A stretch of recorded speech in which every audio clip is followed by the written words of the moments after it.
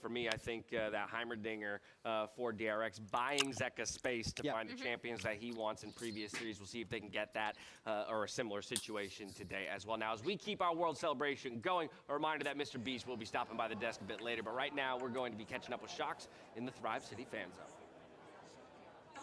Thank you very much. I'm right here at Thrive City at the Fan Fest, and I wanted to talk to a couple of fans and see what their experience has been like. And I'm here with Josh and Addy. Josh, what has brought you to the League of Legends World Championship? Yeah, so just love the game League, been playing it for many, many years. In fact, I actually met Addy here playing League like, I guess, 6 years ago in our college's League of Legends club. So very, very long time, very... Actually, you know what?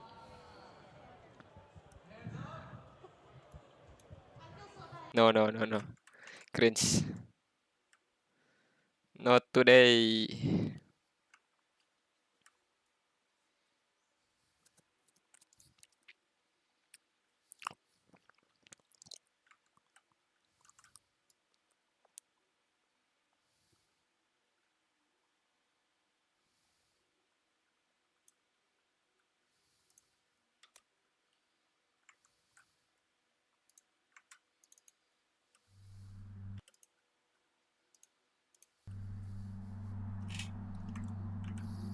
Damn old legends and old legacies. Goodbye, Faker. Goodbye, T1. 2016년 마지막으로 롤드컵이 미국에서 열렸을 때 그는 우승했습니다. 6년이 지난 지금 베이커는 어린 팀원들을 이끌고 다시 한번 우승에 도전합니다.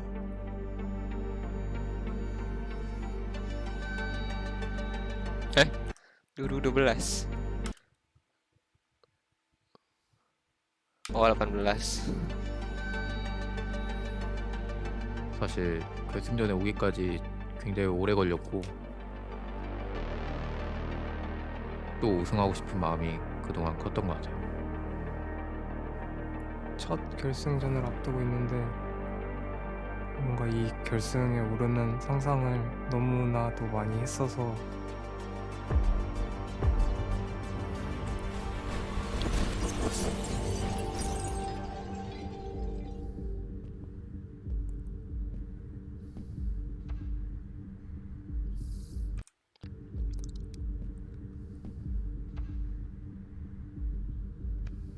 아직도 뭔가 꿈꾸고 있는 것처럼 실감이 나지 않는 것 같아요.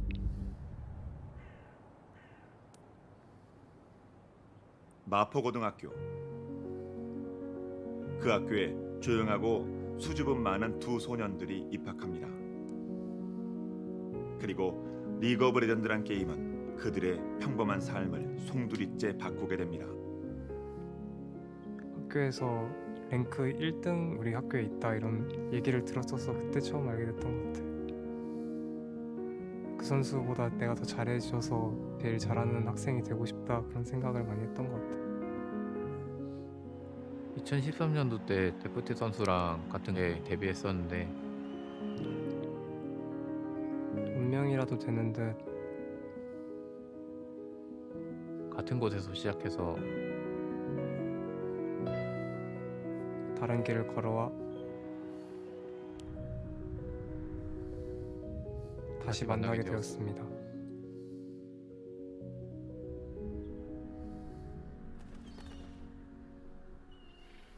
제가 엄청 어릴 때 혁경이 이제 전성기를 달리고 있을 때 제가 롤드컵 우승 꼭 시켜줄 테니까 믿고 한 번만 나랑 같이 해달라고 말했던 기억이 있는데 혁경 미안해 내가 우승할게 이해해줘. 그 누구도 달성하지 못한 네 번째 우승을 노리고 있는 고투 페이커. 우승의 달콤함, 패배의 쓰라림. 절대로 우승을 놓치지 않을 겁니다.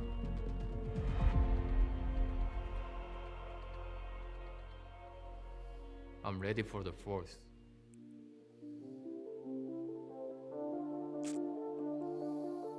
이 둘 중 한 명의 꿈이 깨진다는 건 정말 가슴 아픈 일입니다. 또한 이 둘 중 한 명의 꿈이 이루어진다는 건 모두에게 가슴 벅찬 일일 겁니다. 데프트의 분들은 멈출 수 운명이야 된다는 운명이라는 우승이라는 마지막 안무로 끝날 수 있게 혁규 형의 춤을 완성시켜 보도록 하겠습니다.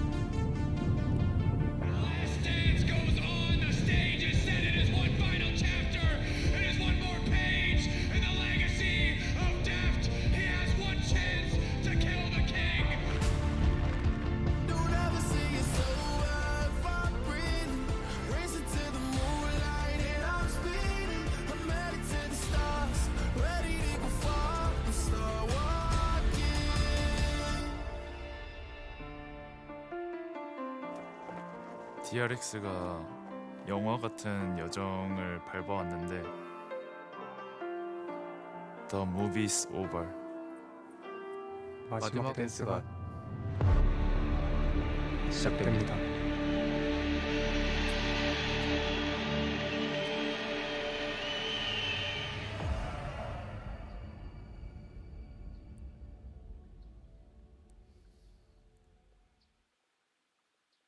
오케이.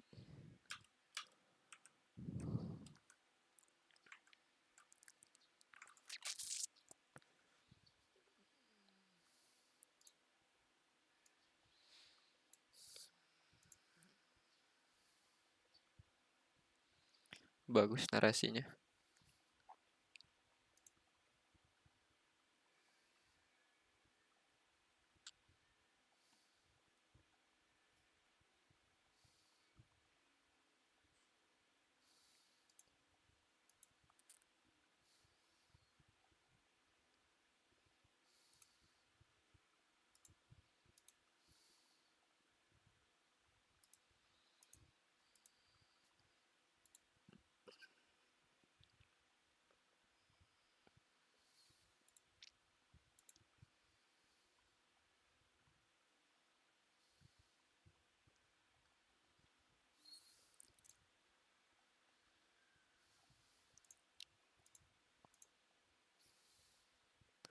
Ini gue buka ini kelihatan gak sih? Enggak kan? Buka WA. Nih ya, deng. Bagus lah.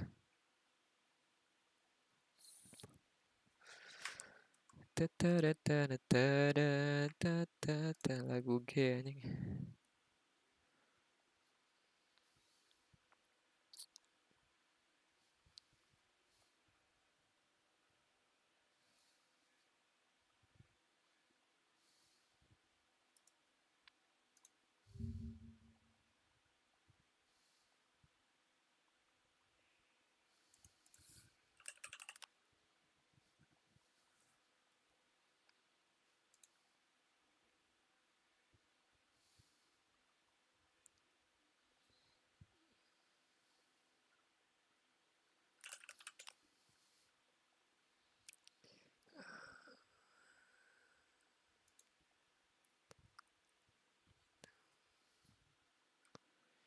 Human, female.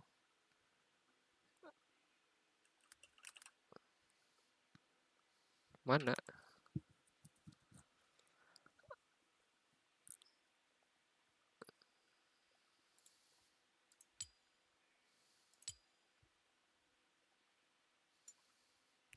Female non mana akali human non human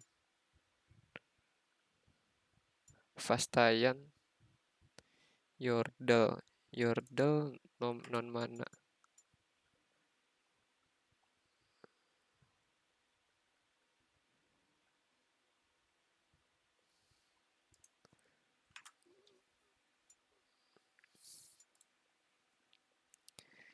rilis 2011. Oh,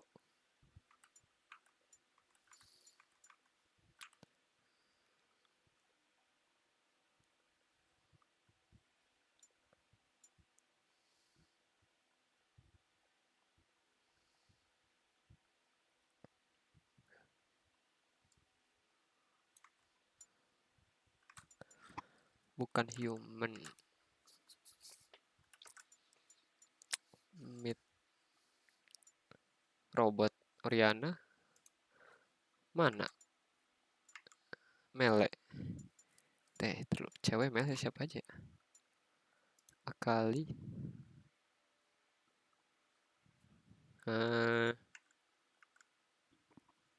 Dia kan human.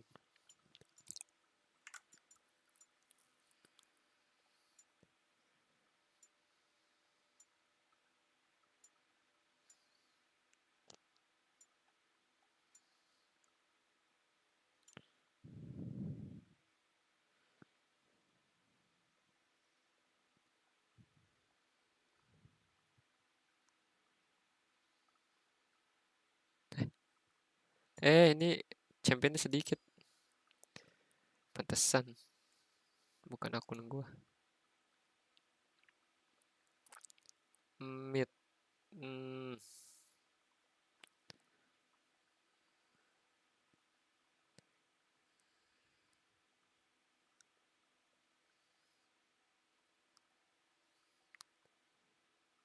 Shyvana. Dia kan dia humanoid.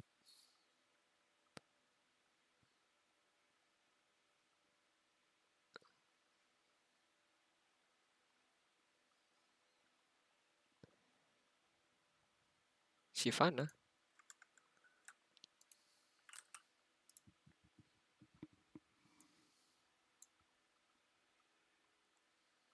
Wah, bener dong.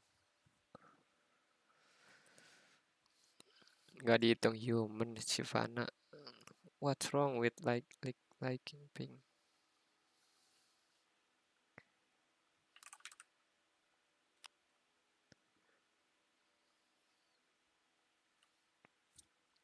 Pink.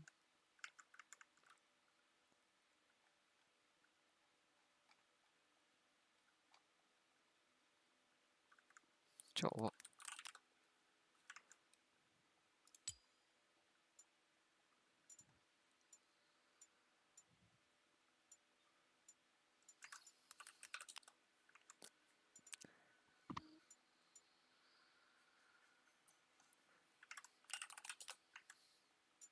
Aneh sih kalau Garen ngomong gitu.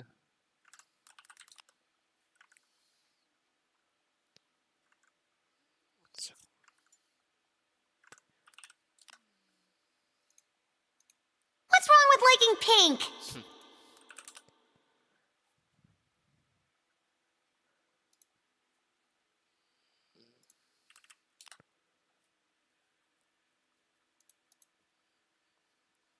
Shit.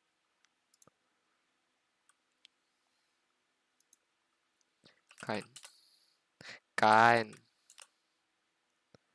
Kok Kelsey.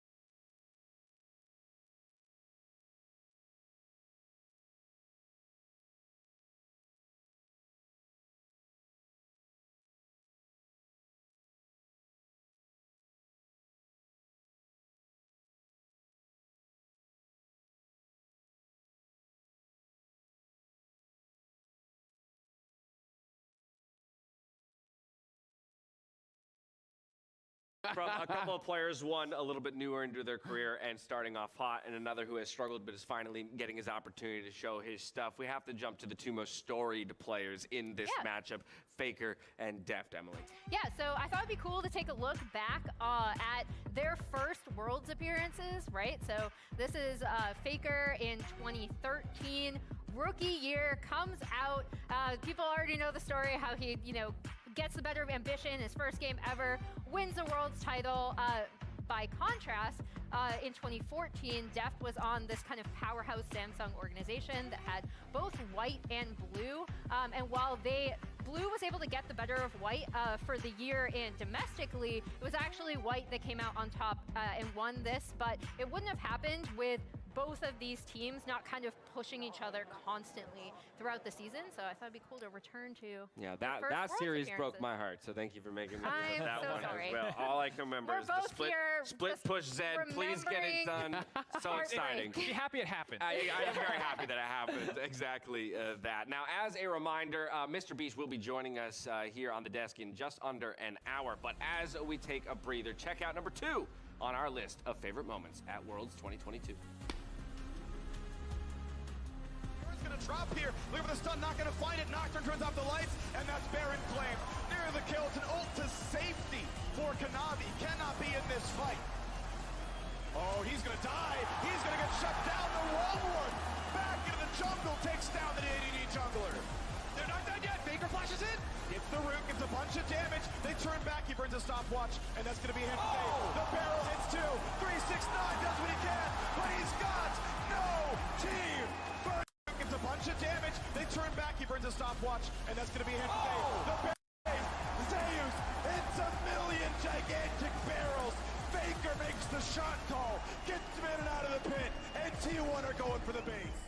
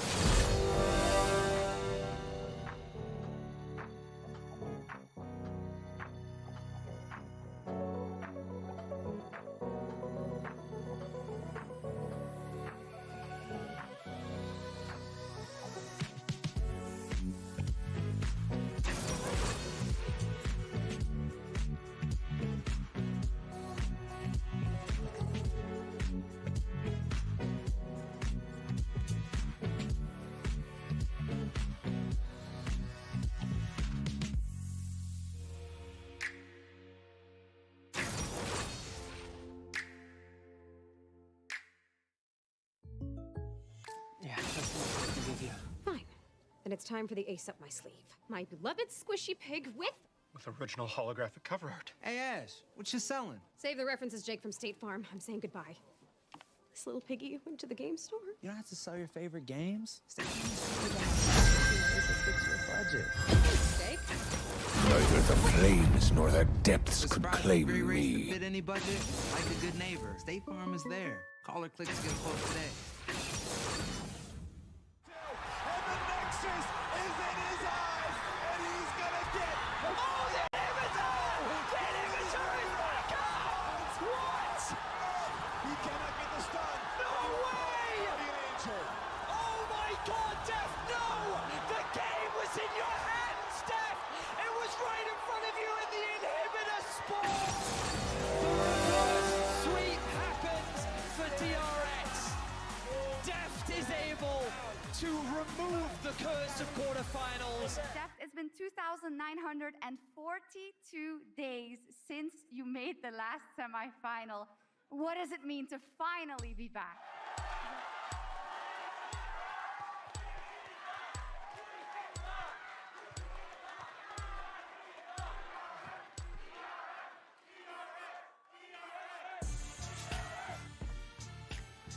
What a moment that was, the top moment from Worlds 2022 so far, with Deft overcoming the obstacles that Summoner's Rift would throw at him. Vedius representing all of our thoughts in that moment. God, no! No! It was great. It was great. It was spectacular. And then for all of that emotion to pour out onto the stage, Emily, as he now gets to ascend to the finals to face Faker. Yeah, it's the battle of Mapo High School, because they did both attend the same high school. It's funny reading interviews with them as well, because Faker just seems like kind of there, and like he's very casual. It's like, yeah, I was there, and like you can tell that it was people were telling Def like, oh yeah, like you're good, but there's this other guy in the ladder that's like really, really good, and it's just such a fun story. Also, just watching Def receive that kind of energy from the crowd. Them singing him happy birthday because it was his birthday. He was going up against his old team and his old teammates. Was just an amazing moment. I just think the idea that, you know, Def telling people, it's like, oh, are you good at League of Legends? Well, I was second best in my high school. Yeah. It really doesn't. If anyone said that would not be impressive at all.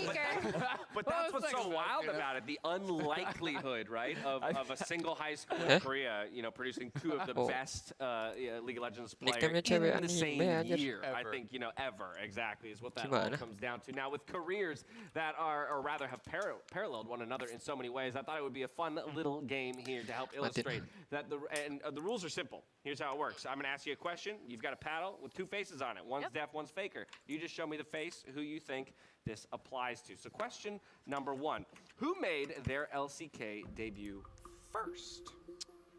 I think it's Deft.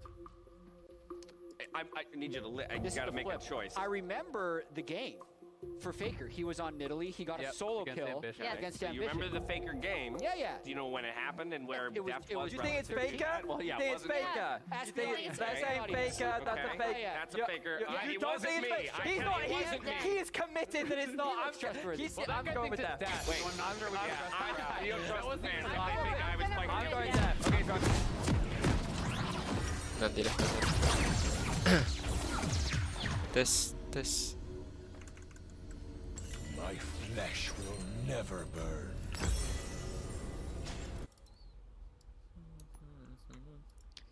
Fahmi Afkar, League. Welcome to Summoner's Rift.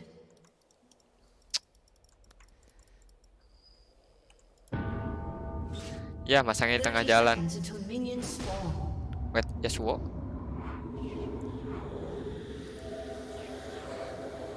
Oh, enggak deh.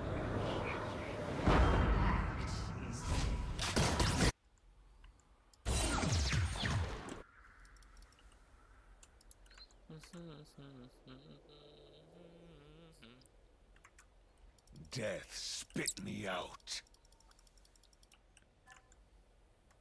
Minions have spawned.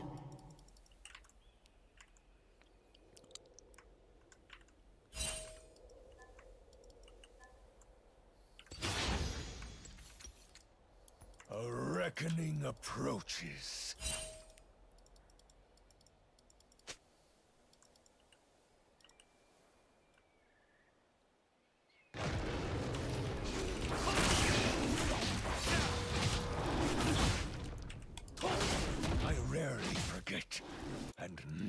forgive.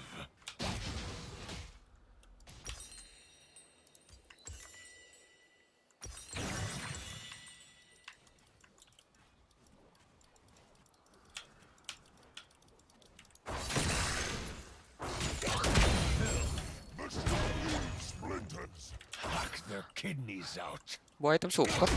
Gimana?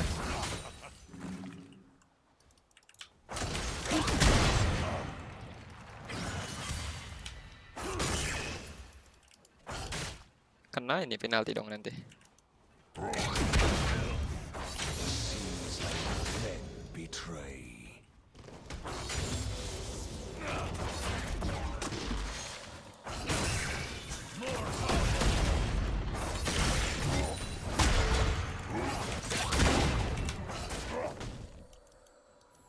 I'll hack my way back to Bilgewater.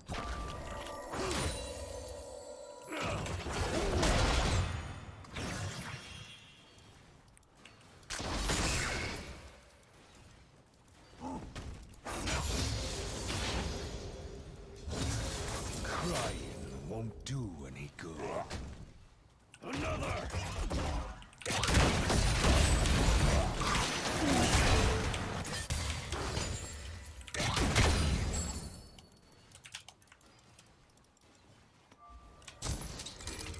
Never trust a bilge rat.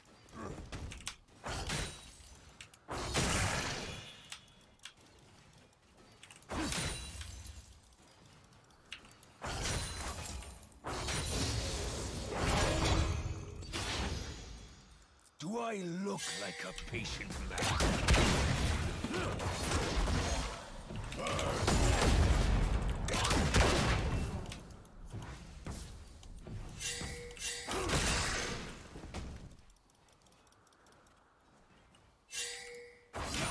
I'll burn it all down if I can.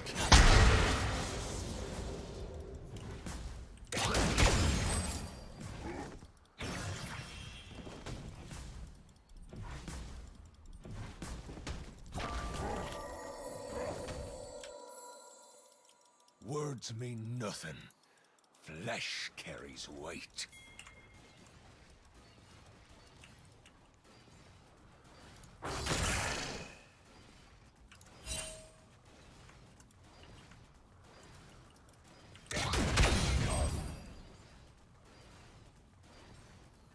First blood. With my ship. Alah.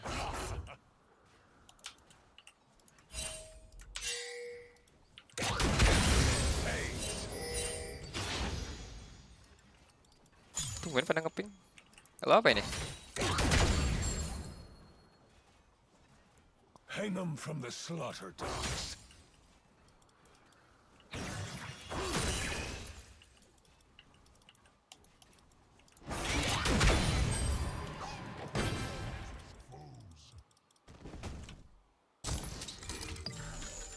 I'll take back what's mine.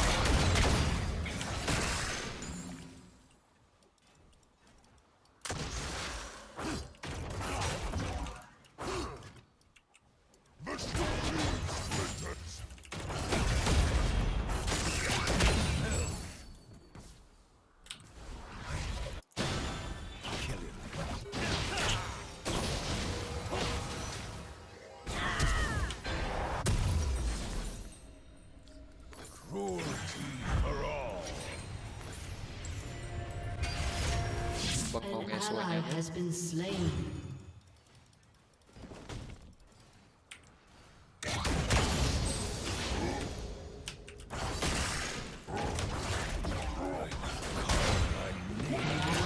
Alah.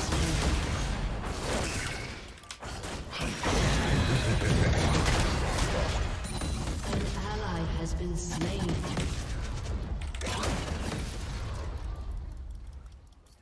Dikira bisa selamat kali. You have slain an enemy. Will herald my return.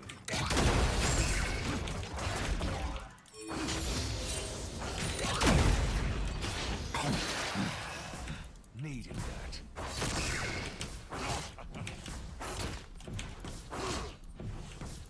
My vengeance. vengeance will be bloody.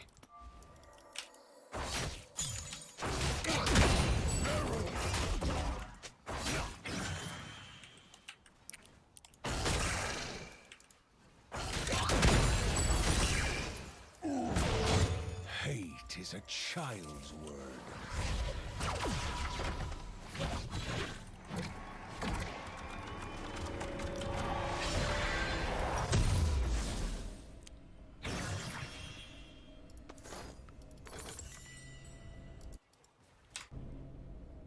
I found my hate in the fire.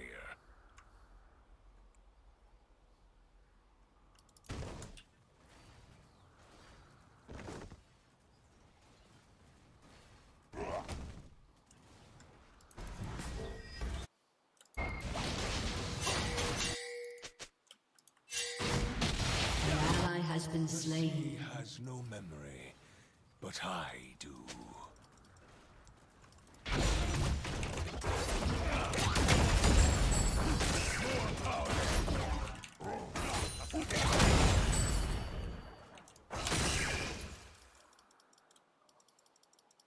I am reborn. An ally has been slain.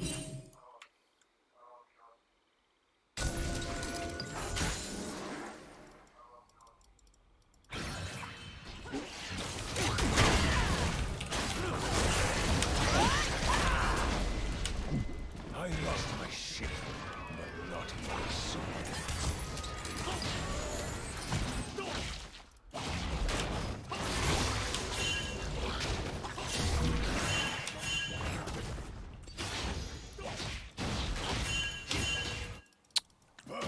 Apa? Betrayal stings.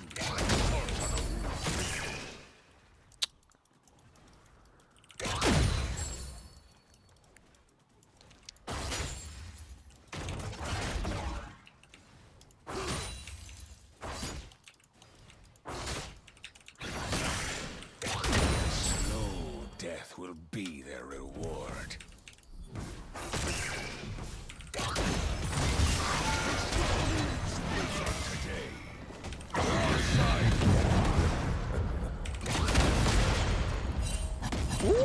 Run. A slit throat is Mau lempar too sapling deh. painless. Oh enggak.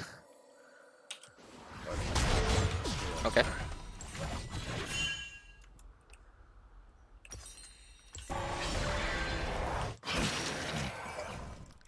Apain pulang?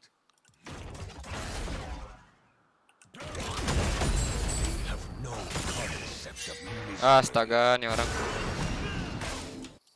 An ally has been slain.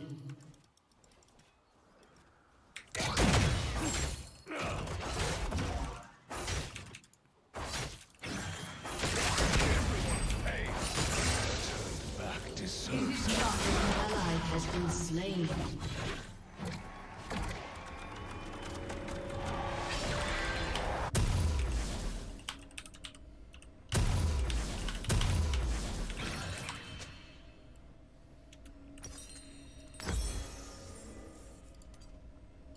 death spit me out.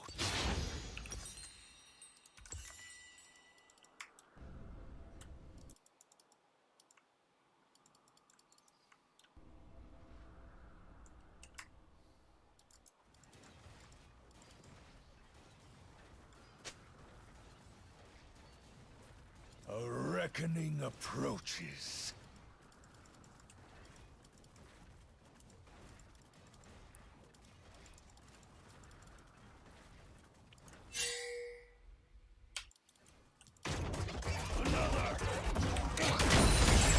I rarely forget and never forgive.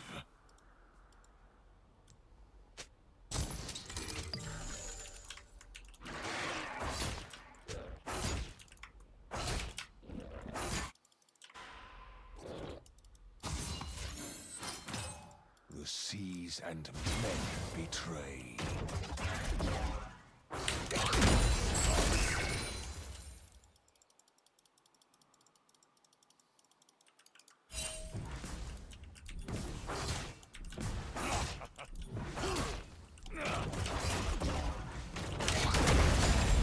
I'll hack my way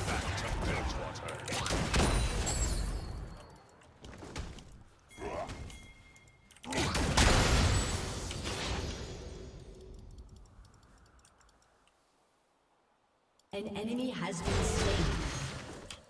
Never trust a bilge rat.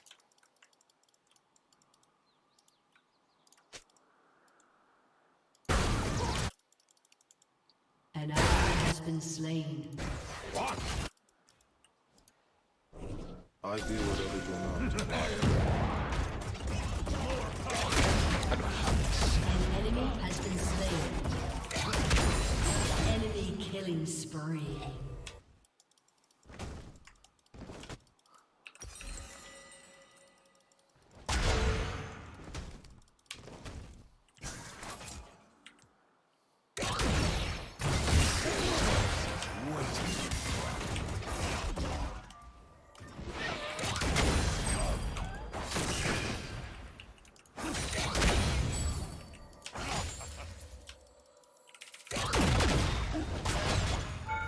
Wow.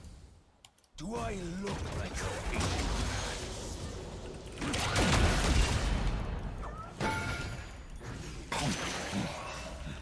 Never.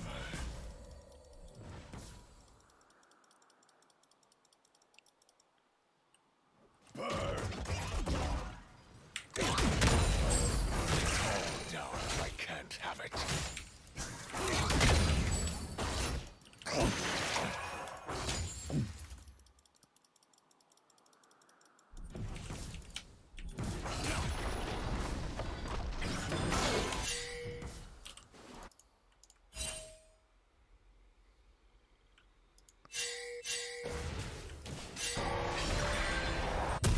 Words mean nothing. Flesh carries weight.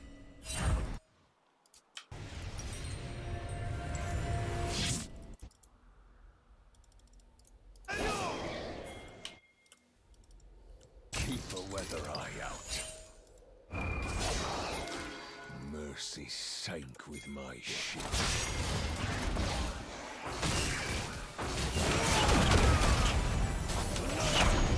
An enemy has been slain. An ally has been slain. Double kill. You have slain an enemy.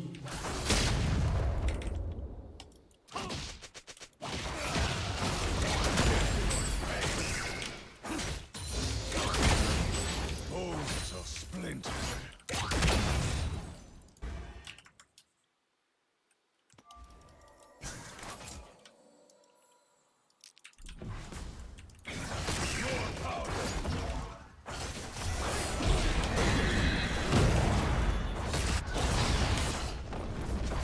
An ally has been slain.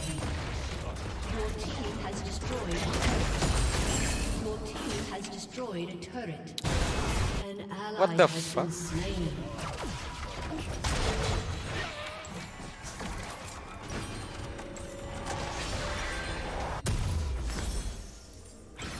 Load up the hull buster. I'll take back what's mine.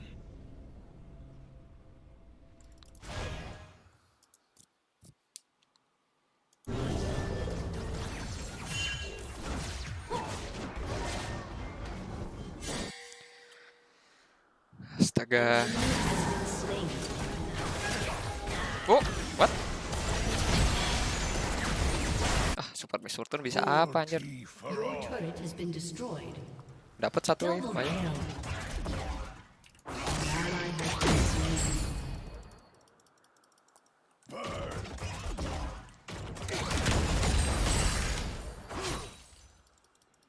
Tides of dead will herald my return.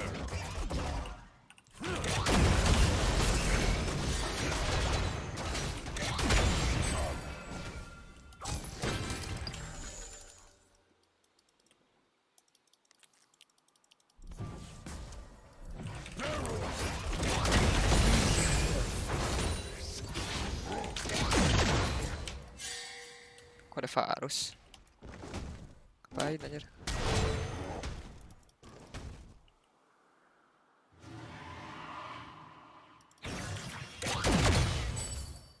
My vengeance will be bloody.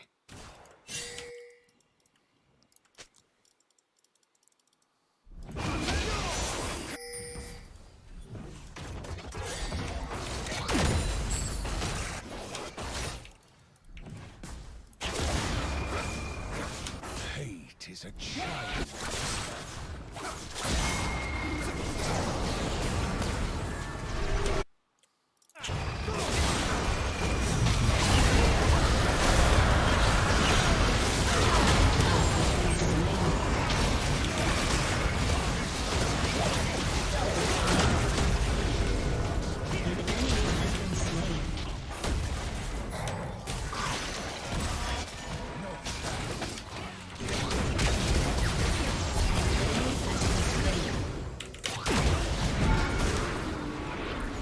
Bro. Wah, nice kick. Canggih. Asli. An enemy has been slain. Aduh, ngomel deh. The sea has no memory, but I do.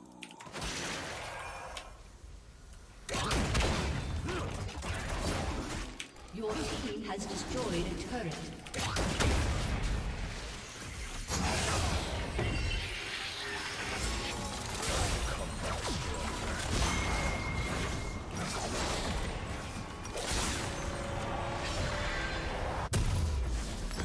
I am reborn of salt and brine. Kurang banyak.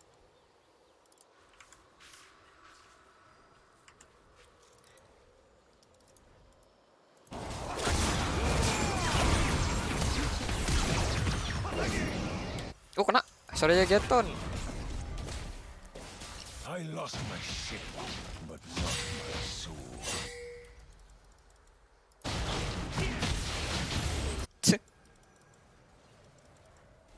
Nyemet aja masih nyisa.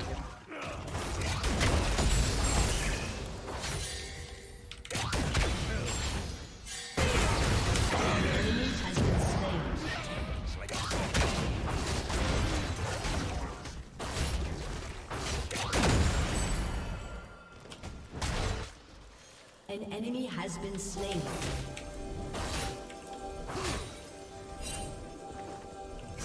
Double kill. An ally has been slain.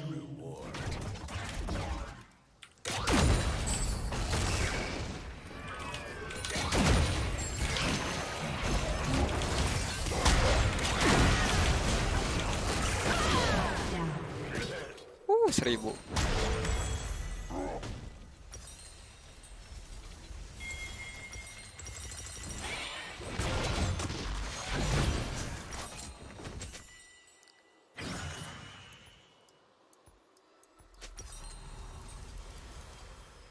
Your team has destroyed a turret.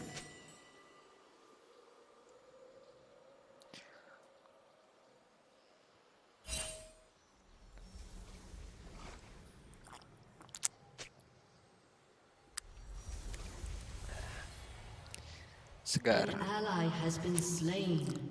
An enemy has been slain. A slit throat is painless. Dah, lari.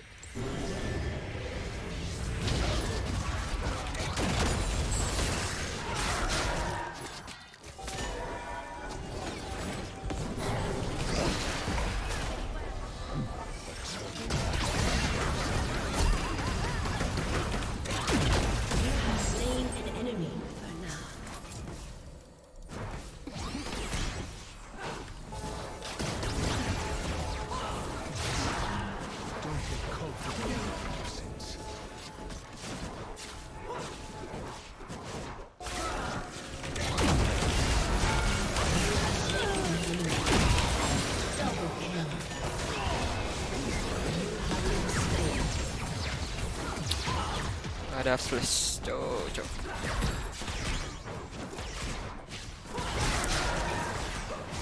Your team has destroyed a turret.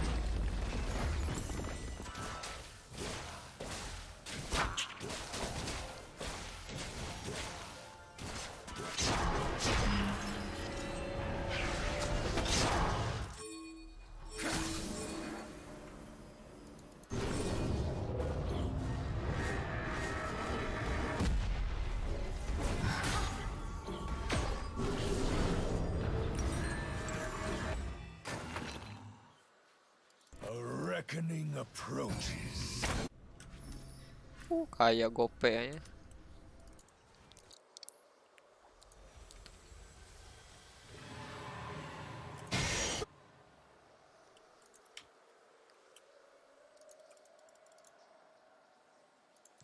I rarely forget.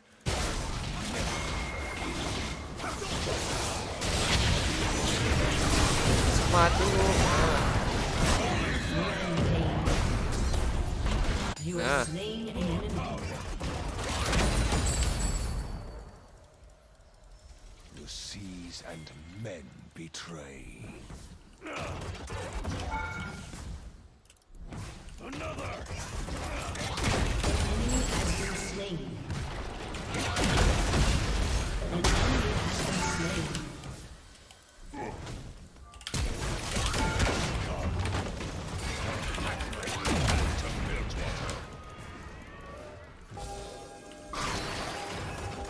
It's the spot.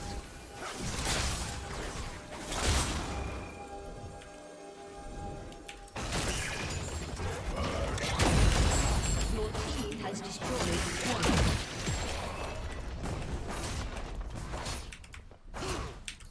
Your team has destroyed a turret. Surya. Surya. Your team has destroyed a turret.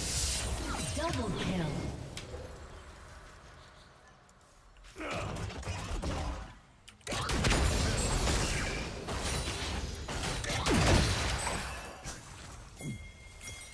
Do I look like a patient man?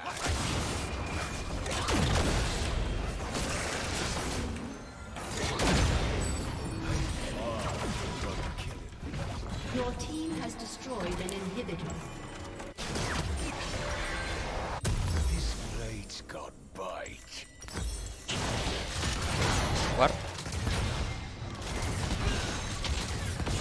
Burn it all down. I can't have it.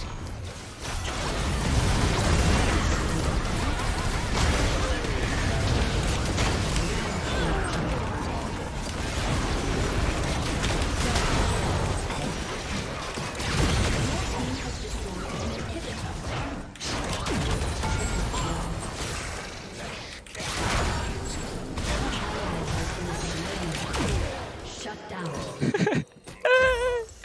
Rusuh banget anjir.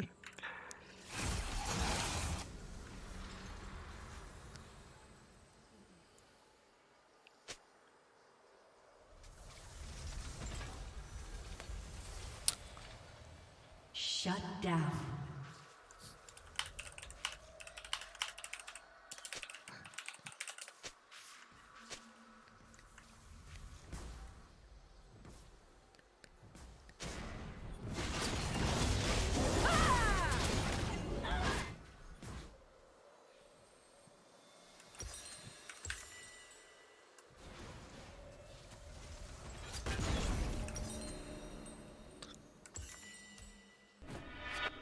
Mercy sank with my ship.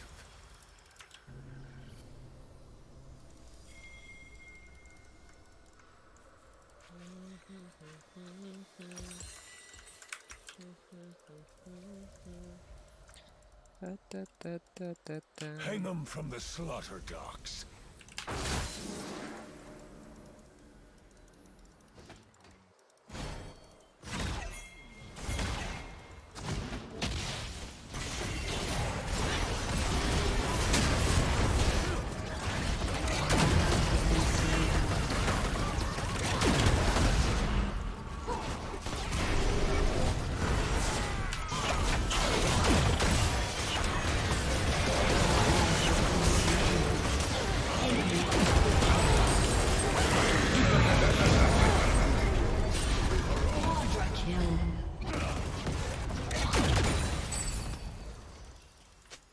Your team has destroyed a turret. Ace.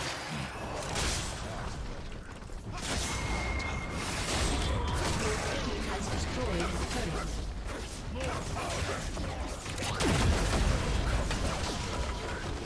A summoner has disconnected. Keep cost.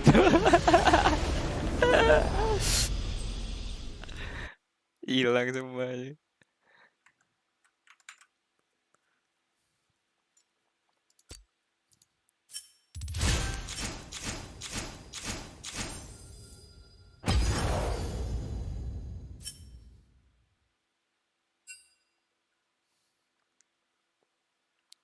$18.000 loh di tengah.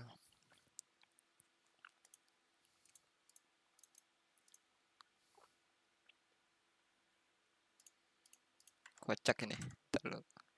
World. Kita nonton World dulu. Udah nyampe mana? Looking good over there, gents. Can't wait to get back to them, and we will be there in The due time. legend. Skying's up. But we weren't going to let this series get underway without first talking to Mr. Beast. Mr. Beast, welcome to the desk. We were just talking to you. We were asking, first ever World Finals? Yeah, this is my first time ever being here. And for people who are like me who have watched online for years, coming to the stadium is crazy. I mean, it's still filling in, but I can already tell if someone gets a solo kill or something wild like that, it's going to erupt. I'm so excited. Man, I mean, even for me, like we were talking, this is my 7th Worlds. It's crazy for me. When you get in here, the atmosphere is so good. Yeah. I mean, and to be restored to this, right? I mean, we were kind of reminiscing a couple of years during the pandemic. We didn't get this feeling, that what you're about to experience. You've been following Worlds the whole way, or where are you at in terms of your watching patterns? Well, I usually come in later on. Yeah, fair enough. Yeah, honestly, it's been pretty exciting. Especially, I just can't get over when the inhib respawn right into his muscle acid. I was kind of loosely watching up to that point, and then when I saw that moment, I was hooked. That was wild. Did that make? But okay, so now I'm gonna jump to this pretty early. Does that make you like instantly a Def fan and a DRX fan for that moment, or are you on the T1 train like a lot of people are just for being the dynasty? Well, the problem is they're both very likable, so it's hard to pick. But personally, damn those likable teams. Yeah, I know, right? But I've been watching for a very long time, and it's been like half a decade, right? Yeah. Faker got one, so I kind of, for nostalgia reasons, want to see him get another one. I don't know if we want to jump right into predictions. This finals tugs at people's heartstrings, right? Because you've got that deft moment. And you have his entire 10-year history to get to this point, and then Faker likewise. For those of us, especially those of us who have been around since the beginning, what if he could get back on that throne? Oh my God, how sweet that would be. Yeah, I mean, being able to see the emotion on his face after all these years of not getting it, after getting it so consistently, would be so priceless. Yeah, there was a crazy moment, and he won 2 in a row. Then 2017, he lost in the finals. Kind of looked back, everyone was like, "Oh yeah, he'll be back." And we're like, that was in 2017. Like, that's 5 or 6 seasons ago that happened. So I agree with you. The story for him winning it again would be pretty awesome. But I mean, I think that's kind of the beauty of this matchup, is that it's like, because they are two such likable teams that have such incredible stories, whoever wins, you have to be really happy for them. Absolutely. I'm going to ask you a more generalistic question, but just when it comes to League of Legends, what is it about the game that you enjoy, either as a player or a spectator? What drew you to League as opposed to something else? Honestly, it's just a lot of fun for me. It's like the only game the last 10 years, or probably like 8 years, that I've just been able to play every night for a couple hours before bed and actually enjoy. Everything else comes and goes. Yeah. But for me, League is just priceless. Wait, how many games do you have this season? This season, probably only like 100. Okay, You're like every night a couple of games. No, over my life, probably way too many.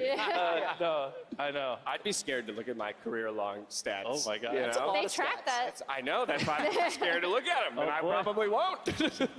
They can pull it up, right? Everyone just tweet it at them. Somebody will dig it up by the end of the day. I'm certain of it. Exposed. San Francisco. Is this your first time to San Francisco? No. How are you experiencing the city? Done anything while you're here? No, mostly just coming here for the game. Okay. And like I said, it's still, even just looking back, so crazy. So this whole place is sold out, right? Yeah. That's wild. Yeah, we got 20-something minutes to get everybody in here. I bet you they're working overtime right now. Yeah, on the line to get people in. Azil, you got something? I've got to put the screws to you. I got a hard-hitting question here. Here we go. There's been some rumors. Are you going to buy an LCS team? Oh, gosh. Boom. Well, yeah, 100%. Now, the question is more when. Okay. Because if we do it, I want to have a team that makes it to a stage like this. Oh, I like that. We gotta get the right pieces in Oh, place goodness. before we Okay, pull the trigger. you're giving me all the right answers here. Tapi I'm signed up. So at least like it might be another year or two, but yeah, 100%. Yeah, no doubt in my mind. We've got patience. We had all kinds of contingencies. Like, what if he just, he gives us kind of that pass, the pass answer where you just went straight in. I've wanted one. Like I mean, that. for the last 3 years. It's just, we just have a lot going on. But mostly, Yeah, you do have a lot going But if we on. do it, I just want we got to find some way to break the NA curse. Totally. So, yeah. Totally. I don't know if we've cracked that code yet. I was about to ask, did you feel like you've seen something that nobody else in North America has seen? We'll see. What's when the we answer come for around, us? Okay. we'll have an answer. He can't give you the secret sauce. He just said he wants to make the finals in a couple years here. Yeah, fair Those are enough. trade All right. secrets, Yeah, fair Stash. enough. Calm down. I get it. All right, well, then let's bring our attention back to this series at hand. You've got reasons to root for either squad, but I do want to know where your heart lies in all of this, and then who you think is actually going to take it. Who I think is, well, like I said, it's hard because you want DRX to be the first team from play-ins to make it and win to show that there's a chance for anyone. But like I said, for nostalgia reasons, I really want to see Faker win again. I would give anything just to see the look on his face when he wins. It's just going to be priceless. He's going for the unkillable Demon King himself. Yes. If there was a champion of all 150-something that could be pulled out in the World Finals, that would make you over the moon. What would I that? already know the answer Yeah, there. no, that's why I was excited to ask this question. What would that champion be? Pike, 100%. I want to see Pike. Oh, let's go. Spicy. I love Pike. Oh, I thought you were going the other way, like a champion that no one can pick or ban. And he'd just say Yumi, and then everyone would cheer. I understand that you like Pike. Pike, The please. anti-Yumi. Please, That's someone perfect. play Pike. That would make my day. I gotta love it. You did say T1. Like Azale, I'm gonna put the screws to you. Series score. What's the official series score prediction coming out of Mr. Beast? Please go to Game 5. That would be great. We're all here. We want to have a fun time. Yes. I want to see a Game 5 with everything on the line, and I think that would be amazing. This man knows what's up. It's all about Game 5s. That's what every single person in here is hoping for. Even if you want it to break one way or the other, Jat, at the end of the day, we want it to go the distance. We absolutely do. The last time we had Worlds in North America, we did get a Game 5. T1 won the first two, Samsung won the next two, T1 won the Game 5.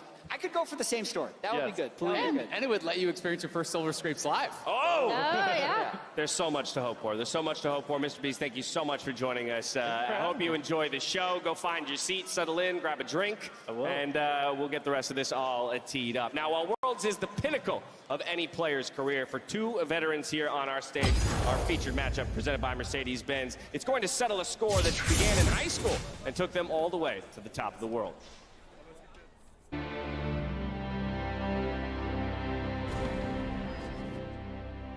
In certain sports, you have one person that stands at the peak of discipline and talent.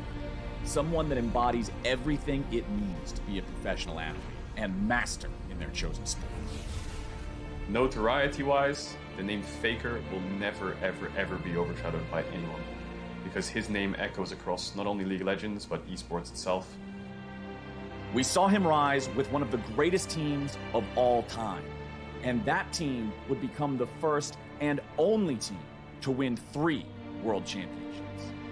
There were many great players back then, players that were talented and could perform mechanically, but watching Faker play Shockwave comes through Faker! Just absolutely was way more. devastates the ranks of You watched him perform moves so precise and creative that it just lit something up within you. It's the feeling you get when you're watching something magical, something special, something truly unique. A living legend playing in the flesh, the game that you love, that we love, to perfection.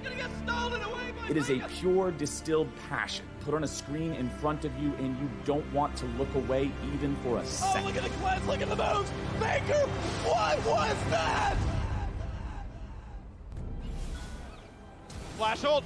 They've caught Faker. They've got the CC. The mid laner is down. The SKT dynasty is over. All hail the new kings, Samsung Galaxy. Watching Faker lose in 2017, I think, was heartbreaking. Everyone has a little bit of Faker in them, no matter who you are. You can be a fan of Damwon, you can be a fan of JDG, you can be an LPL fan, you can be an LEC fan, but everyone celebrates when Faker wins, and everyone feels a little bit of heartbreak when Faker loses. It marked the end of an era, as SKT would change their lineup and then fail to make Worlds the following year. The hardships faced by Faker in 2017 and afterwards just show how impressive it is for him and the now T1 squad to return to the finals 5 years later. While Faker was being heralded as the greatest player in league history, there was another player coming into the league at the same time, from the same country, and even from the same school. Deft goes back in, flashes aggressive pawn, needs to tie it away. Deft, what the hell? Gets the triple kill, gets the quadra, gets the pentakill! Deft's story is of a player that, despite having great talent, was always overshadowed by other legends because he lacked the ultimate trophy. He has never made World Finals before. He has never won Worlds. But what about what he has done? Remember, international viewers, he has won MSI. He has won Champions. He has won the LCK. He has won the LPL. He has proven himself on multiple different rosters, even going to Worlds with 5 different teams, the most out of any other player.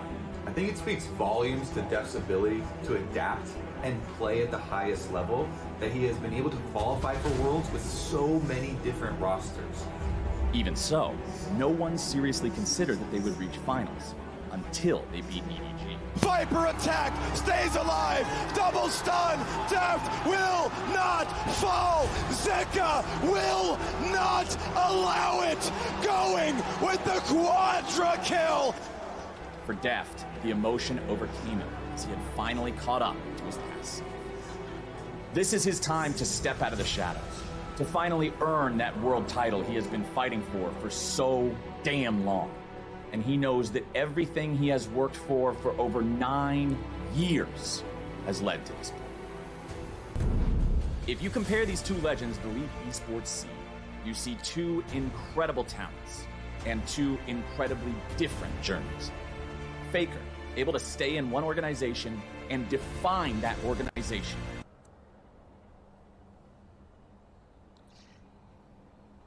For his entire What the fuck? Kok nge-lag?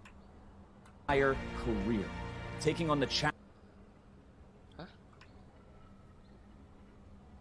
of training new and promising rookies.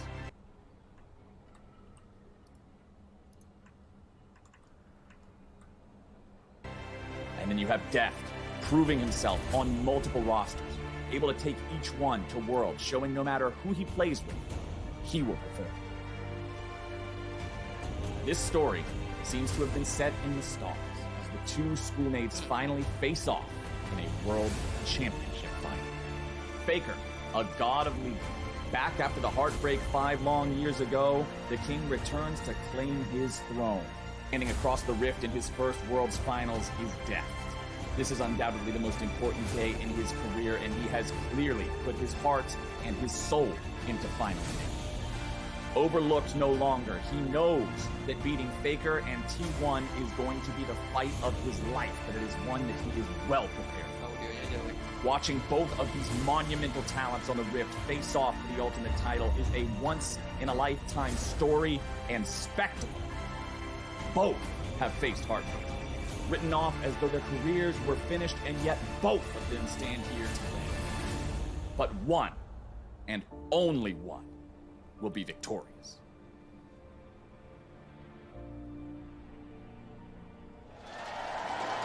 Wow. Welcome back to the Chase Center.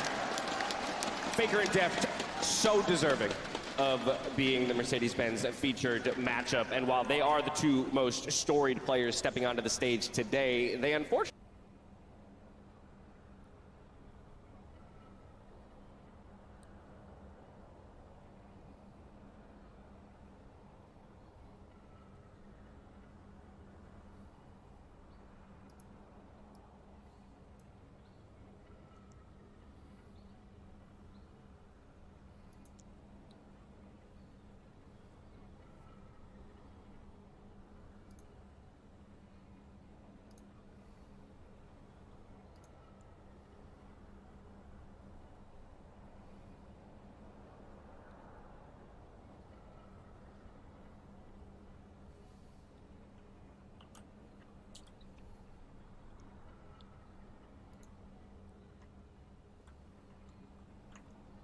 Enggak nge-lag pingnya. Kok nggak nggak jelas.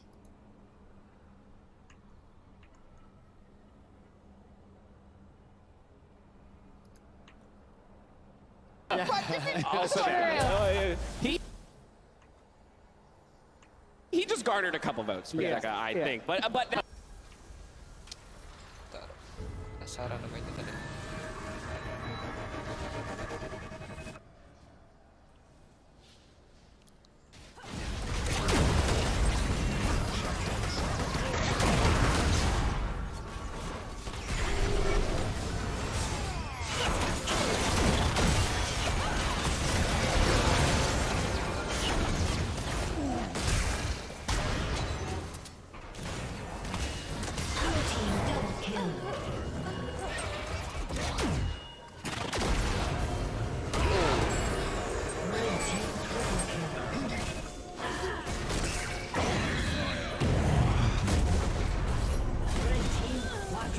Harusnya ultinya gue pakai buat kill 1.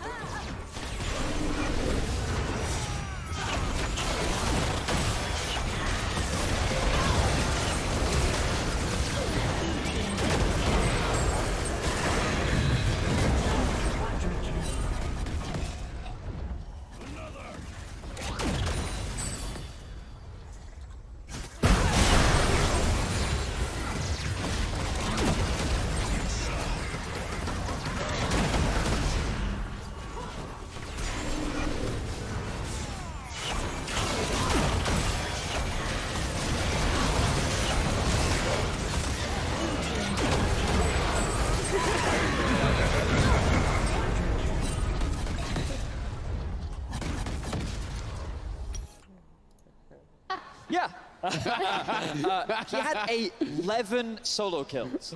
11 at the World Championship. Like, some people will sit there and they'll try to brush that off as, oh, I mean, who hasn't had a solo kill? Most of the pro players in this tournament. Like, he has 11 against some of the best mids in the world, 4 of which were against the reigning world champion in Scout. Like, that's just only a small part of what is Zeka right now at this tournament. His meteoric rise throughout this tournament, it is so difficult to really quantify how talented he has become, contrast to what his expectations were. Yeah, that solo kill number might be a small part, right? But to your point about the opponents that he's been able to do it to, that to me is the bigger piece of the puzzle, which contributes to this conversation about why he is so good. He's gone through Xiaohu, Knight, Scout, Chovy, and he's got the GOAT left. Yeah, and Lawson. And I'm sorry. I got you. Nicely done. Way to sneak in. This has been the path. This has been the path for Zeka here. Grim Zeka on his way to the World Championship. He's got one more door he's knocking on, but he's got some pretty fierce competition behind him. It's a tough door to open, that last one, but if you can. And this is something that has been so impressive to me, is that Zeka, people try to encapsulate him as, first, okay, well, he's maybe just a good melee player. Maybe he can play this matchup or that matchup. But when he played against Chovy, he was able to create massive lane advantages game over game over game. And he did it in a way that, to me, was so impressive because it was through the fundamentals. He's constantly applying Aerie. He's constantly applying Scorch. By the time the Herald crashes and they get first tower, he missed only 5 out of a possible 114 CS. Wow. It's absolutely remarkable. He's never overspending mana. He's using almost exclusively auto attacks to get those last CS, using the W, which is his lowest mana cost. Jangan dikasih pulang Coki. Or healing debuffs to constantly be applying that Scorch and that Aerie and to chunk Chovy down. He non-stop keeps the push, takes 2 plates solo against Chovy. This guy who is considered to be, by most, the best laner in the world, he just straight up Chovy. Like, he beat him with the fundamentals. When I went back to watch this game, I was expecting, okay, there's going to be that moment where it's that backbreaker, where Chovy makes a big mistake, and then all of a sudden, all right, well, now you can't compete because you're too far behind. It never happened. He just played the whole lane perfectly. It's really, really incredible to watch. And this was actually so important to DRX taking this game, right? Because if you remember, they had the Kate Lux pushing bot lane that they wanted to get ahead, and then they messed that up a little bit, and it was off of Zeka's mid pressure that they're able to get the Rift Herald that's going to come in and crash, and they were able to take over the game from there. And I saw a lot of people hand-waving, well, it's the matchup. Ahri's supposed to win. So I went and I actually looked. The global average at 10 minutes, Ahri, across all pro play, is up on average 3 CS. So as the tower right here, this is about 10-15 into the game. He is up 27 CS and 940 gold. Just move the decimal. It's really close to the matchup. This was not a standard matchup. This was incredible dominance against, again, let me say it, the best laner in the world, Chovy. It's just remarkable, and he did it every game, not necessarily to this degree, but he laned incredibly well against him in all matchups. And again, this was not him on the Sylas. This is him playing a range matchup, which is one of the things he was criticized for largely in the LCK. Yeah, and I think that's super important as well, right? Like, I'm glad you chose this matchup specifically because his laning was not only stupendous, but it was on the Ahri, and then in the previous quarterfinals when we did see EDG be like, okay, we'll just take Akali and Sylas out. Solo kill. He actually came out with like a really strong Azir performance as well. So he's grown so much as a player that now we can't just say, oh, it's the Akali, oh, it's the Sylas, like people were kind of saying during play-ins when he was popping off then. He's had to stretch and evolve so much, but what a success story it's been here at Worlds so far. Now, while you in chat continue to vote, Zeka is going to share his thoughts on challenging the unkillable Demon King. 안녕하세요. DRX에서 미드를 맡고 있는 제카 김건우라고 합니다. 일단은 저희가 이제 선발전부터 이제 결승까지 올라오면서 많은 일들이 있었는데 결국에 저희가 다 이기면서 많은 성장도 했고 그걸 바탕으로 좀 더 많이 잘해줬다 생각해서 일단 오늘 경기까지 이겨서 이제는 솔직히 두려울 것도 없고 그냥 일단 오늘 경기에 이긴 거에 대해서는 아직까지도 솔직히 약간 현실성 없고 약간 실감이 안 되는데 결승에 올라온 것도 너무 좋고 그래서 네, 잘할 것 같아요. 결승 가서도. 일단은 페이커 선수가 이제 롤 역사상 제일 위대한 선수고 이제 제가 약간 도전하는 그런 입장이라서 제가 끌어낸다기보다는 그냥 약간 도전하는 마음으로 가게 될 것 같습니다. 근데 제가 잘한다면 판당 5번은 내보도록 하겠습니다. 신도 피를 흘린다는 걸 제가 직접 보여드리겠습니다.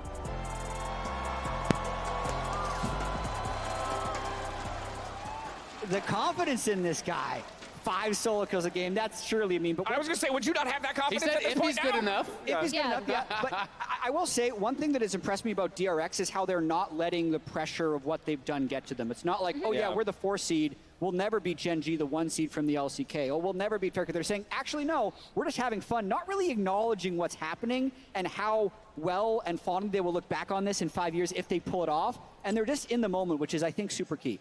The cool thing I thought got from that was how he says, like, it's more like I'm challenging him than dethroning him. So even like the line, like, oh, gods can bleed, like he's still giving so much respect to Faker and his history. I just think we are witnessing history either way, right? It is Faker returning to the throne, or it is what I believe to be a new mid lane god being born, right? You know, this is one of the most impressive, if not, arguably the most impressive international debut from a player ever. And to cap it off by taking down the undisputed greatest player of all time in the mid lane is nothing short of a storybook ending. I just keep having this image of the Rise music video where Ambition mounts the tower and then he sees Faker there and now it is a new challenger inside the arena and it's still with Faker on his Rise. That is how he qualified for the final, right? Like the storyline is too perfect and Zeka is setting us up for the perfect, I mean, depending on your perspective, either the protagonist or antagonist. Right.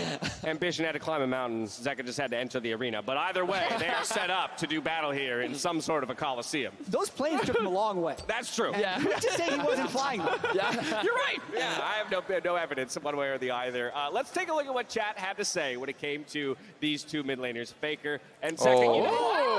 You know what? Closer. While this goes to expectation in terms of which player would get the majority of the vote, chat, you were concerned that this was going to be a landslide here. We did a lot of Zeka campaigning just now, and I think collectively as Ale, especially with the laning, is very good job. You should have a future in politics. But it's 2/3 of the vote for Faker. Does make sense. Massive. I thought it would be almost 80-20. Because of his reputation and because of how many people want him to win, but it also shows the power of the underdog story. There are so many DRX signs, DRX chants. I don't think these are all like, yeah, I was really supporting them when they were 9-9 in the LCK. It's because of their run so far at Worlds that they've gained these fans. And let's not forget that it wasn't like it was an easy road for Faker to this point either, right? Well, I say it not an easy road. Of course, in terms of results, 3-0, 3-1, top the groups. like, Faker still had to prove himself that he is not washed. He is not just a name that cannot play the game. The reactions that we saw from him, the decision-making that we saw from him in his semifinals against JDG. Like, Kobe and I were laughing about it in the cast because he was still stop-watching the Malphite ultimates, right? He was still flashing and reacting to plays like he was back, like he was young again, right? And the man hasn't lost any reflexes, and the depth in his champion pool. There are only good things to say about this man, and it is not as like Zeka is coming in as the favorite. Zeka has had to prove that he is at the level to challenge the god that is Faker. Yeah, Faker is without a doubt a different player than he was 10 years ago, you know, when he started playing League of Legends, but he is still the greatest player in League of Legends history. We're going to step away for a brief moment. When we return, though, we're diving deeper into this historic matchup, so don't go anywhere.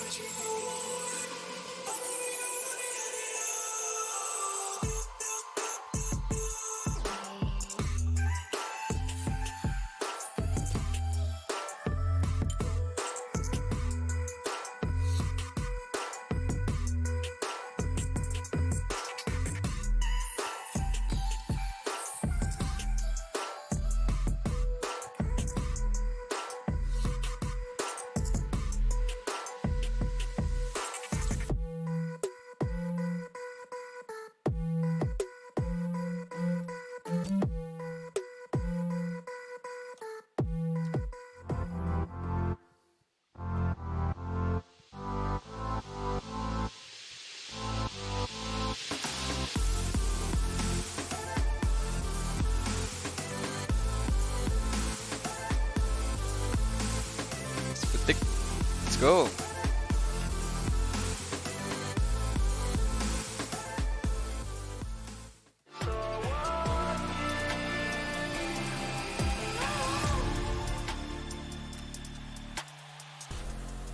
Welcome back to Worlds at 2022 in the Chase Center as we gear up for T1 versus DRX. A quick note for those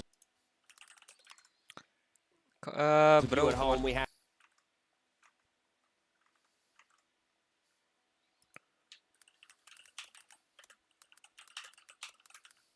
a slight delay with the opening ceremony. Just means we have a little bit more time to talk about. So Venius is instead going to break out into song and dance for the next 15 minutes. Are you guys familiar with Reckless with My Heart? I think Ender's in the crowd. Yeah. Let's get him up. Let's get him up here. Let's start going. I have no musical talent, so I'll be no help in that. I can be in the background and go like I this, just, just need fake drummers and fake bass player, and I'm good. I'll do the fake bass. Perfect. Someone give me a triangle. Dude, Emily as a bassist would be dope. I would love to see that. All right, let's dive back into it. We talked a whole bunch about the mid laners. Let's jump over to the other solo lane. It's Zeus, versus Kingen. And we teed this up a little bit earlier, Vedius, kind of talking about how, for Zeus, he's exploded onto the scene, right? And there's been so much expectation, and to a large degree, he's been living up to it here at the World Championship. For Kingen, a little bit longer of a road, a little bit more tumultuous. I think that, as you rightly said, Zeus just kind of came onto the scene and everyone was paying attention to him, and you're going to get to watch back this incredible play from him and just the mechanical excellence that he's demonstrated at this World Championship. Just the precision of sidestepping, absolutely every ability, and flashing at just the right time. Exquisite from Zeus. But I also think even being in this situation in the first place is a difference in style from the T1 that played 6 years ago, where they were on the weak side, he still took a fight. That made him low, so that made him diveable. Instead of just saying, hey, they're on your side of the map, play safe, T1 and Zeus specifically take so many risks because they have the confidence that they are better. And I think it's so cool that you point that out, because that was considered the LPL style of playing League of Legends, right? And for a number of years, it had been the LCK trying to catch up as a region. And we are seeing that evolution of these teams, that they're having confidence in this new era of extremely mechanically gifted players. That's highlighted on both teams, honestly, because they know that, yes, they can play the map and they can make the smart moves, but they can also outplay you in the 2v2s. They can also outplay you in the 2v3s, and they're not going to back down from the challenge when it presents itself. And I think that Zeus, this tournament, was already hyped up to be one of the best top laners in the world. And the expectation was he would have an opportunity to prove himself and see how he stack ranks against the world. And the fact that we were given that matchup against 369, that was, in my opinion, two of the best top lane performances that we've ever seen in a single matchup. Like, 369 was giving absolutely everything that he had, and Zeus was there. And they were going back and forth consistently throughout the series. Now, all that said, Kingen, not to be outdone, kind of reminded everybody that, while Zeka might be racking up solo kills in the mid lane, I can do similar things up there in the top lane, and sometimes on more unlikely champions. Yeah. Is an Ornn solo kill worth more than a Yone solo kill? I think it is, actually. The gold value on an Ornn out of a solo kill is actually probably more useful. I don't know. Ornn is great. That's what I just said. Do we have the clip? I said Ornn is great. I think we got the clip. We should have the clip of Kingen ultimately having Has an incredible anyone seen semifinals. the clip? We're looking for a clip. Okay, we found the clip. We found the clip. This was Kingen stepping up in a way that I think many people didn't expect. Like, his performance in this semifinals was incredible. And this is another clip that we were able to pick up. Look at Kingen and his setup of the play here. The 3-man barrel into the perfect team fight. The 5-man Varus ultimate off the back of that as well just demonstrates how DRX have evolved as a team. That top side of the map was not as reliable as it has been so far at this World Championship. And it feels like the DRX just have more options of where they can play through on the map. Yeah, it's actually so important that Kingen has showed up at this tournament. We covered this at the top of the day as well, but the big thing is Kingen actually was, like, his debut was pretty hyped. Like, people were really excited to see him come out, and he didn't, like, Zeus came out, people like Chronicler were watching him in Challengers being like, I can't wait until this kid debuts, like he's gonna be great. Kingen kind of had the same thing, didn't really deliver on it, and I think the most impressive thing for him on DRX now is, like you saw in that Dragon fight, how well he's been able to set up and coordinate with his team and the communication that they seem to have. And I think the reality is every one of these players has been playing incredibly well. It's just hard to not get overshadowed sometimes by a player like Zeka's performance, right?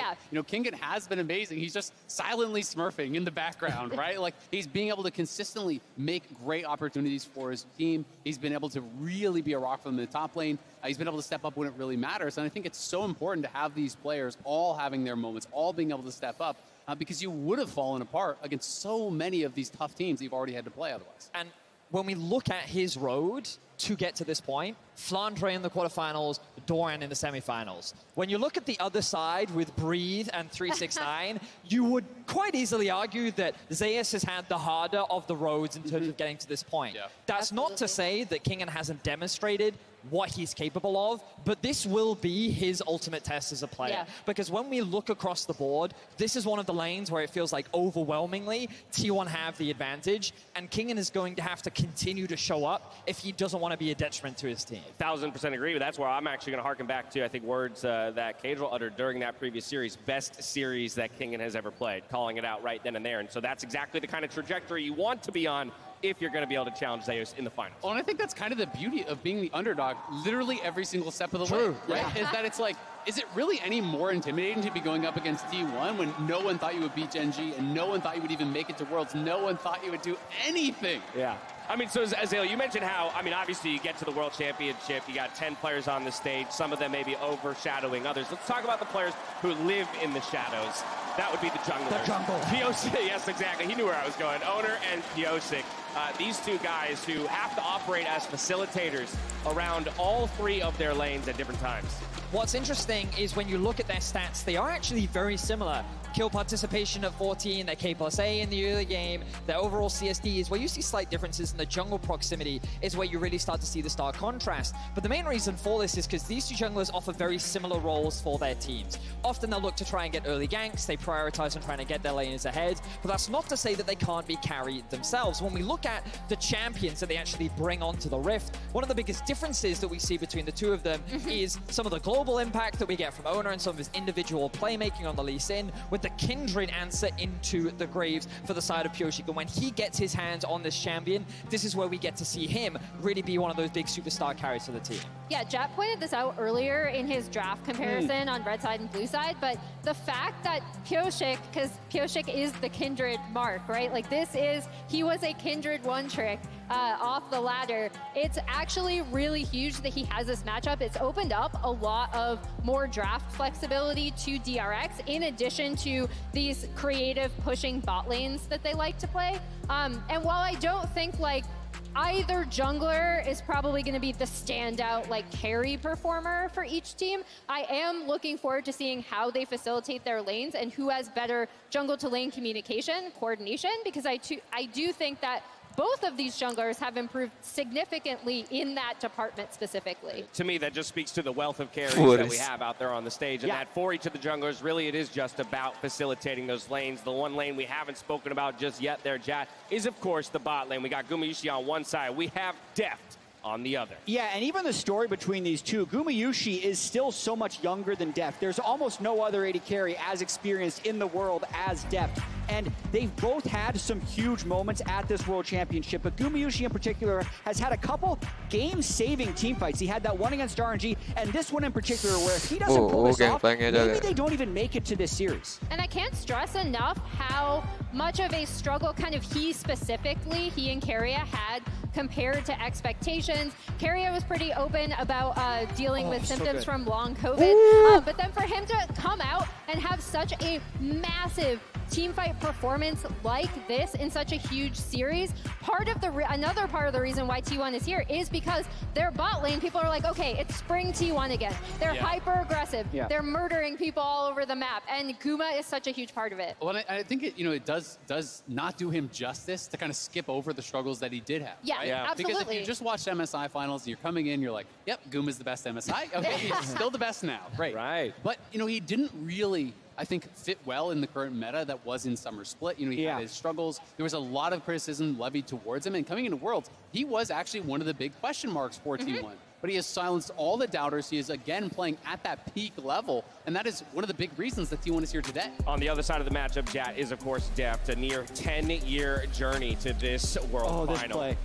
Get caught. Well, actually, no. He's able to turn it once Barrel gives him baited the return, and they end up cleaning up this fight and taking a big lead. But this is the big thing to show the experience difference between the two players. When you look internationally, it's pretty incredible what Deft has been able to do. And the fact that he was cursed for so long of not being able to get past quarters, and then within Guma's first year, he's already at World Semis. People even touting that he's probably going to make finals. Like, must be nice. Again, it's a difference in terms of perspective. And we now get the young gun, the hot-headed, ready to go prove himself versus the veteran, the calm, the collected Deft, looking to hold his own against the Titan and aggression that Guma's bringing to the Rift. Of course, they're not doing it alone, Emily. We've got to fold in our supports, the X factors for these duo lanes, Keria and Beryl. Yeah, I love both of these supports, by the way.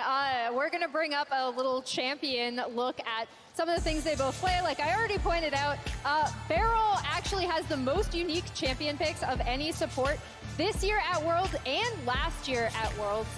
So this is a consistent thing throughout his career. And Keria, like I said before, every champion in Keria's hands can be an engaged support. There's a reason why people call him the best support in the world. And both of these teams love the flexibility that their supports give them. And additionally, the shared champions, you'll see Soraka and Heimer there. They both love having that push in the 2v2 lane bot. And as a Damwon fan, to see Beryl be like basically kicked from the roster, it was sad because I felt like there was criticism around his performance. Would he even be able to find a strong team? Let's go. The fact that he's been able to join DRX alongside Death and have the growth that he's had, it's been incredible to watch. And we can see the opening ceremony is almost ready to start. One Gearing note up. about these World Finals, it's gede, Beryl's coy. third World Final, but those Naga. were COVID years where you didn't have the spectacle before the match. It's going to just do crazy things to their nerves and their adrenaline. Faker has been here before, and the team's ability to stay calm throughout this will be critically important. There you have it. We've run through every single one of the matchups. We've given you the stories of each of these teams over the course of the year, over the course of the histories of those organizations. On one side, we have Let's T1, go. the winningest organization in the Opening history of League of Legends. ceremony. On the other side, it's Deft and DRX looking to take them down and start a dynasty of their own. With all that settled, it's time to get down to the stage for the opening ceremony presented by MasterCard.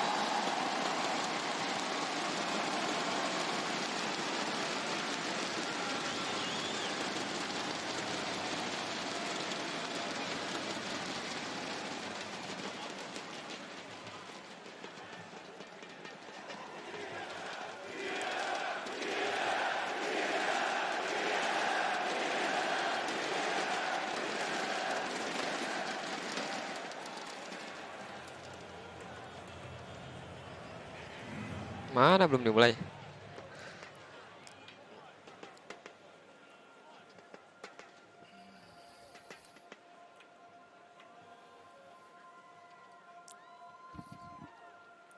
Let's go.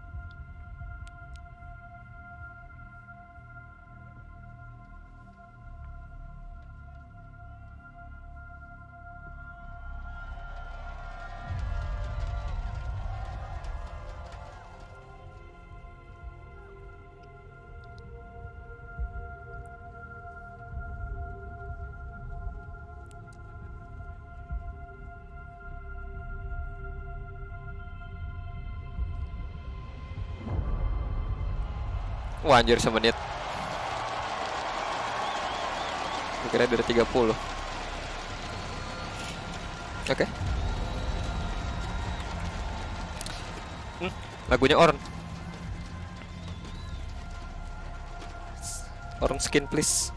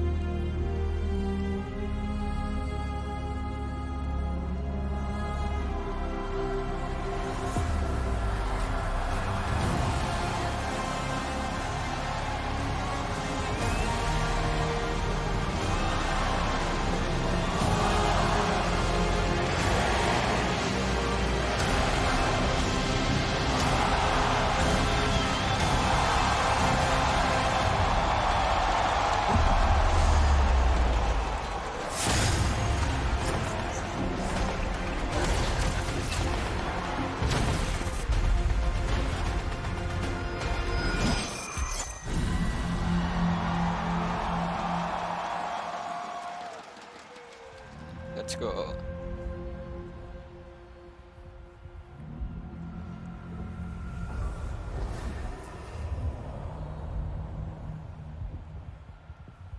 Jackson.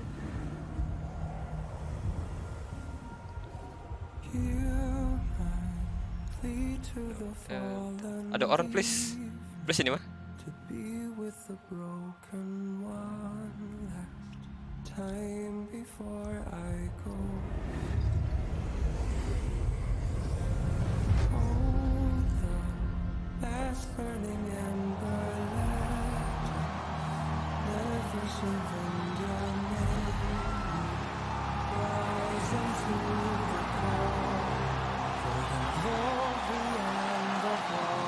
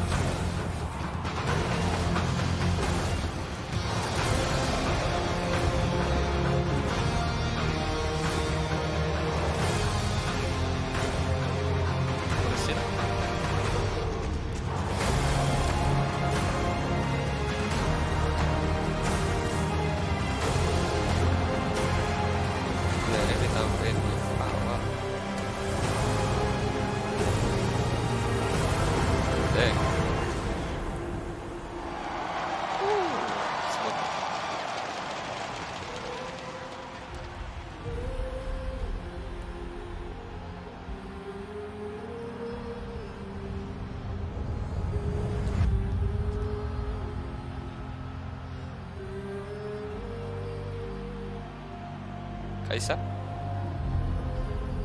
For the beat and the broken, for the lost and forsaken, let us never surrender. Clear instinct Now we ulti. rise unto the call. Q.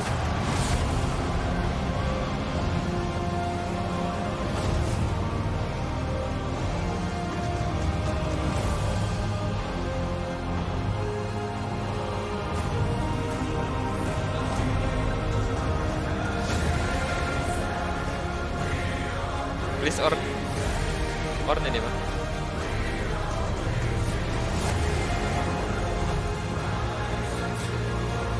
Ayo ya.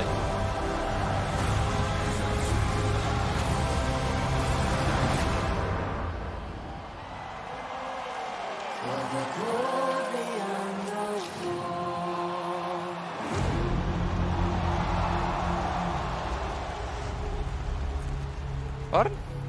Orn di mana?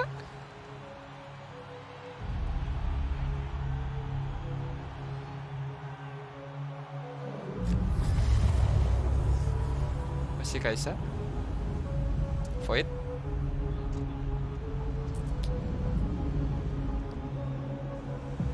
I lied awake for Jackson. days, counting all the words I asked. Everything I couldn't say, buried down, still half alive. It's got me crawling in my skin. No one's coming out to hold me close. Pouring out the gasoline. Yeah, I've been making friends with all these girls, and I got nothing left to lose. Back to the future. Fight to the fuse.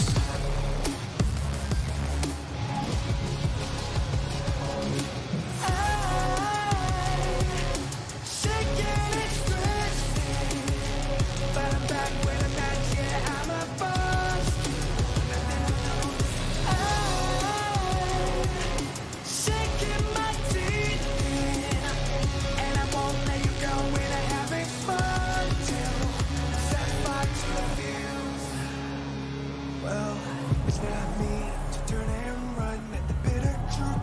choked it down.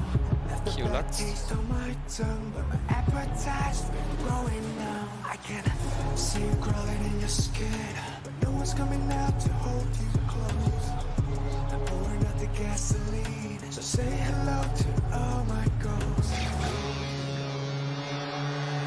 I'm sick and it's twisted, but I'm back when I'm not yet. I'm a buzzkill with nothing to lose. I'm shaking my teeth in, and I won't let you go when I'm having fun till set fire to the fuse. Bye. I'm moving like a shadow. You're walking in my death zone. Breathing slow.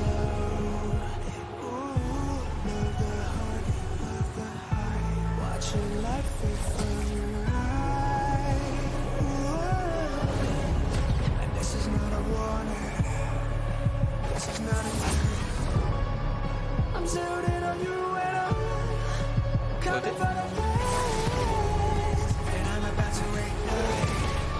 Just try to play 네. echoes in your head like deja vu. I'm sick and it's twisted, but I'm back when I'm not yet. I'm a buzzkill with nothing to lose. I'm shaking my teeth, and I won't let you go when I'm having fun till set fire to the fuse. Spot to the fuse, spot to the fuse, spot to the fuse, spot to the fuse.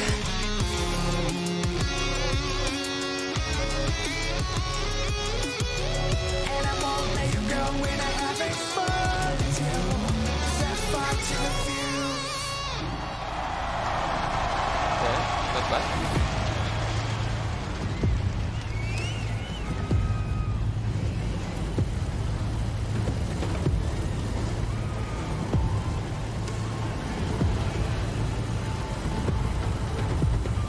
Kesantai.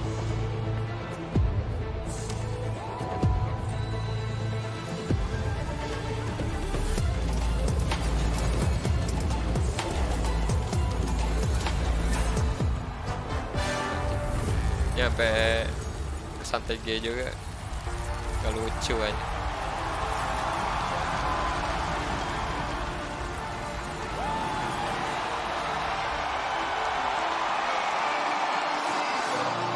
Don't ever say it's over. The fuck? I'm breathing, racing to the moonlight and I'm speeding. I'm headed to the stars, ready to go far. We start walking. Don't ever say it's over if I'm breathing, racing to the moonlight and I'm speeding. I'm headed to the stars, ready to go far. We start walking. On a mission to get high up, I know that I'ma die, reaching for a life that I don't really need at all. Never listen to replies, learned a lesson from the wise. You should never take advice from somebody that ain't tried. They said I wouldn't make it out alive. They told me I would never see the rise. That's why I gotta get 'em every time. Gotta watch 'em bleed too. Don't ever say it's over if I'm breathing, racing to the moonlight and I'm speeding. I'm headed to the stars, ready to go far. Start walking. Don't ever say it's over if I'm breathing, racing to the moonlight and I'm speeding. I'm headed to the stars, ready to go far. Start walking. Been at since I came out my mama, thanking God that he never woke up. Prove 'em wrong every time till it's normal.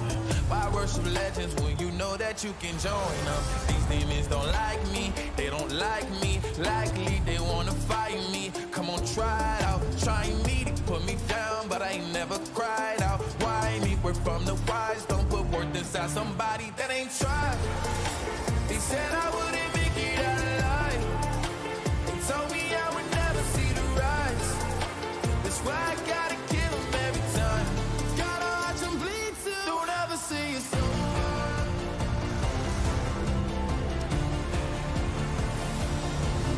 pialanya? Tanpa basa-basi, kita mau pialanya.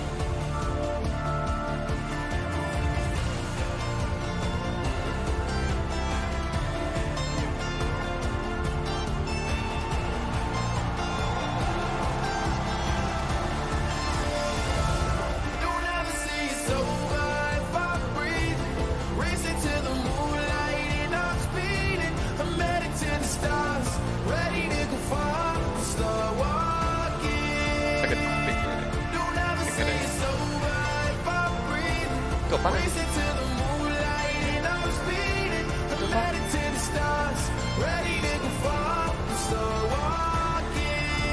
Let's see, kayaknya belum beres.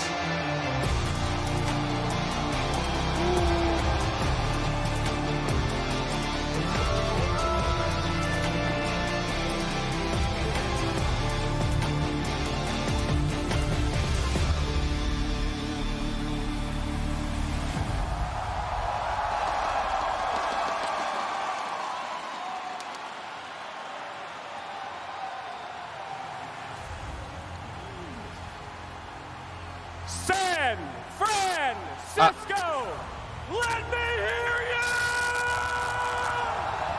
And audio, the fuck? 24 teams have done battle over the past 6 weeks to bring us to this day. And of them, just 2 remain. 2 have triumphed, 2 have endured, and 2 stand at the precipice of history. They have traveled thousands of miles. They have faced all challengers. And they stand before you, ready to leave it all on the rift. While both teams hail from Korea's LCK, their roads to the Summoners Cup could not be more different. It is my distinct honor to introduce to you your 2022 League of Legends World Championship finalists!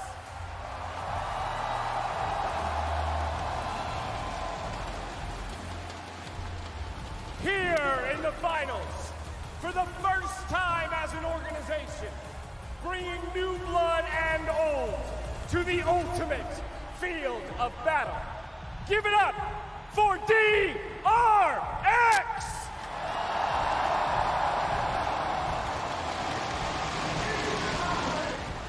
In the top lane, Kingin!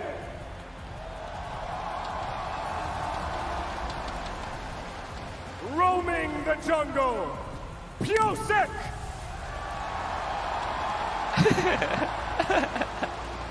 In the mid lane, give it up for Zeka!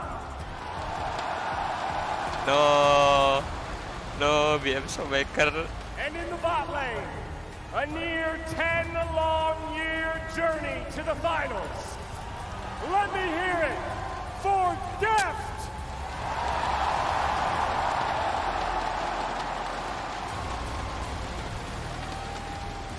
And by his side and support, Barrow! Okay, the normal one. On the other side of the rift is a team that is no stranger to this stage. Back in the finals, for the first time since their dynasty was struck down in 2017, and looking to start their reign anew, it's T1!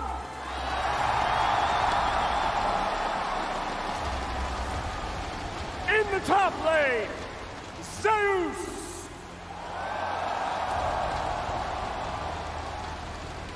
In the jungle, Owner! Iku! And the king, looking to reclaim his crown and put a 4th trophy in his case! Give it up for Faker!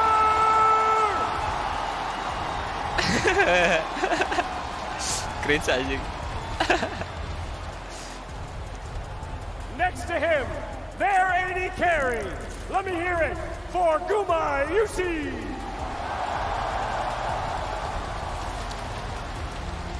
And finally, his support, Carrier.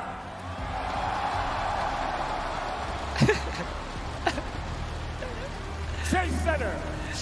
The stage is set. The stakes are clear. And this is the final score to settle. One team will leave this arena world champions. The other looking back at what could have been. Give it up one more time. San Francisco, it's DRX and T1.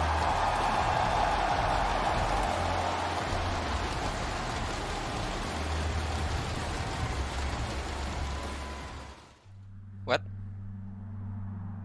Hey?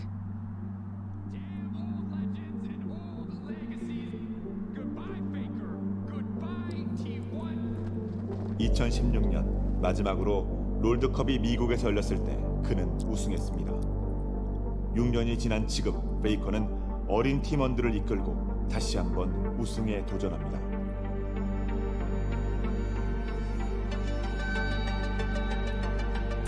사실 결승전에 오기까지 굉장히 오래 걸렸고 900. Oh iya anjir. 또 우승하고 싶은 마음이 그동안 컸던 것 같아요. 첫 결승전을 앞두고 있는데 뭔가 이 결승에 오르는 상상을 너무나도 많이 했어서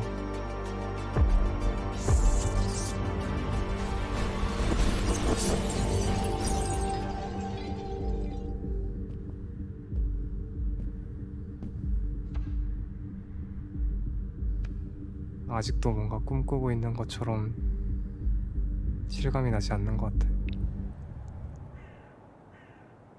Wah, ini cakep sih tapi. 마포고등학교. 그 학교에 조용하고 수줍음 많은 두 소년들이 입학합니다. 그리고 리그 오브 레전드란 게임은 그들의 평범한 삶을 송두리째 바꾸게 됩니다. 학교에서 랭크 1등 우리 학교에 있다 이런 얘기를 들었어서 그때 처음 알게 됐던 것 같아요. 그 선수보다 내가 더 잘해줘서 제일 잘하는 학생이 되고 싶다 그런 생각을 많이 했던 것 같아요. 2013년도 때 데프트 선수랑 같은 게 데뷔했었는데 Bisa ini 1M. 운명이라도 되는 듯 같은 곳에서 시작해서 다른 길을 걸어와 다시 만나게 되었습니다.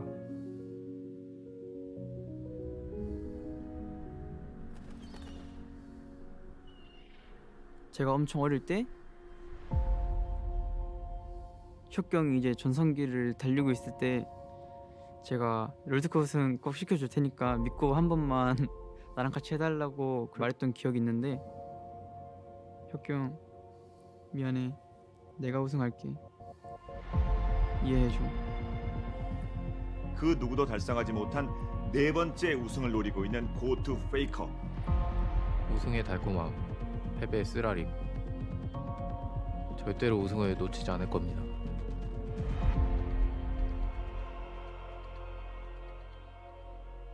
I'm ready for the fourth.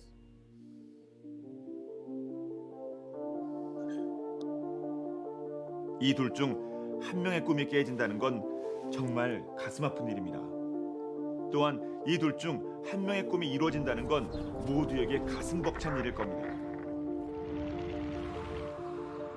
데프트의 분노는 멈출 수 운명해야 된다는 우승이라는 마지막 안무로 끝날 수 있게 혁경의 춤을 완성시켜보도록 하겠습니다.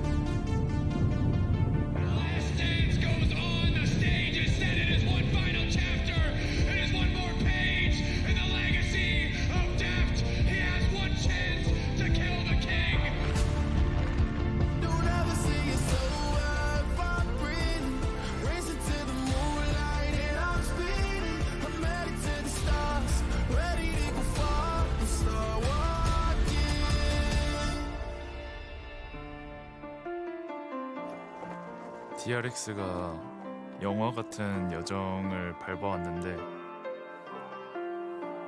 The movie's over. 마지막 댄스가 시작됩니다.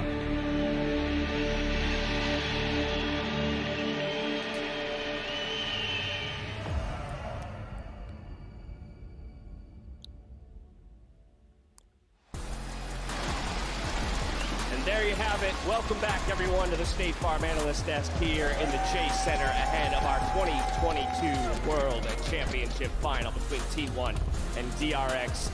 I almost need a moment to catch my breath.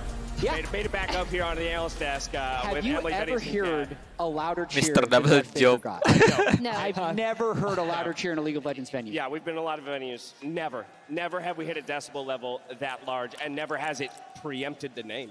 I mean, everyone knew where we were going, but if that doesn't describe or paint a picture of Faker's legacy for you, I really don't know what will help you understand at that point. Yeah. I was legitimately getting emotional when like the players were being called up, and you saw like the energy from the DRX players, and then when you said Def's name, and like everyone erupted, like a part of me was just like, yeah, man, like there are so many people, we mentioned it earlier, and there are some people that are going to be like annoyed or frustrated that we keep going on about it, but they really are monoliths of our esport. Like they've been around for so long, and that feature did such a fantastic point of emphasizing where they started and where they are.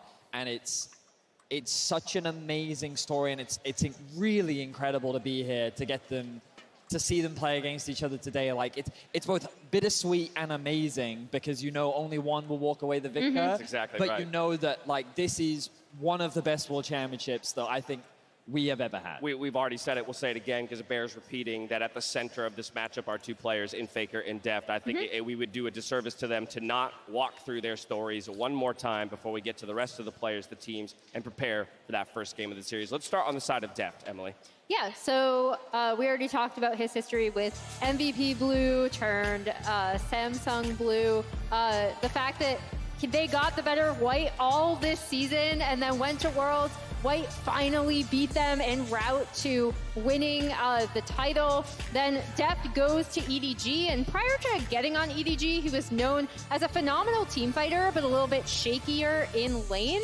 And I think the big thing that I want to stress about how dominant EDG were domestically, they also won the MSI trophy in 2015, is that Deft, in his time with Mako, turned into not only a phenomenal team fighter, but a phenomenal laner. Now we see the series that still breaks my heart to this day that I brought up at the top of the day. Deft on KT Rolster eke out this particular win in the base race, but end up losing the series. A lot of people highlighted that as the series of that 2018 Worlds, the Inhib respawn just this past year. And again, like, they said in the preview, right? Like, this seems like something out of a movie, right? Like, Deft and his team coming out of nowhere. No one thought they would be here, beating EDG, his former team, on his birthday against Scout and Mako, who he played with.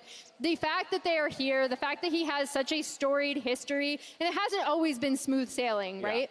I mean, that moment there, right, as you talked about it, it feels so scripted. It's one of those things you see in a movie and you go, like, no, that doesn't happen. movie, it doesn't happen in real life. unrealistic. But then sports happens, and you get these incredible moments, and that Toto dari Inhibitor play atas alone, PC-nya. within like 60 seconds, Layer my ya. heart broke into a million pieces, and then was put back together Dari again, bawah kan you know, gitu. to Kalau watch panggung Deft sini. then break down himself on the stage in the interview. But across from him is the most decorated player in League of Legends. So Jat, this is no small feat. You've made it all the way to the finals, but you've got to go through a god. Yeah, Faker has 3 world titles. If he wins, he has 4. No other active player has more than 1. That's how hard it is to win a League of Legends World Championship. First one happened in North America at the 2013 World Championship.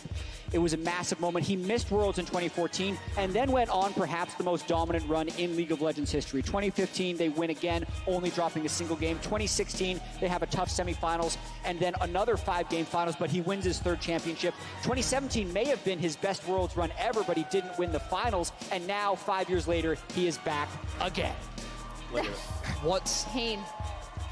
What's crazy to me is I think the only accomplishment that Faker doesn't have, which no one has, is to win everything in a year. 1 year. And he's come really close quite a few times to the record, but that's the only thing that eludes him. And even this year, he won't be able to get it. But to say that that is the only thing that he's short of is truly incredible. As the players will now be making their way to the stage as we get ever closer to our first match of the day. Oh, absolutely. Love seeing DRX load onto the stage with plenty of cheers and fan support behind them. I think it's no secret to them that they're the underdogs, but that has been what has fueled them throughout this tournament so far. The fact that they could be that surprise team. The fact that, you know, they're taking the wins as they come and they're riding that high towards their peak play.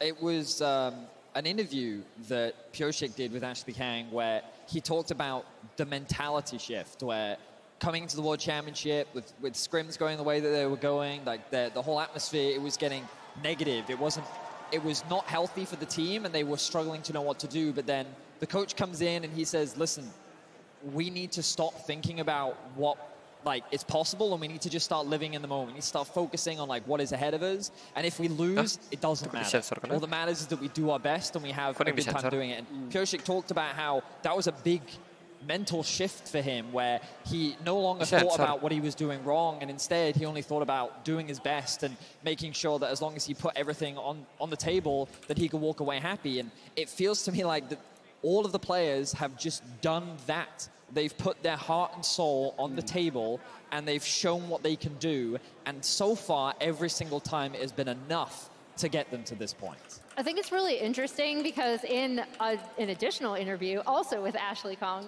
Deft talked about how one of the things he's realized at this tournament specifically, and it also could have come from that discussion with their coaches, it's not about it's less about the result than the journey. It's finally him coming through and accepting, I am having a good time. I have accomplished a lot. And obviously still, he very much wants to win his first World's Trophy. But I thought it was really interesting to hear that coming out of him as someone who has, been trying to push his way towards that World's Trophy and has yet to be successful. And so while Deft looks for his first, Faker looking for his fourth, we have to acknowledge as well, there's one other person out there looking for their fourth World Championship title, and that would be Bengi, just this time behind Faker in the coaching position. It's so crazy to me, man. It's so He's been crazy there for to me. all of them. I mean, he was the magic man. There was a period in time where there were questions when T1 was struggling, he then subbed in, and then all of a sudden the whole T1 changes. It's such an incredible history for both of these players that while Faker has been at the forefront, his loyal jungler has often been by his side. Yeah, if Faker was Batman, Bengi was Robin. It's the greatest example of League of Legends, and they won 3 World Championships together. Even in years when he was splitting time with other junglers, they'd win the games when Bengi was in there, the blank years in 2016. And even though Faker has been close so many times, it is actually another one of those fitting storybook things that coming into the World Championship, T1 makes a head coaching change, promotes Bengi to the head coach position. Many people have noticed an improvement in drafts, whether that's better collaboration or better driving from Bengi. Nobody knows, but we do know that the drafts have gotten better, and they're 3 games away from winning another World Final. Yeah, Faker may be the GOAT, but Bengi, don't forget, he is the jungle. That was the name that was bestowed upon him. And can we just appreciate the fact that when you called Faker's name, he's silent. And, obviously the arena did not go quiet, but what an incredible. He's given us so many moments throughout my favorite one being the role that he did. But that's just another incredible moment for Faker to add to his collection, and it's such a momentous occasion. I cannot wait to see these guys hit the Rift. Under 10 minutes to go, roughly 6-7 minutes. Jad, I want to start talking about the approaches of these teams diving into the series, right? Game 1 can be super important in terms of determining the direction of things like the series meta and draft. Yeah, so I have some draft graphics that were made because we know T1 is on blue side for game 1 and DRX is on red side, and we can possibly point to what they're going to be playing because DRX in their last series had the exact same red side bans in every single one of their red side games. Now, it will depend a little bit on who your opponent is, but in this case, as you can see, Yuumi, Lucian, Caitlyn banned in every game, and also what Gen G was banning against them. Notice the Heimerdinger in all 3 games, and also the last game of the EDG series, and also large Aatrox respect. Going over to what T1 has been banning on blue side, it's going to be a lot more flexible because you don't have to deal with the Yuumi, Lucian, and Caitlyn. So if we move to T1's blue side banning, we'll also get to see that the things that are banned against them on red side are somewhat similar. So I'm not expecting Yuumi, Caitlyn to change from red side bans. That would be very very pivotal. But this large amount of flexibility that T1 has, they can kind of go any direction they want because they're the most versatile team at the World Championship. My prediction for Game 1 actually is that at least one of these T1 bans is going to be Kindred, because then the first pick Graves is something that T1 is going to try and threaten, and there would be no Kindred to answer it. So that's what I'm looking at in Game 1. I don't want to get into the red side draft approach T1 here because that's going to be at least Game 2 and onward, but that's what I'm expecting to see in the first game. Vedius? And I think that what's interesting about the Aatrox ban on blue side from T1, often people will sit there and go, well, why wouldn't they want a first pick? Especially, or even leave it open when you look at a player like Zeus, and he's only come up with counters to the matchup, in particular his very well-known Yone, but often it happens because with red side, there's room, especially a team like DRX is willing to leave that open all the way to the end. Like, this is a team that will just hold off on trying to get Kingen the best possible matchup so that they don't give Zeus an opportunity to counter pick. So it's a dangerous pick to leave open, especially when there are other things that you definitely want to prioritize in the draft, which you often see from a team like T1. And the other super interesting thing is I know we looked at the supports, right, and their champion pools. The bot lane 2v2 is going to be very curious to me because in terms of looking at Lucian, Caitlyn Lux is something that not all teams play competently, but both of these teams can. Yeah. So that'll be super interesting. The Lucian Nami, whether that crops up, will be super interesting. And then we've talked about how DRX's ban strategies really revolved around them getting a pushing bot with something like the Ashheimer if they want to as a counter, or just establish as well. yeah. Yep, they pulled out the Ezreal Karma, which I also liked. I believe that was into Caitlyn Lux, if I remember correctly. But then it leaves, like, so if you try to target ban Zeka, doesn't work. They'll find answers elsewhere. And then having the Kindred pick into the Graves also makes this particular draft for DRX T1 really, really interesting. Yeah, I honestly think that the bot lane for DRX is the most important draft tool resource that they have, simply because the more that they can force things like that Heimer ban, the more it opens up Zeka. Now, granted, Zeka has expanded his pool even a little bit throughout the best of fives, reaching back towards things like the Ahri and the Azir, where most people were prepared to call him a two-champ, player with the Kali and the Sylas for his earlier performances in Worlds. But I do think there's a heavy importance on the DRX bot lane, showing something to T1 to convince them either the Heimer or the Ashe, something like that needs to be on the ban table and open Zeka up a little bit more. For sure. I think the mid lane matchup is going to be really interesting because, we talk about the expected bans, and right now there is an established meta of like really powerful picks you can't afford to let through. I was speaking with Kadro yesterday, and I was like, what if you just dropped the Caitlyn ban? He looked at me and he was like, are you joking? Do you really want to give Caitlyn over to Gumayushi? This man's literally like undefeated on the champion all year long. Like, there's a lot, and the Ryze. What do you do about the Ryze thing? From like, there's a lot of questions that I think we're going to get answers to as soon as we get into the game. Quite soon, in fact. And so it is that time that we turn our attention to predictions. Starting with the MasterCard fan predictions. Here at Worlds 2022, the fans have been pretty sharp in their predictions with a 70% prediction rate. Here they're giving it to T1, 76% of the vote. So over 3/4 of the fans think that it's going the way of T1. Any initial response to that? Kind of go to chalk? About right. You expected more? It's about right. It's about right. T1 should be big favorites. They were dominant all year long. They faltered a little bit towards the end of the summer split, but other than that, they've been the best. All right. From there, we turn to the talent predictions. We polled the whole team to see who they think would take it and in what series score. And see, this is a more even split than 75 or 76-23. And so quite interesting, but we also see series scores everything from a dominant 3-0 for T1 from Max Atlas Anderson, of course, to 3-2s as well. What is quick shots? What's interesting is... What is going on there? That's an alpaca. That's an alpaca. Oh, an alpaca. Yeah. I'm not wearing my glasses. So I was like, is that Alpaca, see, quick. I was going to say, a lot of people predicting TRX expect the 5 games, but Drake and Goldberg fully committed on the 3-1 dominance from TRX. That's a lot of faith. I'm actually surprised at how many DRX predictions are here. The two people I'm looking at, though, are Atlas and Chronicler, because they're the two LCK casters, and they both said 3-0 T1. Yeah, see, for me, it is, of course, that it is evenly split and it feels good. I'm told the teams are ready to load into our World Final. So with that, it is my absolute pleasure to hand things over to Kadril, Kobe, and Captain Flowers. Welcome everybody to the first game of the 2022 Captain Flowers Final. I'm Captain Flowers. I got Kobe. I got Kadril next to me. and we're already jumping into the draft. It's Akali and Sejuani banned by T1. Meanwhile, those draft demands mentioned by Chat, the Yuumi, the Lucian, those are banned out by DRX. We're expecting a Caitlyn here too. Yeah, two bot lane bans already straight into the deep end of the draft. Now, DRX, do they really want to leave the Caitlyn open? The Ashe is taken away. Ashe Heimerdinger would be your pushing lane into the Caitlyn Lux. It's a bit of a risk. Graves is open, Aatrox is open. They could also pivot and first pick something like the Sylas or Akali. Yeah, I like it too because you can still pair a Heimerdinger with something like the Ezreal. We've seen it before with different AD carries. The Varus insta-locked here though for T1 right out of the gates. Guma has performed so well on this champion. I wonder if we'll see something like Tristana here from Deft. I mean, the AD pool is really pinched at the moment. There's not that many setup ADs left other than Jhin, so he's gonna have to dig deep. Deft isn't that much of an Aphelios player. We saw his third Draven game all time in this tournament when they were down 2-0. There's the Aatrox coming in for King, and Zeus probably gonna go something like Fiora. Yep, the Aatrox has been a staple of top lane throughout this entire tournament.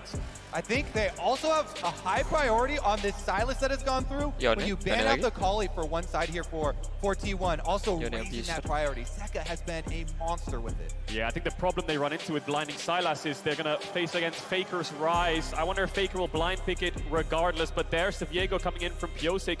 Graves is still up as well, so I wonder if Owner wants to go in that direction. Alrighty, T1, second part of the draft for him. Let's see what it's going to be to accompany that Varus. Remember, this AD carry is typically very vulnerable. Normally, you want the support to be able to protect, be able to keep him safe. But there it is, Zeus' counter pick into the Aatrox. The Yone locked in for T1. Renata Glass going to be the last champion here in the first half for them. The mechanics on this top lane prodigy get everyone excited for this pick. Meanwhile, Keria has one entire series for T1 with this Renata pick. Really, really great ultimates coming from him to bring that structure to their team fights. And there's the Sylas, baby. I wanted it for Zeka. He throws it down versus Faker the God. And then you can protection ban it here in the next two bans. Really nice stuff from DRX. See the Rise ban already coming through. You think of Azir, you think of Victor as the last two remaining champs in terms of control mages that can go into this Sylas, but like you said, Yone is such a powerhouse pick for Zeus. And it was Varus that Keria was alongside in that bot lane matchup to dominate the lane. Yep, we got the Rise banned away, the Rel banned out by T1, respecting Barrel's wide champion pool. There's the Graves banned out, recognizing that T1 still has that jungle role yet to pick. They do not want to deal with the Graves there with that Viego matchup. Ezreal will be the final ban of the draft for T1, and the Heimerdinger locked in game one for DRX. Barrel's Heimerdinger shows its face again. We've seen time and time again that he doesn't need an Ashe by his side. We've seen Ezreal Heimerdinger come out from DRX. Now the question is, jungle pool is slightly pinched here a little bit too for Owner. Sejuani and Graves being down, Viego being picked away. What is his option for the draft? Might go for Elysian by the looks of it. So can find those You'll love to see it. The style always possible to come out there with the Lee Sin and Faker.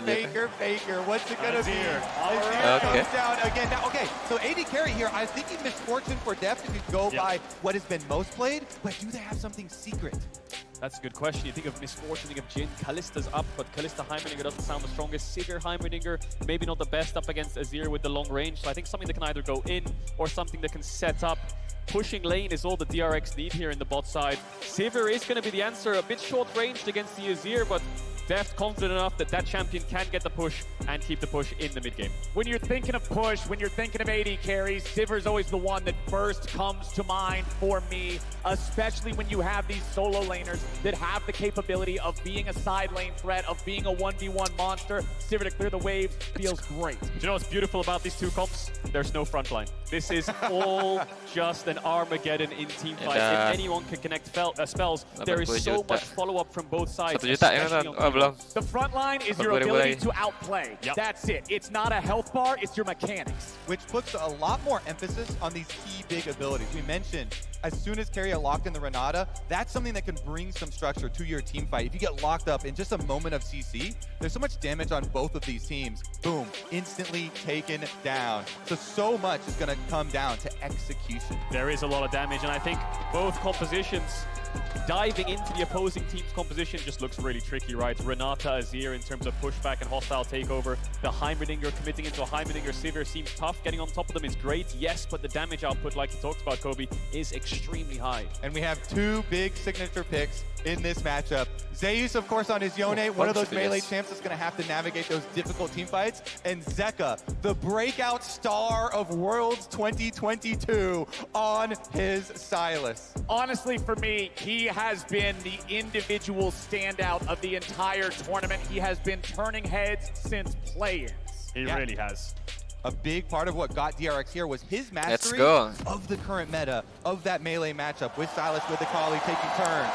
Here we go then, on to Summoner's Rift for Game 1 of the World's Finals. It's been 3,318 days since Faker won his first World Championship. 1,050 games, 190 patches, and he's looking for another. It's been a damn long time, but they're back here and ready to go. The arena is packed. The players are locked and loaded, and T1 and DRX are ready for their first conflict. What an epic finals here. Everyone waiting on the edge of their seats for the greatest organization in the history of League of Legends, T1 and Faker, versus DRX, the greatest underdog run in Worlds history. Play-ins to Worlds Finals. They've just been scaling throughout the entire tournament. Def taking down so many of his former teammates. DRX finding ways to topple teams like EDG. And now just a very standard level 1 here. A ward there in the river. A pink place by Pyosik.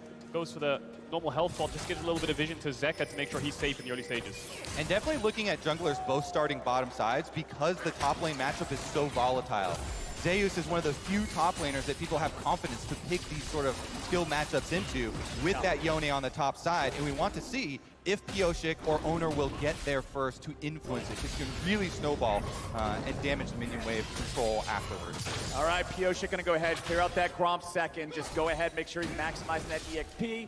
Just going to continue pathing towards that top side, I would believe. Faker versus Zeka. There's going to be a lot of conversations about this matchup throughout the entirety of the series, I guarantee it. Tri-lane shot showing us that Zeus has that push here in the top lane. Meanwhile, bottom side, it's DRX taking early command of the wave. Okay. Definitely is. And of course, T1 is 8-0 against DRX this year. DRX haven't even taken a single game in the best of threes, and every single time in those games, T1 have had responses to what DRX have blind picked. You know, you think back to even in spring round 1, they played Tryndamere into Corki, Vex into Ahri, Veigar into Ryze. So many examples, but Pyosik is now looking around mid. He's done his 3 bot side camps looking for Faker. Doesn't have to, he might have to flash the stun. Pyosik coming in with Spectral Maw. Faker gets away. Nicely flashed from that. And as we have a little bit of early action here, remember that Prime Gaming is giving away 150,000 RP to several lucky fans every single day of this competition. And we're almost done. So head on over to PrimeGamingWorlds22.com to enter and make sure you put in today's secret code to get those entries. I love this early pass from Pyosik because it doesn't take much of his time at all. And it's a very valuable summoner spell, as well as Owner now walking over the ward that he left behind. Really good manipulation of information here. Red buff is going to be pulled off since they saw him on the ward. Yeah, Pyosik knows that Owner's on the way. Might have to reset the red buff here and call his solo lane. They don't really have any push, so Owner's just going to go over to the Krugs instead. Pyosik very aware of that happening, so he's going to try to push him back as well. Doesn't want to give up any of these camps. Owner wants to keep the pressure. Zeus is first by 1. Nicely done. Owner's faster on the smite. Pyosik's going to have to walk away now. Zeus commanding control over the wave, crashing it into the turret. Means he can back up his jungler so Owner can stick around and secure more of the smaller Krugs. And actually, it was Pyosik who used the smite, and Owner got it with a little bit of damage there. So Owner now has smite advantage for a little bit over Pyosik, and he's got a ward on the red buff. He could just steal it. Yeah, that ward is perfect. Pyosik has to delay for a smite. He's scared of Owner, and he will spot him out on the way. He's going to try to reset it again. You have to imagine no push in mid lane for Zeka. Pulls it in the bush. Actually, looks like he'll be able to finish it out of vision. Nicely done. Right back in on the other side of the red to prevent any further patience loss. He doesn't even have to smite it anymore. They see Owner on top of the ward. They know he's no longer contesting this, but he is still looking into the enemy jungle. Pyosik just going to back out. There's nothing left to fight for. And this is the trade-off of the mid gank. You got a flash, you lost Krugs. Not the end of the world, did pick up a couple of them and managed to get his red. Now he's going to move down towards his bot crab. Second respawn's coming in. Promise. Pressure a lot here for Faker in mid. Zeka has the TP if he needs it. Pyosik has flash to gap close onto Faker. Faker might have to be careful in these next couple of minutes. Not a lot of mana to work with here on Zeka with the Sylas. He's playing nice and safe. We'll see if Pyosik can find an angle here. Faker still pretty far forward. Flash! Spectral Maw! And first blood over to Zeka. Zeka, the star here, funneled again. Pyosik, multiple ganks, returns before the flash gets back up. As you said, instantly flashes in there for the stun. They get their kill, and they get the money exactly where they want it. This Sylas skills so well and can have some kill pressure. This is going to be a huge problem for T1 in the mid game. Zeus forced to flash away. These solo lanes going in favor of DRX. It's Kingen and Pyosik off to a great start. These two players were last place in the LCK last year in summer, and now they're in a Worlds Finals, and they're already off to a great start. And I love their story with Kingen and Zeka as we have a trade on bottom side. Boys, we might not have the time for any stories because Dev is about to drop into the lane, but he heals through it. Keria and Owner still chasing after. Owner wants to land it. Yes! There's a little bit more damage going up from Keria. Flash into the Tempest to make it happen. As Zeka goes in with a stolen ulti, he'll shuffle Faker right on back. But Owner's on the way, so Zeka can't do any more. Beautiful play there from Owner and Keria chasing down on bottom side, and because they get Death down, they get supremacy over the river. Knowing that, Zeka cannot chase Faker any further into it. What an explosive start. Beryl just going to help Zeka get a little bit of vision around mid there. Did get the first base off as Keria was looking for depth. A lot of summoners blown across the board. Zeka ideally wants to crash his wave in. Doesn't have the flash, and Faker has the shuffle. Needs to respect it and back away. A lot of early action. Yeah, Faker's still having that shuffle because remember, he was level 5 when Zeka engaged on him with a stolen ulti. Let's now take another look at what happened bottom. Keria, nicely done there. Using it to pop the shield before the handshake. Gets the shield off and then pulls Deft back in. Wanted to make sure the wave crashed there, Deft, and Keria stopped him in his tracks. His former teammate almost managed to find the solo kill. And Owner right behind Keria makes sure he's there to back him up. E-Flash comes in.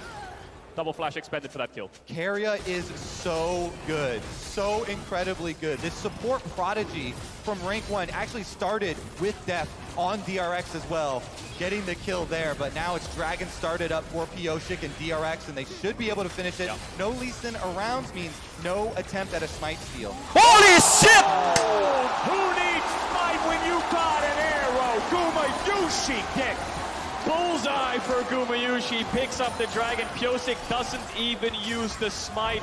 All this bot pressure for DRX, and then Pyosik coming down, having the mid push and starting up that Drake backfires. And this just reminds you of how T1 got here in the finals. It was bottom different.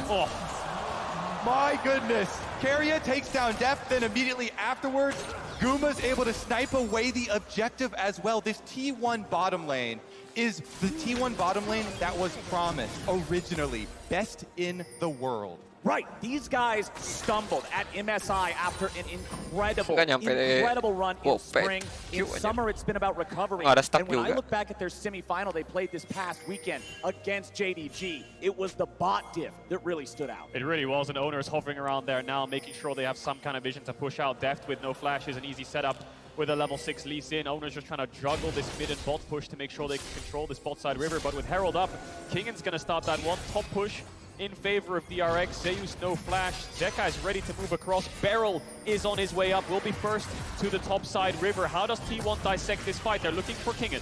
Owner throws out the cube, but he's not going to find it. Zeka jumps in. Owner's ready to retreat back to his own teammate. Zeus contesting 1v2. Owner and Faker ready to join in, but Beryl's made his way into the fight. Owner jumps in. It's secured by DRX. Now the fight breaks out. Oh, nice. T1 with a lot of moves. Belum level 6. Owner, satu lagi. Oh, okay. Charges forward, but not finding another kill just yet. It is T1. They lose the objective, they get the kill, and they stop the eye from being picked up. Yep, their smite was a little bit early. 95 health left on that Rift Herald. So DRX, they get the 300 gold for getting the Rift Herald, but Faker sweeps in, the Azir sweep back, allows them to pick up the kill, and Oner surviving there on the backside also means they get priority on the map. So they're able to deny that eyeball you're talking about, as well as Faker getting an extra turret plate. So let's look at that again. Goes in, Oner with the Q2 smite, 95 HP, and then Pyosik picks it up. It's Zeus who gets the knock-up onto Pyosik. The shuffle into the Zeus ult actually catches 3 of them. Beryl's not level 6, so he can't put down the big turret. Zeus comes in up and chase through, and like you said, kill to T1. Pushing lanes for T1 with plates means it's in their favor this play. I love the fact that we got a fight that big early on in game 1. It bodes very well for the series. T1 up about 700 gold now, just shy of 10 minutes into the game. They've got a 1-kill lead. They've got that stolen Drake. But we're probably not going to see any more big fights for another 2 minutes until the next Drake spawns. Total gold on the left side of the screen. It's Zeka and Gumayusi pulling out in front. And Keria, man, in the last fight as well, sniping him again with another handshake to push them together to set up that kill. Getting last hit for himself as well. Will be a fairly rich Renata, but River Control goes over to DRX and they secure the crab. It's all about bot push really for DRX. Kingan's winning in isolation, and Zeka needs some kind of vision to threaten Faker to make sure that he can't push into his tower, keep him under his tower. Zeka has that looming threat. If the second he lands a chain, he can push him back into Pyosik. It's all about mid-bot side here for both these teams. And you saw the way Zeka just used the spells, throwing out the E2, following it immediately with the R. If that E2 connects, boom, you just shuffle him right back into the lane. As we pan back topside, and Zeus is still in control. Oner coming up through the crushes now. Yeah, with all the focus on the other side with these little skirmishes, Zeus has been able to get himself that CS lead with his Yone counter pick, and Oner does have Flash and Lee Sin kick available. They're going to look for the knockup. I wonder if they can execute this dive. Zeka has TP, so the longer this play goes on, the more it'll backfire. I think they're hoping that Kingan takes a trade into Zeus and looks for a kill. Kingan showing a lot of respect, so no play to be made there, Oner.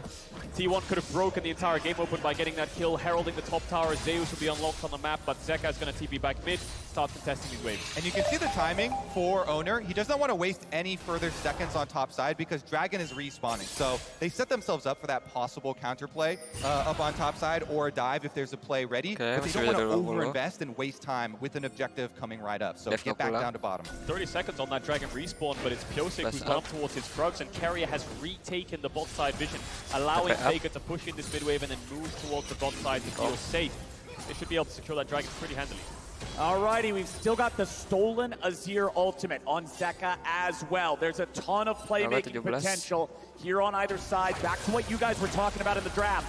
The lack of front lines is going to be very heavily felt once we get into more of these big team fights, and it's T1 with control of the river as the Drake spawn. Another big thing with T1 getting control of that river like you're talking about is the Renata ults that can come from Keria. He can cut off these entrances with the wide crowd control that is afforded to him. Let's see about it though. DRX, they bully them off. Wow. DRX showing up, forcing T1 back a little bit. Zeka's here on the flank. Nice ulti. Gumayusi. Oner gets it and he gets away. Zeka and the rest of DRX, they won't have a whole lot more to do, but that is 2 Drakes to nothing now for T1. Ocean Soul for T1 as well if they look forward to the next couple of Dragons. DRX very late to this play. They managed to find an avenue in. It did turn into a little bit of a 50-50, but T1 had really good positioning and setup in terms of vision before they had arrived. Still a little bit of pressure on this bot side as Zeka is the one catching bot wave, and Deft has moved towards mid. Yeah, Pyosik coming down the river too. I love both these junglers, the confidence. Even after the 95 health left on Rift Herald, Oner says, don't worry, I got this one. Pyosik with the gank onto Keria gets at least his flash. Doesn't follow through the ult, a little bit scared of Oner. And if you watch DRX versus T1 the majority of this year, it's just been a slow bleed out for DRX. T1 had better macro in the regular season, they had more pushing lanes, they had more options to play for, and it was just a slow and steady loss every single time for DRX, barring the last time that they faced each other in round 2 of Summer, where DRX actually had a pretty good gold lead and a massive kill lead, but it was T1's macro that brought them back into this, and it's DRX's macro that has improved so much in this international tournament. And talking about macro, that's the other thing that really stood out for me about T1 in their semi-final last weekend. It was the bot tip, and it was the decisions being made as a team, not just later on, but early too, to outmaneuver JDG and constantly find advantage. Yeah, I think T1 are one of the best in the world. In fact, probably the best in the world now at pushing these leads. When you get this gold lead, to be able to set up on the next objective. Owner comes top again. Zeus goes in, gets his turret plate, and Rift Herald number 2 about to arrive. But remember, Rift Herald number 1, despite the fact that there was a fight over this and a lot of players were there, the eyeball was never claimed. We never got to see that Herald used. So the second one, I'm hoping we get some more results from. Lots of lane shifts coming in here. DRX have sent their jungle support up towards top side for King and Death to stay mid. So I wonder if DRX just want to break the laning phase right now and put the Sivir in mid, put the Heimer towards mid and start pushing these waves, building towards those 2 items so you can control the map a little bit better. Yeah, it's always so nice to be able to get mid push when you're looking at the next spawns of the objective. So then you can either move in to this Herald first, or once Dragon comes up, of course, you can do the exact same thing from the other side. And T1, get it first. Coming through. T1's gonna start it up, and Zeka's moving his way towards mid. He doesn't have the TP and Faker does. That allows him to stay in the lane. DRX know this has been started. The question is, are they going to contest it? This is very similar to the Dragon, where they're just arriving a little bit too late. Yeah, T1, like clockwork, going to these neutral objectives, continually posing this question to DRX, and they get this one without a fight. Gold lead continues to build. 1,500 now, 15 minutes into the game for the second seed from the LCK. As Faker gets away from the Everfrost there of Zeka, the extra playmaking potential. Somewhat kind of the fact that Faker does have Crown of the Shattered Queen, going to make it harder to kill him when they go in. And especially considering the squishy nature of both compositions, I like this purchase from Faker. Definitely agree, and T1 showing why a lot of people had them favorites in this matchup here. The lane phase, very oppressive from them, and being able to consistently push the tempo. Owner still hovering around this top side. Doesn't look like they're giving much resources to Faker. He has TP and they want to look for a play through top. Kingen seems to be the target for them. Owner is actually going to base and move towards mid, you have to expect. So very stock standard swap of lane phases here, just moving around pieces on the map to try to control vision around mid. No neutral objectives just yet.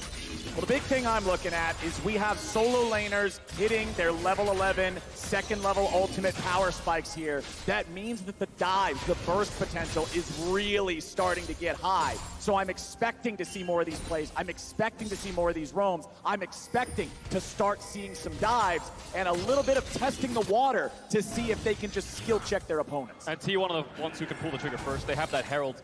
They probably want to put it towards mid or top. I mean, every single tower is incredibly low. They're having push in all of these 3 lanes, which just allows them to control this map so well. DRX grouping up now, trying to find an avenue to get a little bit of vision. Maybe they can look for a pick. Keria still not having that flash up. There's a ward around him, but Owner's ready to cover. Yeah, I think their biggest advantage they could set up for themselves here. DRX is trying to establish that vision control over the Dragon before it spawns, because T1, since they got that Rift Herald number 2 so late, they can sync up the activation of the second Rift Herald here with the spawn of this Dragon. You know, make a hard push first to gain priority on mid, then slip down to the objective. Heimerdinger does so well, though, this pick that has been so fun throughout Worlds, when your opponents have to come face check you into rush, and that's what Beryl is trying to accomplish. Yeah, you see the turrets being placed, wards being put down. My eyes are on Zeka for this next fight. It would be Keria muter dikit. Of course, Ocean Soul Ada ward DRX itu. first ones in the river. Zeka has a great No, position Keria. to look for. Mau masuk dia. Zeus walking down. No. Remember, Zeka has no stolen ultimate right now, so that's a big deal. What's he going to steal? When is he going to steal it? Making the right choice goes a long way. First Herald of the game summoned up here in mid lane. This will be the first turret killed by either side, and it's mid lane tier 1 dropping. T1 claiming. They pick up the tower, they get the wave in, but it doesn't give them an avenue into this Dragon because King and TP bot and Zeus needs to respond. It's going to be a dance around vision here as Faker is the first one to step up. Owner's going towards midwave. Kingen will find the bot lane of T1. Oh, it's not where they want to be going. DRX, they're ready to go. Hidup lagi. Oh, damn. Keria will fall. Silasnya mati. Traded back for Zeka. A 1-for-1 that should favor T1. That was a fantastic setup for DRX, so a little bit of a backfire to go 1-for-1. A couple ultimates used from T1. DRX the same. Dragon is still up, but DRX still looking for a pick. They're hoping that Gumayusi walks back through this tribe, which I think T1 thought they had to go through bot lane there. And look at this. Faker goes mid to put up the Azir turret, try and get his mid priority that way, and then he can come right over. Remember, Gumayusi as well stole the other Dragon. Can he fish around here? They've got vision inside the Dragon pit and teleport coming right out. All right, teleport from Zeus. Bottom lane, Kingen and Beryl gonna keep him back. Zeus ready to try to outplay here with a Soul Unbound. Immediately pada reset ke bawah, his kebet. position. His job was to distract and distract. Nice. Drake secure. Faker. Faker goes in. Deft is on the run. 40% Oh, engaged. Zeus. Ready for the re-engage. Fate sealed and Deft is down. Nice. Faker gets the kill and T1 are ready to go. T1 so precise, just dominating They gonna this game. know, they gonna know. Zeus, magnificent sleight of hand on the bottom side, but they're not done yet. Kingen looking for the snipe onto Faker. He just walks out of the Inferno chains and goes for it. Oh, but Faker goes Oh! in. Faker. T1's Pioshik's on the run, but the Ruined King will barely survive. Owner walks away, no. and now T1 Oh, no, must shit. just Oh, pay shit. for it. Selamat Kingen's ready to chase down Guma even further. Zeus coming around from the side. Selamat. Kingen backing away. Nice. T1 getting another.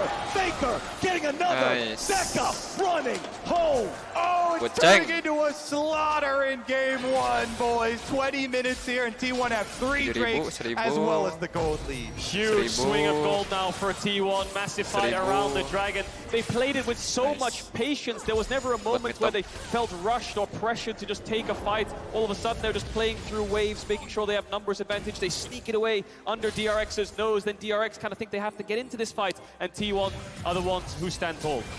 Playing with supreme confidence. Zeus here in his first year on the international stage. The sleight of hand to distract DRX down to the bottom side. Then Faker says, we collapse on them, pull off the pincer. And this is the Sivir, right? Not very good range in terms of hitting back. The Azir's just damaging your health bar. Deft falls, and then T1 look for another players. We've got a fight on live. We've already got that play right now. No. Pioshik on the run, but he'll run nowhere. Got a flash, got a flash. Goes on the rampage, and Barrel goes down with them. T1 find 2. They find the jungler, and they find their way to the Baron. There's a reason why T1 is undefeated versus DRX. They're outclassing them in every single role right now, and T1 will pick up that Baron just shy of 21 minutes in the game.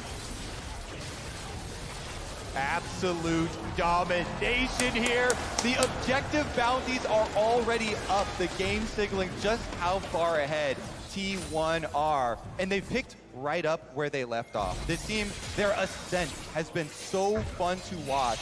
Consistently outplaying people in draft, in mechanics, on the stage, pressing these objectives at every turn. Zeus and Kingen getting into a Ada bit of a Faker. 1v1 here, but Zeka's also nearby. Faker ready to respond too. Mati. Kingen is low, and Zeus takes the kill. Now with the full retreat coming out, Dots, Zek is no! gonna whip the shuffle, and T1 just has to wait it out. They'll take out these minions. Zeka trying to find any sort of a way to get out of this one, but it ain't gonna happen. No, sir. Faker unstoppable. I especially love the story. Well, never mind. Owner's on Pioshik. We don't have time for stories. Owner looking for another. Finds the R, finds the Q, finds 2. There it is. Owner picks up the kill. The only story here is that DRX's history after game 1. T1 are just dominating them. And you can't fault DRX because they have to find picks. T1 have a Baron buff. They're going to start the siege with Azir and Varus. They can go for 1-4 with Zeus on the Yone. They tried to make the picks happen, but T1 are very aware of their plans. T1 ready to break the base in half. The first inhibitor turret is gone. Inhibitor, a little bit more. There we go. That'll get him across the line. But DRX comes in with a TP. T1 has the Azir turret. The Sun Disc can protect them. Zeka's looking for the angle. He steals the Fate Sealed away from Zeus. Barrel gonna throw down these turrets, but DRX can't find the opportunity they're looking for, and T1 will escape. They can't punish the siege. They tried their best with the TP, but that Azir tower is just too much of a threat to go for a 5v5 underneath their tower with this gold deficit. This is DRX looking for the pick onto Zeus to stop the 1-4 on a side lane, but Faker's there to respond. He knows that their only plan and their only play is killing the top laner of T1. Faker making sure that doesn't happen. Yeah, Zeus with a slight step back here, dodging away from the stolen Azir ultimate himself too. This player and T1 story with them, having confidence in their own. Never mind. Carrier, that's not where you want to be, buddy. Death goes on a killing spree. There's a second, a shutdown. DRX gets 2 for nothing. 20 seconds on the Dragon Spawn as well. That will be the soul of T1, but look at Faker. He's just barreling down mid lane, looking for another inhibitor. Looks like 2 will fall because all of DRX are staying. Base are coming in, but Zeka doesn't have the TP. It's Owner and Gumayusi who will play patiently, and Faker with the TP coming back up soon means that T1 might be able to match the numbers around this Dragon fight. Faker in mid lane, taking out the inhib. DRX immediately jumping onto the Drake. They want to stop this soul by any means possible. Owner's coming in. Sonic Wave over the wall. Owner's still waiting for it. Not going to happen. Objective bounty over the DRX, but now they got to be ready to run. They've got to exfiltrate, and T1 will not pursue. Even though it really hurts to give up your mid inhibitor to Faker there, you have to stop this soul here for DRX. You also get the objective bounty shutdown, trying to make some of this gold deficit up.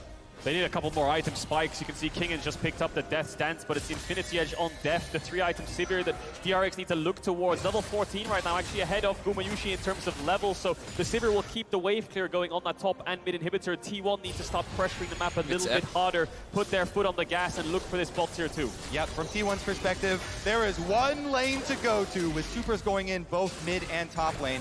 Just group up on bottom side, pressure it in, continue to take objectives. Don't let DRX farm comfortably. DRX gonna hold this, but Owner actually fails the kick flash there. Zeka just dashes backwards the second the jungler of T1 hops over the wall. And that's very important. DRX cannot afford to just lose a man for nothing here. A TP onto the Heimer turret. Renata ulti finds him, but he runs backwards to berserkedly attack his own team. He still gets away, but that's the final tier 2 turret falling on the side of DRX. T1 maintains a 7,500 gold lead with less than 2 minutes until Baron respawns. And I think sieging that bot tier 3 for the final inhibitor is going to be a bit tough for T1 at the moment. 1 minute 30 seconds, like you said, Flowers, on that Baron. That's going to be the next threat for T1. A little bit of topside vision, keep that mid push, have Zeus on a side lane perhaps depending on his TP timer, and then look to force that Baron, force DRX to walk into you. And if we're looking at the hope for the comeback for DRX, the underdog story of the entire tournament, you see it right there. Deft has completed the Infinity Edge. This is their hope, the Sivir. Late game farming, trying to annihilate these minion waves. See if they can pull out a team fight. Meanwhile, big objective is to keep vision control over your red quadrant of your jungle so that you don't get into very dangerous Baron scenarios. It comes up in only 57 seconds. I'm trying to deny that red buff there, but DRX smartly pull it back. You're absolutely right there, Kobe. It's the Sivir of Death that needs to find the damage in the fight. He's a little bit outranged by Faker's Azir, who has 3 items complete, building towards that Rabadon. Zeus also picked up his 3-item spike. DRX need to find some kind of vision around this Baron and juggle the waves while they do so. T1 in control of this game from the very start. 30 seconds until the Baron spawns. Kingen gonna clear out some of the vision here. DRX must be very careful. A single misstep will give away this Baron and any hope left in this game. Mount T1 right there. Can DRX scale that mountain? It's going to be a difficult next 5 minutes for them. Baron coming up in only 10 seconds, and you see how ferociously they're fighting over the vision just to have a safe place to check from. They have 1 blue orb left on Deft. That'll be an emergency usage in case they lose all vision. And right now they can't see it. T1 are starting it up with their AD carry on top. Owner can jump over the wall very quickly. Where's the blue orb from Deft? He still has it, I think, up. He is going to pop it over the wall. There's no time. There's no time. T1 already gets the bear. Now the siege will come in on that bot tier 3. You can see the pings on that bot side of the map already for T1. They know the easy way to win this one is just to push in these lanes, go towards bot, try to take that final inhibitor. DRX will be forced to fight them underneath their tower. And T1, now with the Baron buff, you have the luxury of going 1-3-1, pushing all lanes in, getting these inhibitors as they're respawning. Zeus already has been allocated up to that top lane. Push it in. This Yone, so oppressive. DRX gonna have to fight on all sides right now. DRX is caught in such a difficult position here in this game. They have to weather a storm that is barreling towards this bottom side, barreling towards their last remaining inhibitor turret. Sometimes the best hope when you're in a position like this, assaulted on all sides, just Sivir ult and go attack one of them as quickly as you can, because the more time you give T1, the more damage they do. Well, it's T1 on the offensive. 3 men bottom, 1 man in each other lane. Zeus leading the charge towards that exposed inhibitor in top. Faker maintaining pressure in mid. Kuma's got all the push power in the world here in bottom. Last standing inhibitor turret, that one's going to fall. Guma can just go ahead, clear that out, no problem. Zeus taking out the other inhibitor there in top lane. 2 more autos will do it. He'll just let the minions take it out. Triple inhib game for T1. That's got to be the nail in the coffin for DRX. They have a small 30-second to 1-minute window before these super minions will pile in, and the soul is spawning for T1. Yeah. So are they going to run down towards this Dragon Pit and fight it, or are they just going to give everything up? Gumayushi even tried to use the ult onto Death. Spell Shield came through, and even with that ultimate down, DRX didn't feel confident enough to find an engage. DRX are in tough spot, but they have been in so many other tough spots, and they have come back in a lot of them. They had not beaten Gen G either, and ended up coming back in that series. T1 will finish up their soul, and then they will march down mid lane to finish this game 1 up. Well, there is also less than 1 minute remaining until Baron spawns again. If T1 want to play this as safely and as surely as possible, they will make their way over to that pit. They will secure that objective, and then they will push for the win. That's the remaining timer on the Baron. I'm trolling you guys. That's just my bad. I was checking to see if you're paying attention. But they have it for another 45 seconds. They can take out this inhib that has just respawned and then leave DRX still in the same impossible position. And the Emperor TP's back with a Rabadon's Death Cap. This Azir is going to do so much damage. Zeus might even find an engage already. Zeus looking for it. Fate sealed. Only going to find one. King getting away for now. Owner still looking for the angle. Oh, nice. Fast kick is available. DRX fully in defensive position now, as Barrel's only got 40% HP. T1 looking for any angle. All they got to do is find one. An 8,000 gold lead is definitely enough to end this game. Minion wave making its way up. Owner threatens the engage. Chains of corruption going out. Zeka looking for the play, but Owner goes golden. He's going to stay alive for now, backing up yet again. Next is Turrets. First one's about to die. A little bit of HP, still keeping it around. Zeka's only at 1/4 health. He has to heal. Pioshik eats the Sonic Wave. No resonating strike just yet. DRX are out of turrets and out of time. T1 still looking for the end. Still looking to keep going. The Nexus is all that remains. I love how Owner keeps checking them, seeing if they will flinch, jumping in on the Lee Sin, but not going for the flash play. And here comes the end. Zeus looks for Q3. Zeka goes in with a stolen Azir ulti, but it ain't gonna do a whole lot. They still got a little bit of damage, but it is Zeus, that's it. Will find the fight and find the win in game 1. Clean, calm, and collected. The well-oiled machine of T1 strikes again. Very similar game to the DRX Gen G series in that game 1, where it was just clean from the get-go. Out skirmishing, out setting up in terms of objectives and vision. That man on your screen right there on the Azir, just dishing out so much damage, was never really touched in these fights. You can say that again. Every T1 member clapping in this game number 1, establishing the dominance here right from the get-go. We got to see individual skill, we got to see team skill, we got to see a couple of sick dragon steals.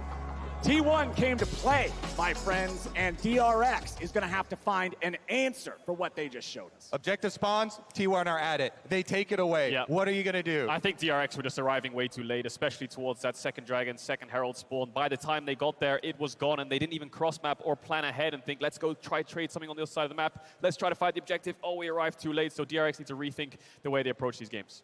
And as DRX continue their battle against the T1 Empire, check out their pick, What We Left Behind, as the song that represents their playstyle on the official LOL playlist on Spotify. Take a listen and join us over at the State Farm Analyst. Thank you so much, Captain Flowers. Game 1 is in the books, and it's T1 that draws first blood. Almost so fitting for the story that we've built up for these two teams, that they're the ones to kind of set the pace, it seems, in this best of 5. Yeah, they are the favorites coming in. They also had blue side, which is definitely a favored side. We went over the drafts beforehand where we thought DRX was going to have generally lock bans when they are on red side. They did. Strangely enough, not a ton of huge surprises here, especially when you consider DRX also got slammed in game 1 of their semifinal against Gen G. I'm just happy that in game 1, the blood gods were satisfied, right? We started off the game with both teams going for each other's throats. Like, it was beautiful, especially with Pioshik investing into the early gank mid, into the repeat gank mid, and then we saw a bit of a blunder from Deft from the bot side, but both teams are going toe-to-toe all in the early game. And not just in the play, though. I feel like in Champ Select as well, Emily, bringing out the Yone for Zeus, that is a statement right there by T1. All right, so we touched upon this a bit in draft, but here are Zeus's career Yone stats. You'll notice that he is undefeated on this champion. This includes the game that we just saw. And the most important thing is not only that Zeus can absolutely pop off on this specific champion, but that you will see they can leave the Aatrox up, which Jet touched upon briefly, and have this counter in their back pocket. So this is where things kind of go pretty wrong for them. Faker comes in. The Yone, Zeus just bullies them out. And obviously, DRX really wanted this. They committed to Herald. This is kind of where he starts snowballing. And to have this kind of answer for Aatrox, which is such a strong champion, has been taking over so many drafts, is absolutely a massive win for T1. I find that his ultimates are always impactful. That's the craziest thing to me in the way in which he transitions that pressure across the map. But of course, when it came to the early game, it wasn't really all about Zeus. He was kind of left isolated in the top. We saw a lot of aggression in the early game, in particular in the mid lane. And you can see here, Deft just wants to get this underneath the tower, but incredible mechanical execution from Keria, popping the spell shield with the shield of his own, and then getting the handshake to lock him in and secure this kill. Deft doing what he can to try and escape, but ending up trading his life as well. And this kind of set the benchmark in terms of the early game, in terms of these early skirmishes. You could see the clear game plan from DRX was get Zeka into a position where he could dominate in the side lane, because he was really going to be the only one that could handle Zeus' pressure on the Yone. And if they couldn't find these early leads, scaling was going to be a problem. But the moment that you lose Deft that early on, bot lane then becomes this big sinkhole that you then have to be very difficult to deal with. And then we saw this constant push in mid and top for T1 that DRX never really could shut down.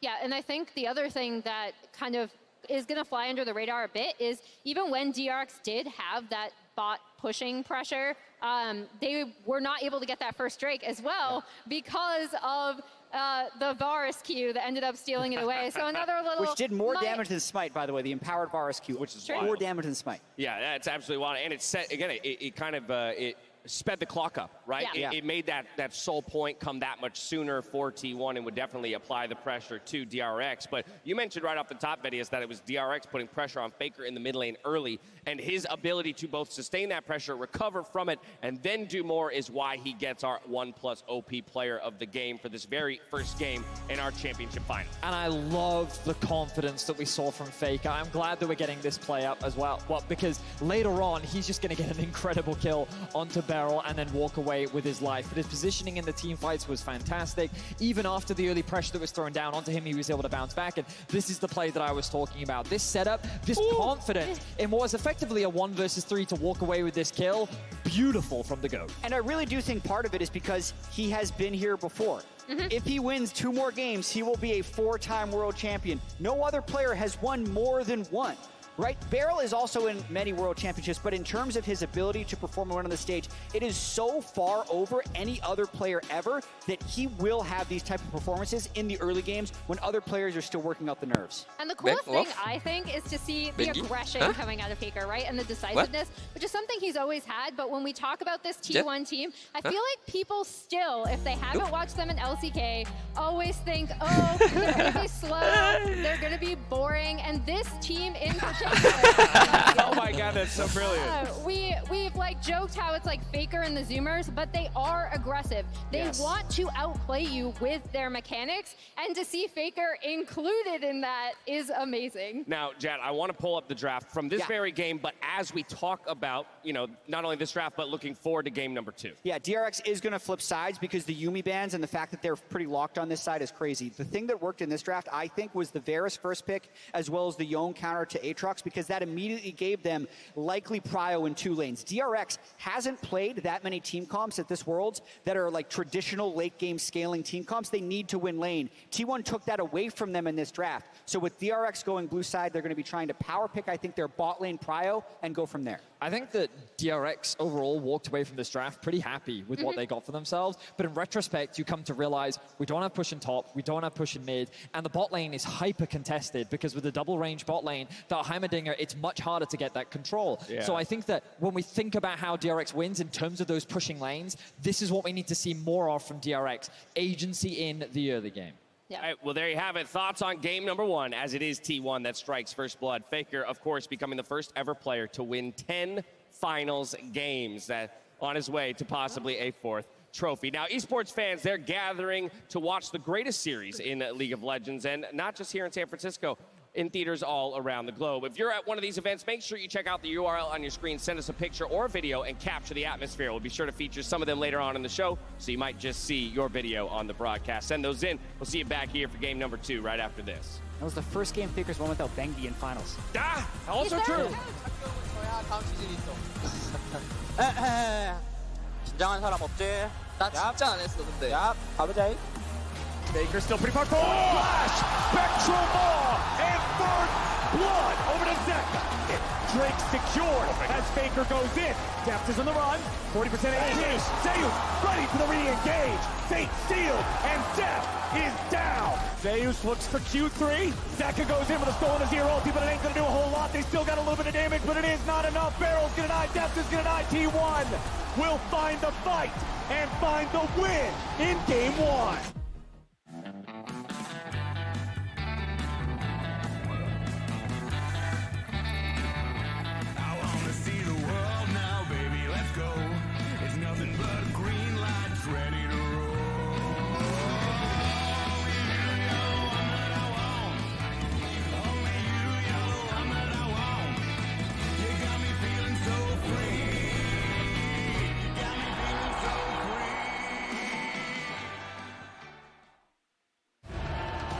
Behind 21 epic days of epicness.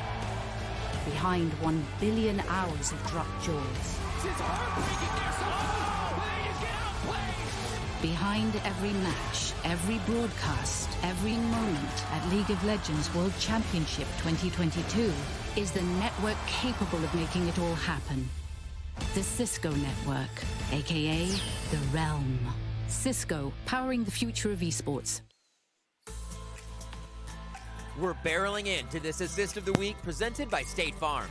A standoff at Dragon is blown wide open when Beryl takes matters into his own hands. Beryl looking for the knockup, and he's going to miss it! It is the soul, and it will be a slaughter in the pit! Pyosik and Deft back to back as brothers, slaughtering the front line and the back line of Gen G. It is ruler versus the world, but the Gale Force will not be enough.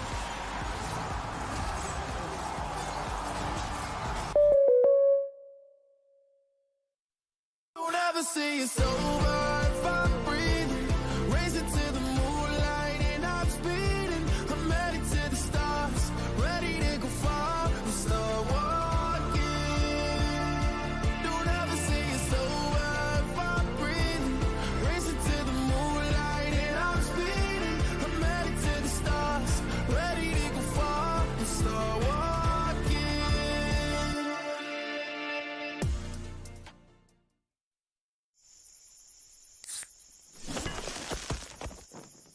Red Bull gives you wings.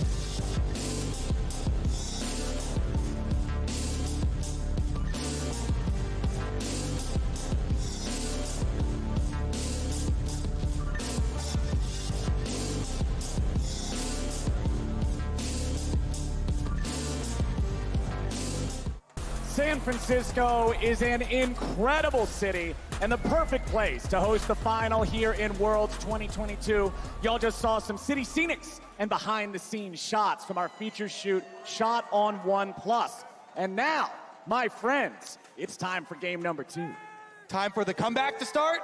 DRX are always doubted. You know, they always fall down. They fell down against Gen G. They fell down against EDG, and they always find ways to bounce back. I think in this series, blue side is so important. DRX are probably going to hop over to that side, and we'll get a much different draft. But what I will say is, DRX got their hands on a lot of picks that they excel on, and T1 managed to beat them on them. Yeah, that was one of the things. Even though you have leeway to be more creative on blue side, I thought from red side, the answers that DRX had were very good and were very good champions for their players too. That game number 1 was so much down to outplays from T1 all across the map in their laning phase. Really, really nicely done. Outplays during laning phase and grouping up the objectives, being there first. They never really gave DRX an opportunity to hit back in time. So let's jump into champ select here. It's Lucian and Ryze banned out by DRX. T1 will take Caitlyn and Yuumi off the table. Pretty standard stuff here for the red side. They have to pay the taxes. They have to get rid of those OPs. Renata Glass going to be the 3rd and final ban of the first half of draft here for DRX. Interesting. So the 3 bot lane champions, of course, are gone. And DRX think that Renata was a pretty big problem in the last game. I wonder if they first pick Varus here, if they think that this is the most powerful pick in the current series. Aatrox is up, Sylas is up, Graves. There's a lot of powerful champions that they could lean towards. But the first pick Varus from T1 was so strong because of the Renata, I feel. I feel like with a different support, it could be a little bit weaker. So we'll see what DRX approaches. Yeah, it's interesting because DRX, like you were talking about earlier, Deft has not been playing the Aphelios, so it puts them kind of at a -1 in these AD carry pools, necessitating Lucian bans over and over and over. And so they're pushed into this scenario where taking it away from Guma. And Guma usually does play the Aphelios, of course, like I said, so they can lock in an Aphelios lane here. They can lock in something like a Kalista lane if they're confident. Sivir could work very well into Varus, something that DRX was running. Viego is up if Owner wants to lean into that. I think T1 have so many options. The question is, do they do what DRX did and take away this Aatrox? And therefore, does Kingen have a response to that Aatrox? Oh no, my friends. We're getting a different Hammer flavor. ding dong. Remember, this champion was banned on blue side by T1 in game 1. Now it is locked in next to that Aatrox by T1 on red side in game 2. T1 just have so much leverage. They've already defeated the Aatrox at your hands, and now Zeus with it gets to pose the same question. Are they thinking about Heimerdinger, I wonder, here on 3, just running the Ashe Heimerdinger into DRX? They've played it before, carry as Heimerdinger, but they're going to pick up the Aatrox. So does Kingen have a response? I think Kingen's response to Aatrox is probably something like Fiora, one of those carry top laners that you can match it with. We've seen this Camille as well to great success, but it wins after one item. Pyosik, does he go for the Kindred? Yeah, you hover the Graves, I hover the Kindred. This is Pyosik's answer.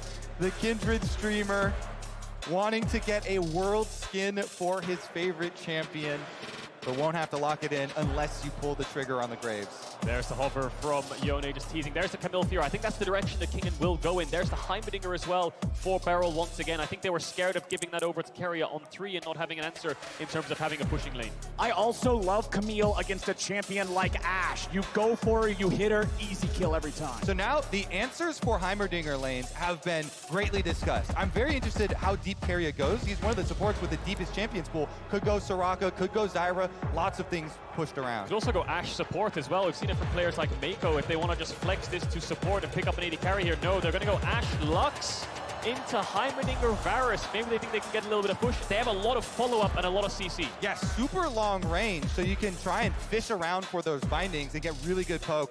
Obviously, the volley here for Ashe helping so much with that push. Plus, Heimerdinger's normally good at blocking certain skill shots with the turret. Lux binding will hit the target directly behind, so it can go through that little bit of a shield he likes to deploy. Very true. The E and the W from Lux and Ashe respectively will be able to burn through those turrets as well. Now we're going into the 4-5s. We've got top and bot, both side lanes picked from either side. It's mid-jungle where the focus now comes towards. We've seen picks like Lee Sin, Graves is still up, Viego is still up, Sylas is still up, and the Azir from Faker as well. Yeah, you have to think, with the Ryze already being banned out, Sylas priority again rises up in this one. Azir answer is still possible, but with a Kindred ban, that also raises the Graves possibility again. If you've got no answer there for the Pyosik Kindred, it is going to be such a tough jungle champ to deal with. And T1 have a lot of damage right now. They have Graves jungle, they have a pushing bot double range. They could play a supportive mid laner in this comp. Something like Galio or Lissandra would be amazing for T1's comp. We'll see what DRX rounded out with in the mid jungle. Yeah, I think you want more aggression because the best pairings with Graves are when you also have Ashe lanes with the Hawk Shot to be able to find your opponent and get those Graves invades off. So T1 really setting Owner up to be the star this time around. We might just get the same mid jungle from last game. Viego Silas coming out here from DRX. They're confident enough to not ban the Graves, take away the Azir instead, and then match the Viego into the Graves and run back. Something like the Silas, as we expect. That takes away the Lissandra, that takes away the Galio. I think Galio and Lissandra are very difficult to pull off against Silas, so we might see more of a control mage here from Faker, unless he wants to lean to things like the Ahri. Exactly what I was thinking, the Ahri, which Zeka himself used. Let's see about it. Last pick of the draft on red side for Faker. They know exactly what he's up against. They know exactly what else they've got. And what will they choose? It's Victor for Faker. Control mage makes a lot of sense. You've got 4 range champions on your team here, T1. So much poke, so much lockdown, so much damage. DRX have a comp that has to commit into it, so T1 wants to kite them back.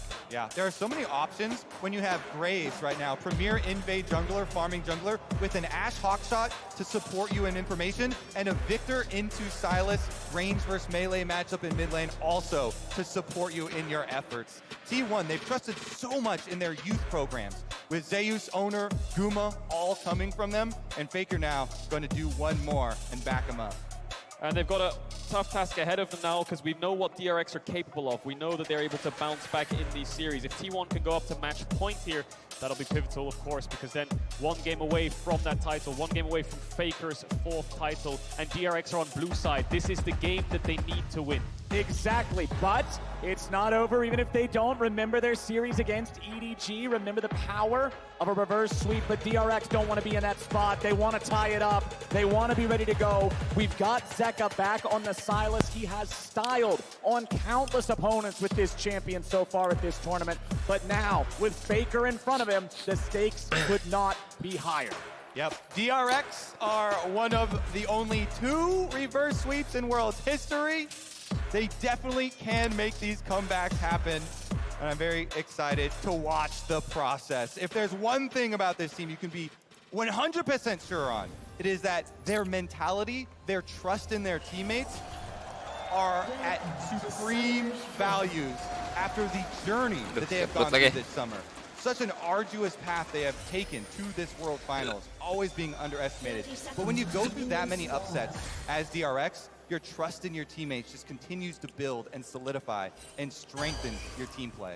First strike on Silas, not something you see all the time, but Zeka ready to go in and be aggressive. Good at the thing up against Faker here. Again, T1 not running any big tank on their squad, but the same can still be said for DRX. Both sides, again, betting on their own skill to find the angles, find the engages, and find the plays. Aatrox going through the draft just means you're always going to get carry matchups onto you. Can't match it with a tank. You talked about it, Kobe. Level 1. What will T1 do with it? They have the Graves buff spawning very soon. Looks like he's going to go towards his red, and there's no invade to be had. You saw DRX trying to mark any kind of aggression from T1 in the early stages, but Owner won't have that camp advantage. Yeah, a couple interesting level 1 things as well is the Graves, since you don't need that sustain, can start with the control ward here. Owner actually holds on to his control ward, does not use it early. Zeka coming to scout the Raptors and get the vision on that as well. The other thing is Beryl on bottom side with the sweeper uses it to clean out those side brush. If you look at the bottom side of the map, setting up those turrets on the sweeper activation for himself, very key for early lane phase. So I'm curious who gets the bot push here. It looks like DRX in the early stages are with the turrets, of course, but it's Owner that's pathing down, and it's DRX's bot lane that wants to push, and wants to poke you on the tower, and wants to look for plates, but Pyosik's actually pathing away from them. He can look to backtrack, but I think Deft has the lowest jungle proximity of any AD carry in the entire tournament.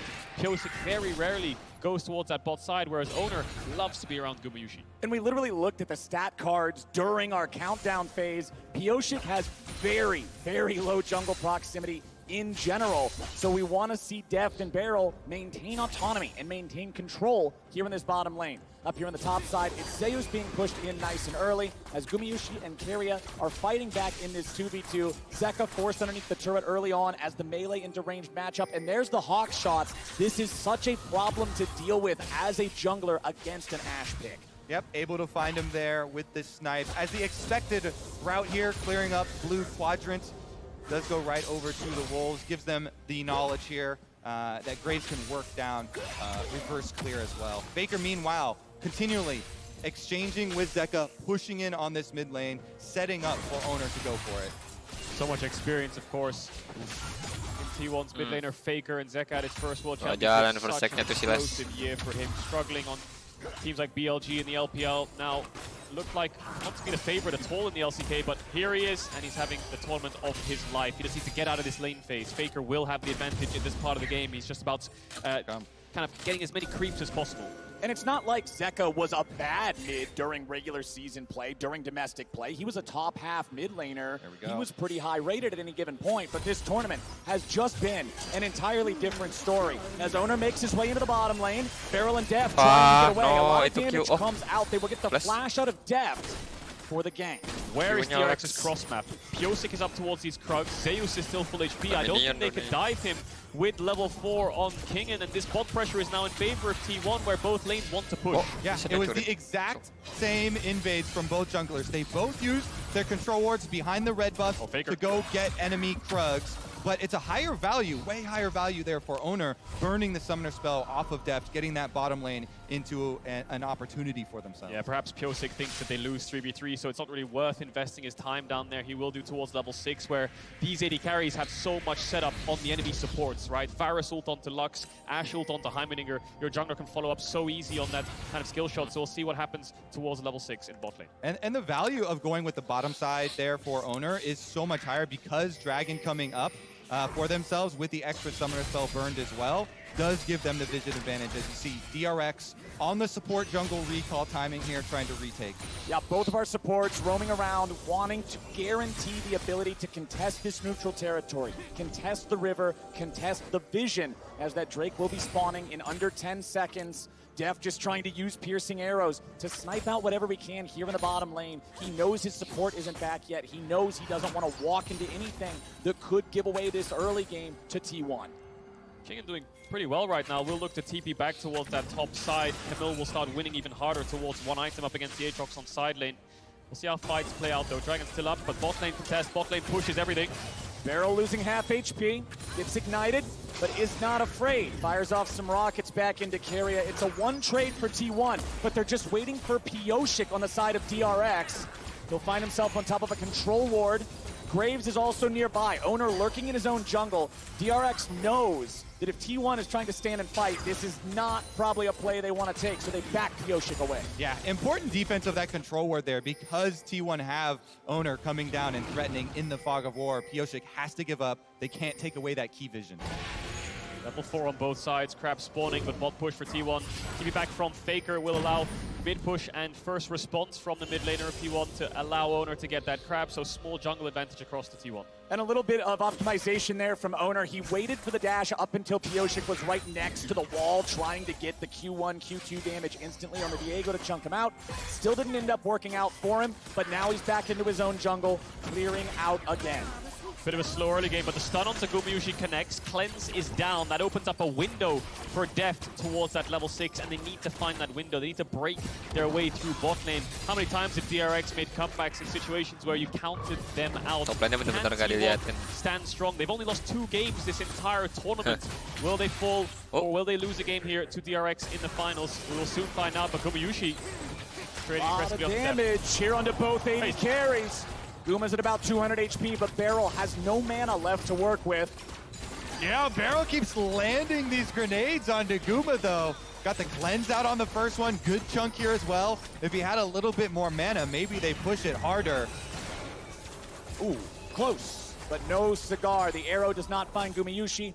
Deft is looking to stay around, push a little bit more. Wants to get one more wave taken care of before he gets his recall, I would assume. Beryl goes back. He purchases his control wards. He's going to go back out onto the map, look to set down some vision, look to do a little bit of roaming as Deft finishes off the last little bit of this wave. Keria should be around to be able to freeze it and make sure that nothing goes too wrong. Yeah, he's going to hold the wave there and force Deft to base a little bit further back, try to stop his recall. He's going to pull it into the next wave so it stops crashing, and then it allows Gumayusi to catch up and get a couple of these creeps that he might have missed. You can see that how the bot lane dynamic is playing out. Poke Varus, Lethality build, Comet, Vamp Scepter for Gumayusi to try to sustain. Faker.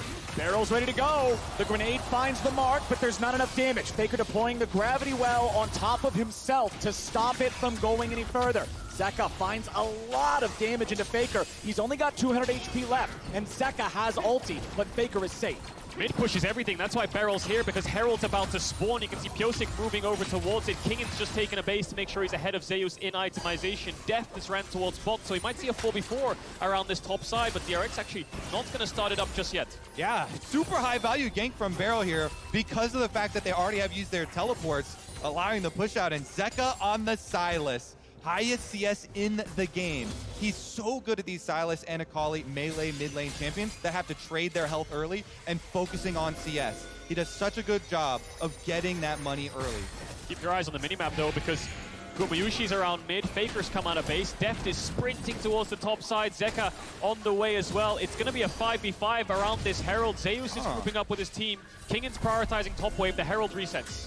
Level 6 on everybody except Beryl. That is a big factor here. He's not even close, and T1's got 5 men on the top side river. Owner did something interesting there. He used his regular smite on the Rift Herald to transform it into the 900 damage smite in case there's a smite fight, so he has the empowered one. All right, let's see it. DRX ready to contest. Gravity well over the wall. Gonna find Death. Forced to cleanse. Wants to get away. Has to flash. Oh! Down. Barely getting away from the snipe. But T1 controls the fight, controls the river, and controls the Herald. Same story from game 1. T1 are first the objective. DRX are forced to face check. Deft oversteps. He's out of the fight. 5v4. DRX have to give it up. Oh, and there's so much long range threat with the Graves ultimate, with Victor ultimate, Ash arrow here from Guma. Now Deft, no summoner spells. Mid lane T1 pushing in the aftermath as well. Faker wants some money. Zeka doing a good job sidestepping away from a lot of this damage that could be heading towards him. He'll farm up all of those minions. Maintains an incredible CS lead. Finds the E2 onto Faker. Q2's not going to get the damage, but he's doing just fine. Meanwhile, Beryl up here in the top lane.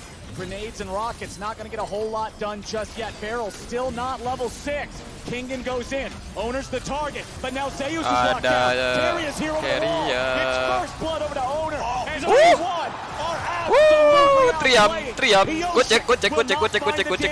Nice. Damage at all. Keria gets it, and T1 goes 3 for nothing. Keria, the sniper over the wall with the Lux, ensures that Zeus stays upright in this. What a beautiful skirmish from T1. They bait them right in there, calling over Keria, lands the combo. You hit it right there, Kobe. Keria saves the day. 3 kills to T1 in a play which DRX were looking for, sending Beryl up towards that top side, having Pyosik hover around, look for Zeus, try to find that pick. T1 read them like a book. Again, Keria's there to respond. Zeka very low. Beryl gonna push Faker back so to allow his mid laner to take a base.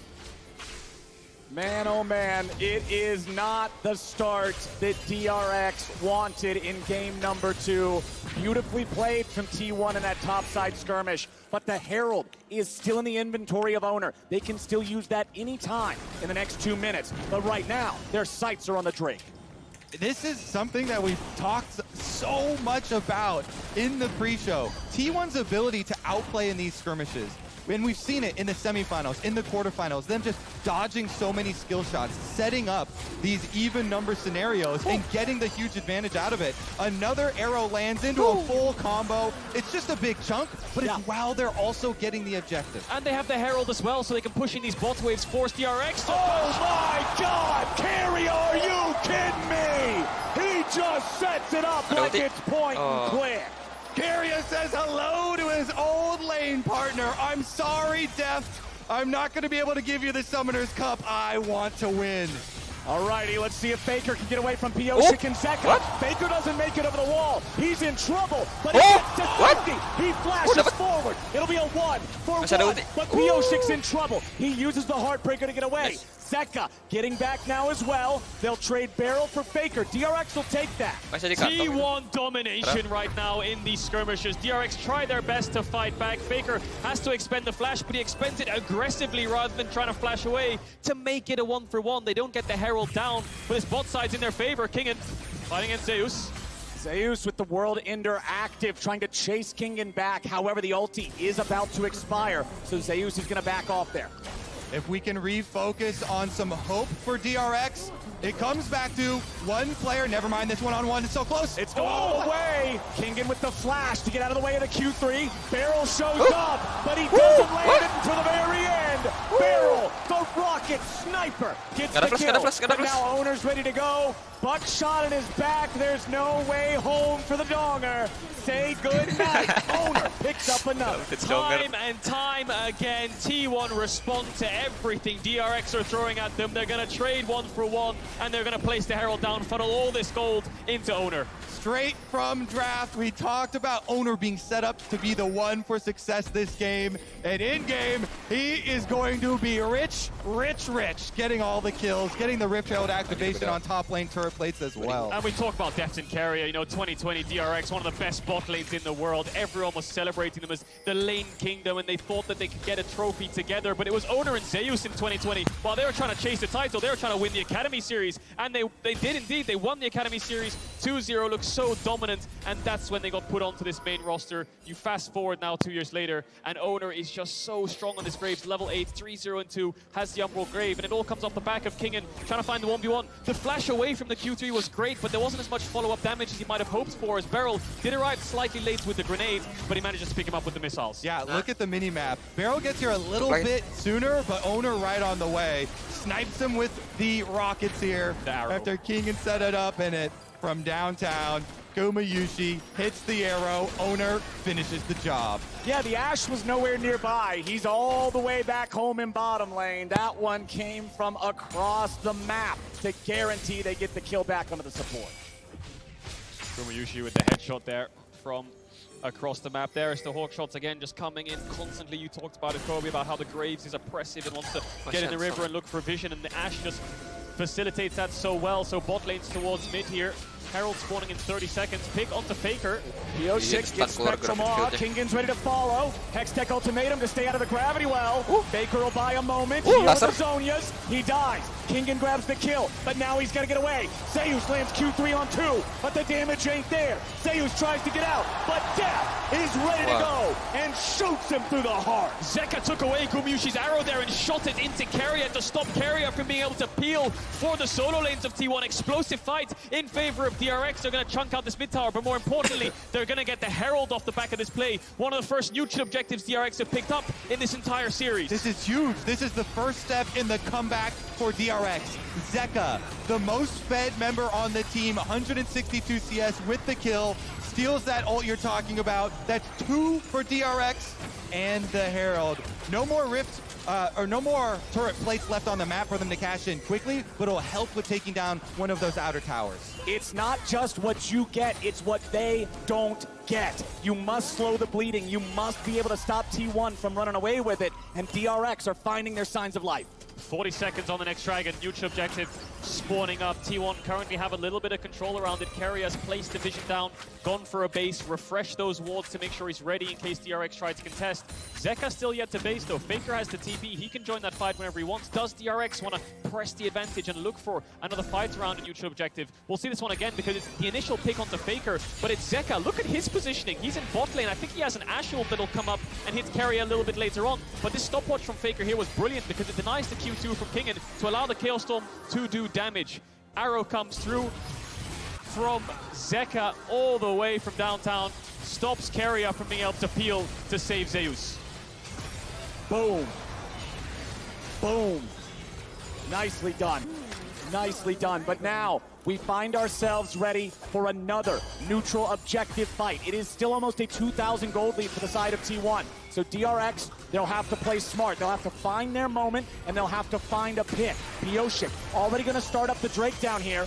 Nice CC on the barrel, but not enough follow-up to take him down. First turret's going to die up there in the top lane. It's Faker getting credit for that one. T1's not going to contest the Drake, so DRX will trade it for the first turret. Yeah, smartly cross-mapping there from T1. Faker saying he wants the top tier 1, but I think DRX are going to Herald here. Yes, they are, so Faker will move down. Zeus will move up. They're going to get a bit sandwiched here, DRX. Barrel's very low. The Herald won't kill the tower, so they need to get the next wave in. Gumayusi has to use the cleanse. Ooh. Nicely done. Guile. Gumayusi getting himself back, but the shutdown on Owner means that DRX now have a man advantage. The tier 1 turret still standing for now, but DRX wants to take it out. Minion wave's gonna collide. They're playing it safe. A little bit more damage into the turret is all they need, but they won't be able to find it. Barrel with a flash away. Zeus can't get the kill to follow. Lux Laser's gonna be sidestepped. Another kill over to DRX.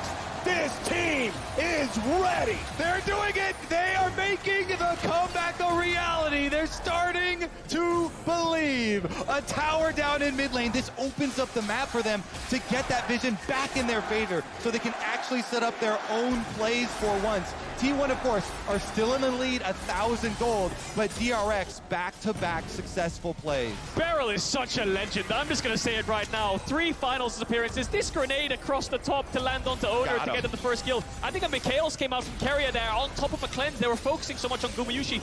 Keep your eyes on Barrel. This guy's 30% HP on Heimerdinger just walking up to T1, baits them into him, forces Zeus to flash to try to get the kill on the gap close, and then they turn it into another kill, another tower. Look how much confidence this player is playing with. Flashes out away from Zeus. Zeus tries to follow, can't catch him. Dodges the laser. The Lux Laser walks away, and T1 can't get any money back. That was a beautiful CC chain from DRX. It was the grenade into the stun from Viego, into the extra stun as well. Burst him all the way down. Kingen jumps over.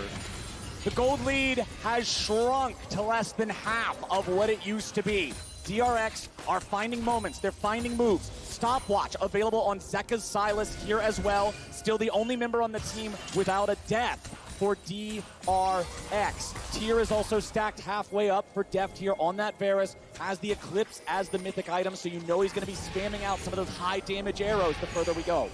DRX playing mid to top here. Zeus ready on the face check. He knows he doesn't want to go towards top side because the wave isn't in a great state. Arrow misses there from Gumayusi. Tried to force the cleanse out of Deft to make him so he has a bit more pressure around this lane. Does Deft want to ult him back? He's going to throw the Q. Doesn't have cleanse there, Gumayusi, but Keria, first item Mikhails to keep his AD carry safe. And you're going to have a side lane problem here for T1 because Camille's got a double stacked wave up at that outer tower. DRX are going to take even more objectives right now. Pyosik cuts off Zeus, so Zeus can't go defend that tower. And look at the work Kingen is putting in. Great shift here from DRX. What you innately do is you push T1 back from mid lane to make them take a longer path to top. You take a shorter one so you can respond if they want to defend. Kingen doesn't have vision around the jungle support right now, but he knows that he's taken the objective. There's nothing left to be done. Zeka in isolation against Faker, who has a little bit of wave clear. He's going to proc the crown. Yeah, that was a beautiful intercept. Here we go, though. Steals the ultimate. Zeka's ready to go. Everfrost to lock Faker down. He walks away from the stolen Chaos Storm. Faker's at 40% health and no mana, so he has to fall back from this structure. Zeka has control over the bottom lane, and may just be able to take another turret as Kingen backs up from the top side, respecting the fact that T1 recently had a lot of men up here. TP coming in from Faker. He just picked up Zhonya's. He has it for the dive. Can they pull it off? They're going to miss the stun, but they find the second. There comes the Stasis. Cross map arrow. Faker has no ulti. Remember it. Faker's got no way out. And Zeka gets the kill. Welcome to the bottom lane. Teleport completes, and DRX welcome Faker with open arms. That means the other side of the map, T1 know they've got the numbers advantage. They take away the jungle. They try and push in, but no kill. Yeah, they can't pressure this tier 2 either. Kingen can just kind of sit in their face and clear away the wave. A lot of pressure in mid here from DRX means that they can collapse quite quickly. The bases are coming through to run towards top. There's Beryl on your screen, ready to help out the top laner of DRX. Bot tier 1 falls, and DRX have a gold lead against T1. It's been an entire year of best of threes where they have not had a game state this strong. It's actually so crazy how many comebacks. If you come back from that inhibitor respawning game, you can I love Beryl. Doesn't even know he's there. What a Chad. He just took the blast cone, man. He didn't even care that that push was in the fog of war. The only ever time DRX had a game state like this was round 2 in summer 2022, where they had Zeka on things like Akali, similar to this in game 2. But it was the GP from Zeus that stopped so much of the cross maps. DRX's macro was just too weak to go up against T1, but we've seen them take a top tier 1 from a shift to mid, take a bot tier 1 from a shift to mid, set up around these objectives, make sure they're first. The bounce back from game 1 is incredible. And I love exactly those little plays that they make to try and help out the macro when they're pushing top lane for Pyosik to go into the jungle and cut off T1 as they're trying to rotate and answer the play, ensure they get the objective. Now they're up in Dragons as well, stacking this one with no counterplay from T1 because they've pushed out both side lanes. T1 need to approach these fights by kiting back. Kingan's going to jump in. Zeka and Pyosik are going to jump in, looking for a reset on the Viego. Deft and Beryl are going to play at range. So that means Zeus kind of needs to play frontline for T1 and try to help them burn through the divers of DRX's solo lanes. Ooh, Beryl eats a little damage there from the laser, but one of the big reasons I think DRX has swung the tempo of this game is after Keria found that ambush for the 3 kills in the top lane, DRX have been doing a much better job avoiding those bindings, just like that. They're keeping enough distance that they can stay away from Keria's trap. And now we have to see Zeka, after all we've talked him up, after an amazing year at Worlds, an amazing tournament, can he actually carry the team fights versus Faker, the greatest of all time? He's the most fed member on DRX. He has the extra kills here on his signature Sylas. Oop! All right, I thought for sure that might have got there. I thought we might have got the 0.25 last seconds of the recall to interrupt it, but not quite, not quite. Every time the camera goes onto Beryl, he's being really cheeky, isn't he? He's just playing, he's a very stubborn player here. You know, I was speaking to Ashley Kang in terms of how he approaches communication with his team. Sometimes in draft in Damwon, he'll just say to players like Nuguri, you're a good Fjord, just lock it in, don't be scared. Just pull it off and we'll have a good game. So he just plays with so much confidence. Yeah, Zeka has said the same thing in his mid lane matchup when Beryl gave him the confidence saying, we are up, you know, your opponents are going to be scared, play more aggressively. Exactly citing this player. These arrows haven't landed, have they? T1 trying to get Deft's cleanse, but Beryl in trouble now. Owner jumps in. Beryl's going to lose half HP, but without Gumayushi's arrow, DRX knows they don't really have any way to catch up to him. 3 minutes on the Dragon. There's nothing to really fight for here for T1. They just wanted to get the crab. Pyosik will face check Faker, will get chunked out a bit, but T1 needs to force this cleanse out of Deft so they can get some kind of mid push. While he has cleanse up, he has that defensive summoner to push them back. Pyosik's doing the same thing. He's trying to cut off people going to answer the split push for themselves. They've got Zeka topside. Sylas pushes the wave all the way to the tower. Faker has to go respond, and they get a little bit deeper vision here for DRX, taking over behind the red buff. Thus is the nature of a tankless draft. Beryl with a flash away. He'll avoid any more follow-up. Gumayushi still no arrow to try to lock them down further. Beryl drops the giant turret there as he makes his exit. DRX lose the flash on their support there from the attempted pick of T1. Still 2 minutes to go on the Drake. Those are the timers T1 can play around. When Zeus can push out bot wave and move towards mid, DRX need to respect it. They didn't do it in this case, but Zeus will have to go back bot, catch the wave. Kingan has pressure on that side lane. Zeka has pressure on the side on the opposite side. 3 pushing lanes for DRX. Allowing them to take away jungle resources. These lines of wards, they fought pretty heavily for Pyosik to get this one behind red. Blue buff one stolen away as well. They're getting themselves step by step in the position to force T1 to those longer rotations that you're talking about. So they're always going to be a few seconds behind. It's all about time management and tempo in this game, making sure you're always first. Minus one cannon though. Didn't get it there. And the next spike for DRX is this Rabadon on Zeka. When that Sylas has 3 items and gets towards the level 16, that's when you'll see DRX really start to press their advantage, try to force around Barons. Their Baron damage isn't great, but their turn is with champions like Camille and Sylas. 1 minute on the next Dragon, they can play towards that Ocean Soul point as well. And I want to go back to a little bit ago now, Kadril, when you pointed out DRX finally taking the gold lead in the game. It hasn't been by much. They've been 100, 200 gold ahead. We are dead even. 26 minutes into this game, teams are getting strong enough, both of them, to be looking towards the Baron if they find an advantage. This is the point where everything rests on a knife's edge. It could go either way depending on a hero play from anybody, and Kingan is here off to the side for DRX as T1 is grouped up in the mid lane. Keria goes fishing again, but just not a whole lot to find. Remember, both AD carries have that cleanse. So looking for the picks on the other members. Ash Arrow on one side. Zeka not stealing an ultimate quite yet, going back for his death cap right now. Ooh, he cancels the recall though. Kingen gave up a bot wave just to hover around for so long. You can see it's at the tower now. He has to run down and catch that. T1 were spamming question mark pings in their blue side jungle, wondering where the top laner was. The poke is getting dangerous. 3 item spikes are coming in slowly. 10 seconds on the dragon spawn. DRX are first. T1 grouping up towards mid. Zeka taking the base, has the TP ready if his team needs him. Faker lost the crown of the Shattered Queen there from the arrow that came out from Deft, but the Rabadons is up for Zeka. 3 item power spike is in, and recognizing that, I don't know if T1 will be willing to contest the Drake here. He also has critical level 16 on the Sylas. Advantage over Faker, so T1 got to give that up. It's really hard for T1 to face check. You've got a Camille in Fog of War, a Varus ult. Zeka can take away the Ashe ult. You've got 2 such strong single target damage lockdowns that T1 can't afford to step up. They're going to face a DRX on Soul Point now. It's only going to get worse. They're going to be forced to face check in once again in 5 minutes time. And we'll see if DRX move towards the Baron. Exactly. 5 minutes is a long time in League of Legends, and that means for those next 5 minutes, Baron is the big thing. We expect to see both of the teams play around. Faker pushing out the top wave, likely going back to purchase his 3rd item now as well, I would assume, as you're going to see recalls happening across the map here from both sides. Everybody regrouping. Stopwatches and control wards in inventories. We know the Baron dance is about to begin. Let the dance begin. All the talk of Deft's last dance.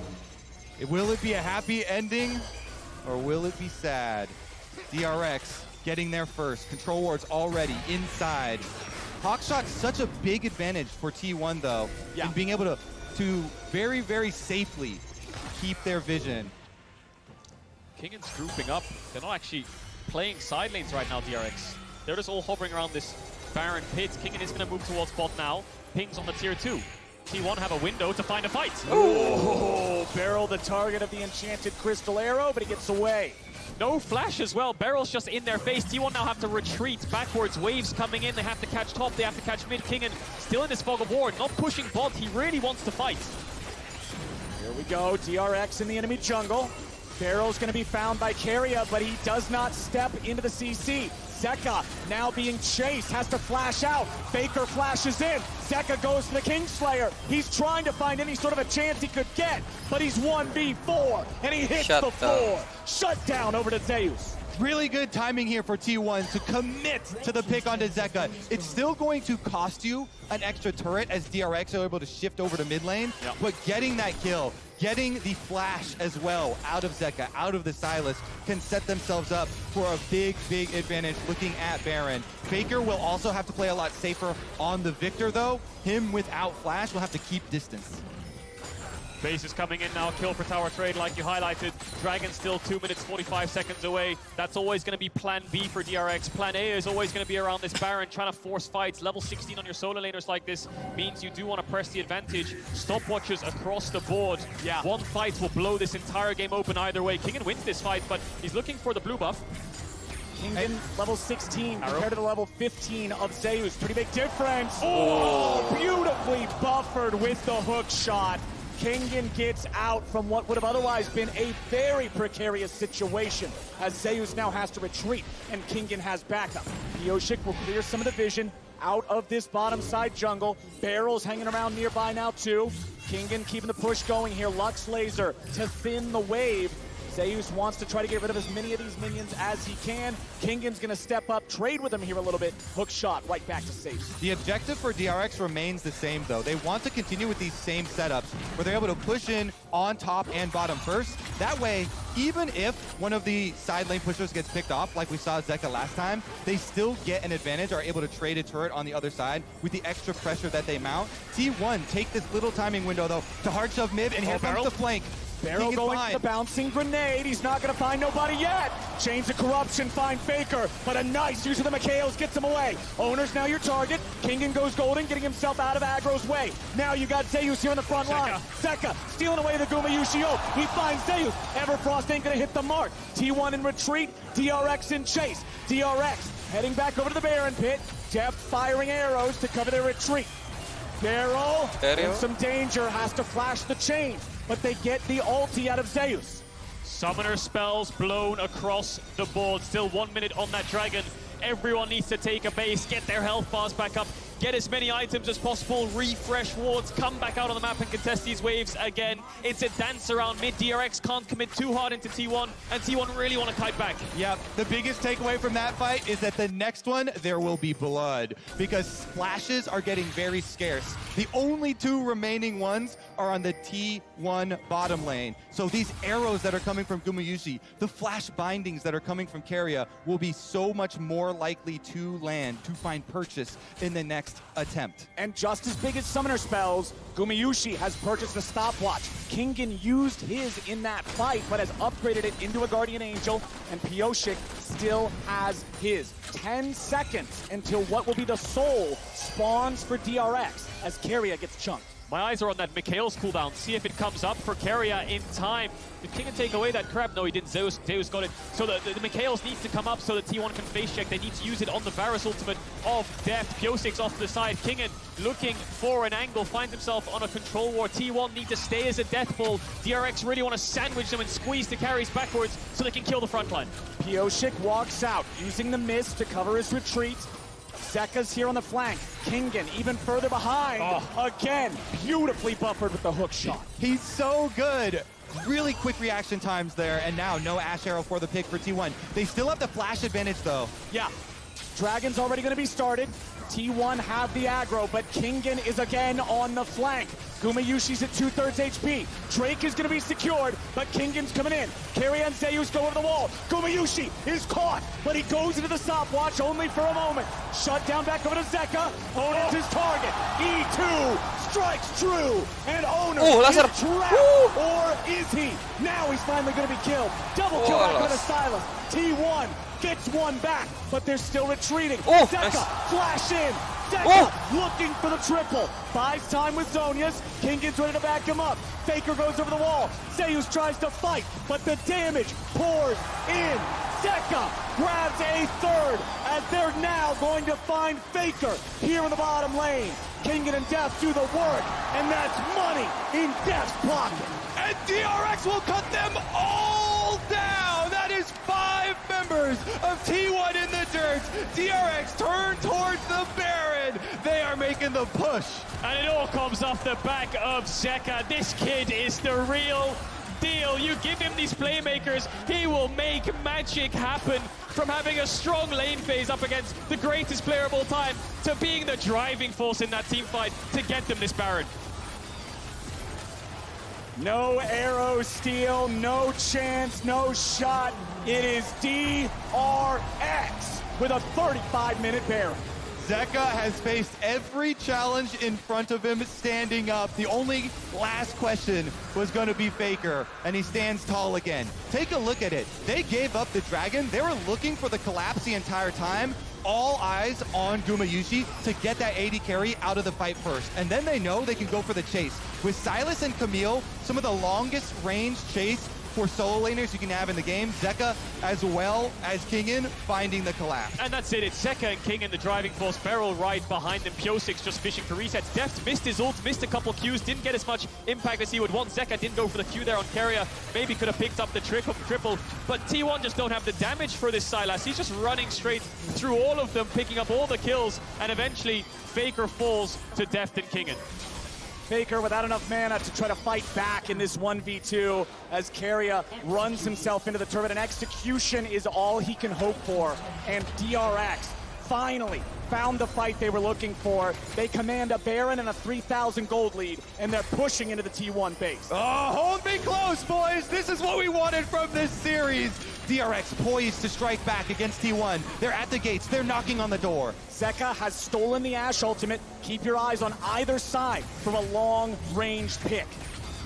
Zeus clearing mid-wave, Deft staying towards top. Arrow misses Kingen again. He buffered the E every single time Gumayushi's fishing for these arrows. DRX are dodging and diving away. It's a 1-4 right now. Kingen's pushing mid, 4-man top for DRX. Beryl is the bridge between them. Faker's on the side. T1 looks like they want to fight, but without the Ashe ult, it's incredibly hard. When does Zeka pull the trigger? Exactly. Keep your eyes on the Sylas. Mid lane continuing to be chunked down here by the minions. Kingen getting chased after by Faker. Kingen could be in some trouble. Owner's ready to follow it up. Flash out. Faker gets the kill, and T1 holds the line. That's got to put a stop to the siege right there. That pick alone, T1 have dealt with this critical timing window. While DRX are wearing Baron for another 50 seconds, they take down King and they relieve the pressure. Big mistake there from King, and he tried to E off the wall to land on the Faker, but he wasn't in range. Doesn't commit the ult because he realizes Faker has so much damage, and the arrow missed from Zeka. Tries to run away. The flash didn't get as much distance away as he might would want, but here's where he eased the wall and looks for the fight. Arrow misses as well. Faker doesn't get stunned. And then King realizes he's made a mistake, has to run back around the tower in case he'll get stunned. Flash doesn't really avoid anything apart from the Lux ult, and he dies. Yep, this is what makes the difference. The moments on the biggest stage in the world with all of the pressure. DRX still can recover though, no problem for them. They've got the gold lead. They also still have Dragon Soul Point. Dragon arriving in 50 seconds. Exactly, and that afforded them a good fight last time. Death of the Clans, Death of the Flash. That is both summoner spells of the DRX marksman. That is huge for T1 in this upcoming battle. No ultimate as well. He should be in time for the Dragon spawn. T1 will get the mid tower though, and they will keep on going. The solo lanes are here to respond. Pyosik is lying in wait, waiting for this Dragon to spawn, waiting for T1 to move into this bot side river. T1 should know that he's around there with the mist and the wards being down, so they'll stay as a death ball, stay grouped up. Deft will rejoin Zeka. Zeka walking right into a brush. Everfrost on 3. Honestly, Graves' collateral damage barely tickled him. That's half HP on the DRX mid laner. Yeah, T1 are fishing for big chunks on health that would allow them a better setup on Dragon. It's just gonna be a teleport back from Zeka though. Level 18 on the Silas Carrier goes. Flash binding. If they grab Pyosik, they guarantee the Drake. Pyosik with the flash back over the wall. He has Guardian Angel too. Chain, CC. Pyosik goes into the GA. He's just buying time. The Dragon's already up. T1 trying to chase, but are they going to lose out on the Drake?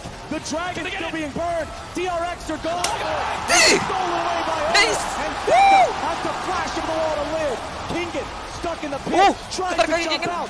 Pulled right back in by the Infernal Chain. He'll resurrect as well. That is 2 Guardian Angels wasted on the side of DRX. Carrier finds the enemy jungler. He sniffs out Pyosik, flashes on him, forces him away from the Dragon. They kill the jungler. That allows Owner to flash in on the Graves and steal away the Dragon. So my goodness, it was at their fingertips. Carrier just does not miss, does he? With the Everfrost, with the Qs, he knew how much time he had to help Gumayusi gap close. We'll see it again. So pops the E to get a little bit of vision onto Pyosik. Then he just instantly Q flashes him the second he sees him. It gets better though, because as Pyosik also over the wall, watch this Everfrost lands the tip of it onto him as well to allow Gumayusi to get damage down. Jungler falls. T1 are in time to take away the Dragon. These last 10 minutes have been immaculate.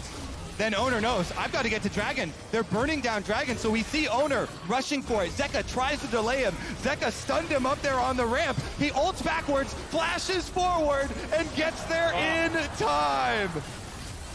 Split seconds determined that soul, and Kingen gets pulled back across just to rub salt into the wound. They lose another member. They lose another Guardian Angel. T1 are relentless. Oh my goodness. Such a close one. So well fought here as well in the setup, and we see the reactions.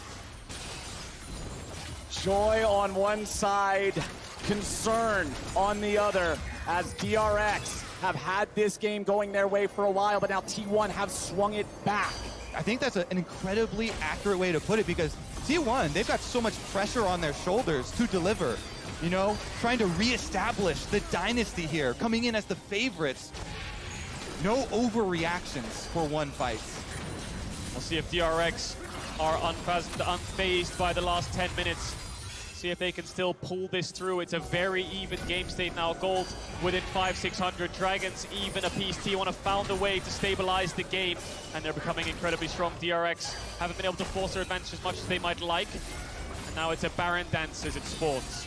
Ocean Rift puts so much extra brush on the map, and DRX have to be so careful when they check these brushes. It was the brush check from Zeka that put him such low HP that he had to teleport back into the fight there for the last Drake.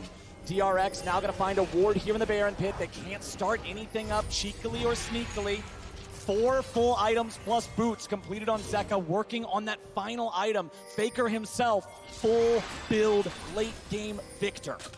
DRX have really struggled in these last few fights, but they've faced way worse heartbreak in their series against EDG. So Devs coming out of base, has the Serpent's Fang, 6-item lethality, Poke Varus is ready. Summoners coming up for Keria. Gumayusi still doesn't have the flash, neither does Owner. He had to use it to get the Dragon. Does T1 started up? They have pretty good vision to do so. Zeus has the TP, but they have a free bot tower as Kingen decides to group DRX as 5, trying to get this next mid wave in. Yeah, number one priority there for T1. They were trying to find out all these wards so they can't get flanked again. The flanking power of the Camille, of the Sylas, has been devastating. Trying to clear all of these brush and control the side lane push first. Make sure it doesn't happen again. Kingen gonna find Faker, but they're also gonna find Beryl. Kingen wants to get away. Beryl nearly dead. Had to flash to save his own life as T1 have a nice health advantage now. And you'll see Owner, Keria, and Gumayusi heading back towards that topside river, heading back towards that Baron. Def gonna do as much damage as he can, poking with these piercing arrows. T1 continues to stay together as Kingen tries to cut the wave, trying to make some space, distract T1. The Drake spawning in 1 minute, the Baron still up as they fight for mid lane control. Faker's Victor is a really big problem for DRX right now. He's scaled to the point of 4 items with a crown, with the Rabadons, and it just means that with this full build Victor, how do they get on top of him? They have to proc the crown initially, the ultimate comes out, Beryl instantly has to flash away. Kingen has a little bit of magic resist coming in, but this full item Victor is doing so much work to allow T1 to push forwards. At least DRX have been able to buy time for their Guardian Angels. They just had Pioshik's cooldown come back up on it and very short on Kingen's. 30 seconds on Dragon. T1 first to the river. Kingen in a position to look for a flank. Def needs to arrive. He's trying to clear out the mid wave. Lux ult from Zeka pokes out Owner, but Kingen trying to sandwich T1 here, who want to stay grouped up, who want to look for this Dragon. The poke wasn't a ton. The fruits are going to heal it off as Owner grabs all of those, and the Drake is ready to go. T1 has stopped this so long enough that now it's guaranteed for either side. Whoever takes it, and we're done with these Ocean Drakes. T1, they're going to start it up. They've got the aggro. They're going to burn through it a little bit, but they're taking their time. Kingen's coming around from the side. Keria trying to keep him away. Def with a piercing arrow. Faker goes in for the flash engage, and the Dragon's been taken by Owner. T1 ready for the chase as Zeka and Beryl run for their lives. Zeka's going to be isolated. Zeka's going to be caught. Is Zeka going to be killed? He uses stasis to dodge the arrow. He may be able to use the Kingmaker to get away. Yes. But no, it's Zeka traded for Keria in a 1-for-1. Now a TP coming back into the mid lane. T1 with a solid advantage here. Def's gonna look for some poke, finds it on Owner.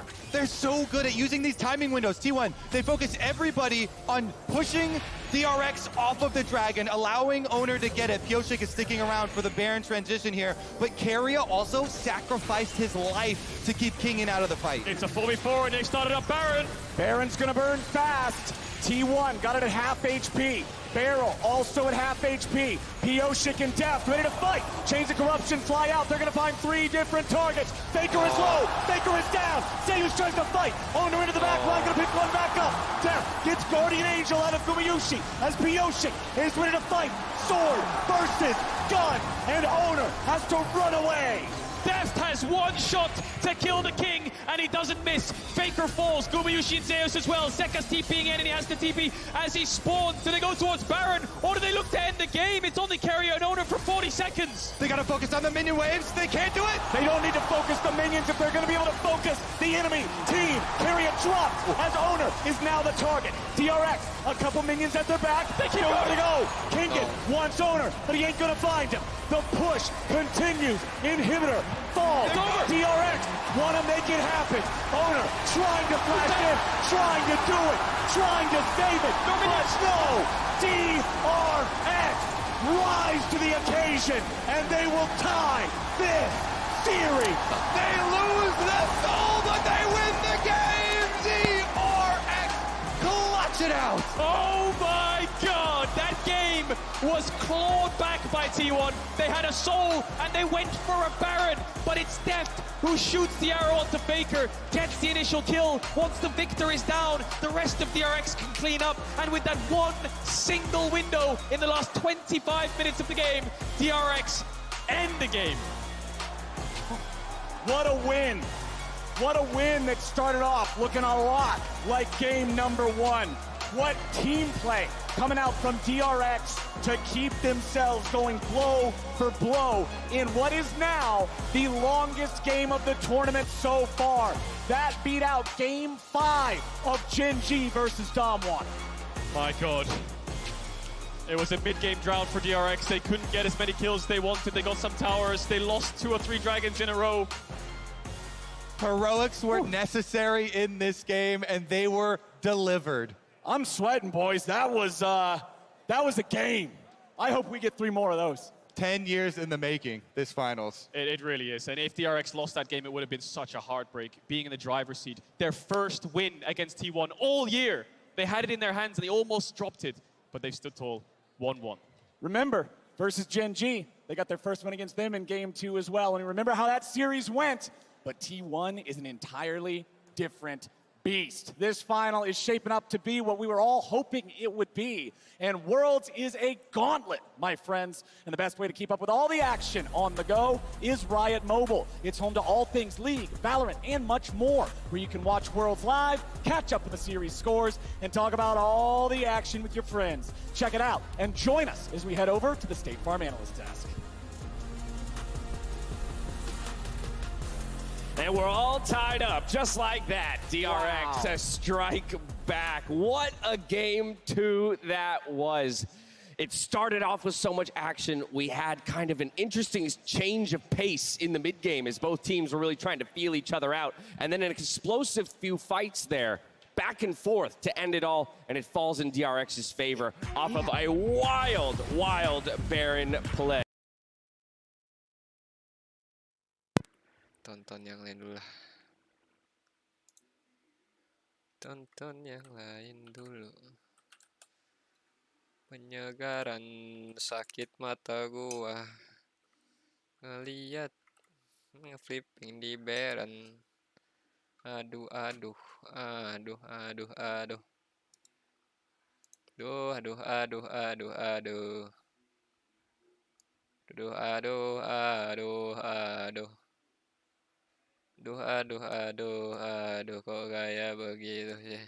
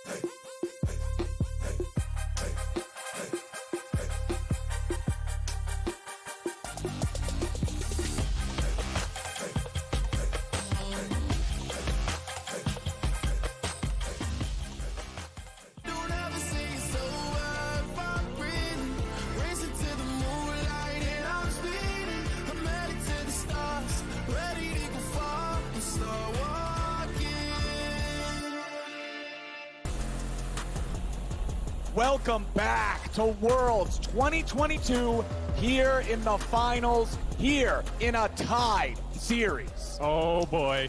I doubted them a little bit there, DRX, in the game, but I guess when you doubt them, they only get stronger. I just can't get over a lot of the reactions and mechanics too. How about Kingen and these hook shots? Every time an arrow is shot at him, it looks useless. He wastes so many of those cooldowns from opponents.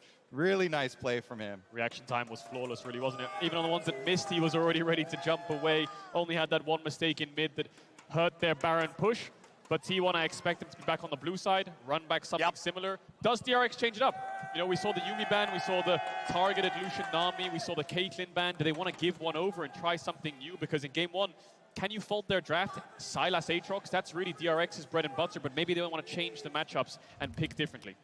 And to me, that's one of the most fun things about a series, especially one of this quality, of this caliber, is seeing the way the teams will adapt between the games, seeing the changes they choose to make, the problems that they assess as what was really critical in that last loss. And I'm really excited to see what DRX brings out here in the third one. Yeah, and T1 as well, right? Do they think that Sylas was a big problem in that last game? Is Varus now all of a sudden the flavor of the series? Is that something that DRX want to deny? Do they have an answer to it? Because Varus has been first picked both games. T1 showing it with 3 bot lane bans, DRX responding to it with 3 bot lane bans, and both teams need to figure out the Varus dilemma. And there should be a drop in priority on the Aatrox. Both teams have shown strong counters with the Camille, with the Yone for themselves, being able to outplay it. So we'll see about a lot of adjustments here. On the red side for DRX, though, it's so hard to get away from these bottom lane necessary bans because, like we talked about, Jeff hasn't played much Aphelios. You can't play the Aphelios plus Lulu into the Lucian. So Yuumi and Lucian remain permabans, and then probably the Caitlyn unless you want to pull out something crazy. So Varus first pick is probably going to be the answer here from T1. Now, does DRX take away Renata? They've left that open. They banned it in game 2. Kalista's locked in. Kalista Renata. That's their answer to Varus. Will it work is the question. What is T1's response here? Do they go for some kind of melee support into this Renata? Do they play Varus Karma to try to contest the push? The problem with the Karma is you don't have a lockdown onto the Kalista. So Aatrox is up, Sylas is up, Ryze is up for Faker if he wants to blind pick it. There it is, looking at double poke here. More aggressive fight over the priority in that pushing bottom lane. If you go with something like Leona or Nautilus, looking for the all-ins, looking for the kills, immediately picking up for Faker, though. The security of the team fight is here. I wonder if something like Thresh could work. Kalista's very hard to hook. Karma will get the push, but I think she'll fall off. It makes sense. That's the default answer. As you expect, they're just going to go towards it. No Thresh shenanigans to be had. No Zeus Yone, no Aatrox blind pick. DRX have found a different response, and this draft will look a lot different in terms of side lanes. Yeah, I mean, the pushing on the bottom lane has just been so critical. They don't want to give it up.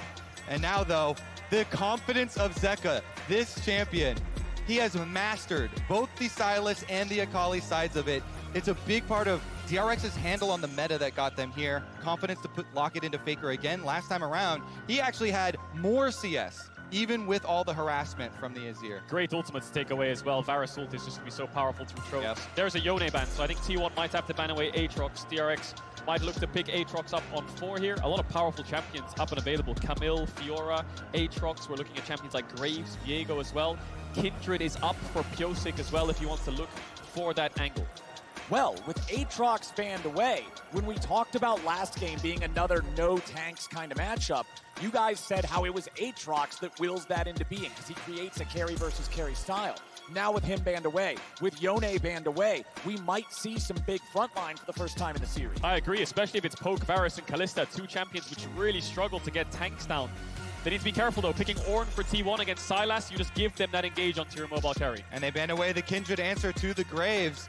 So it's up to DRX. Looks like they have Graves is wide open. That would need to have Zeus on something with CC though, because if they pick the Graves, then they've got no lockdown. Is Poppy a good champion here for T1, I wonder? I mean, into Kalista, you can really lock down the Kalista. Vi is another one that has good lockdown. Nocturne is something we've seen, but he doesn't have the follow-up. Yeah, I'm thinking something like Poppy here. The Graves is great, but you're playing 4 range champions again. And they've done it before. T1 have been the team to play all damage, all range. It could fall on Zeus to be the melee, to be the front line, though, with some CC setup. Well, we do have the Sejuani banned away early on. That's one big tank. but we'll see which other they decide to lock in. The Gragas hover lasting for quite a while here, but there is still a little bit of time left on the clock. They will lock it in. It's Zeus on the Gragas. Yeah, I think with Karma, you need some front line there. I wouldn't be surprised to see an Ornn come out here from King, and Aatrox is removed from the equation. Double tank matchup. I worry for T1 with this Graves again because you're playing full range, but if you can punish early, then it will give you profit in the mid to late game. Of course, the champion can do a lot of damage, and they're playing with triple threats. The Meatballs have arrived at the World Finals, and now we get to see some of those big frontliners and huge engages. And that means increased focus on the bottom lane, especially for DRX here, investing their picks in the Kalista. This Kalista has not fared well at Worlds. Have to play it aggressively, pairing it with the Renata from Beryl. I want to see how DRX game plan looks now because we already got the Faker versus Zeka mid lane matchup of the 26-year-old versus the young new hotness. And now it's looking at bottom lane here, Deft. 26-year-old on the other side versus Gumayusi, 20-year-old hotness as well. Opposite sides, of course, from both respective veterans, like you highlighted there, Kobe. And bot lane will have to be a pivotal point of focus for both these teams. We saw Pyosik go towards mid earlier on with a similar kind of matchup in game 1 to get Faker's flash. Why did he do that? Well, it's good to get mid lane flash early, but in the Sylas matchup especially, it allows the Sylas to get the push into Azir early on, which he doesn't normally get, which allows him to get towards bot lane first if the mid laners decide to roam down there. And I'm excited to see how the early game objectives go in this one, especially now that we're back to an even series in even state in the series. Excuse me.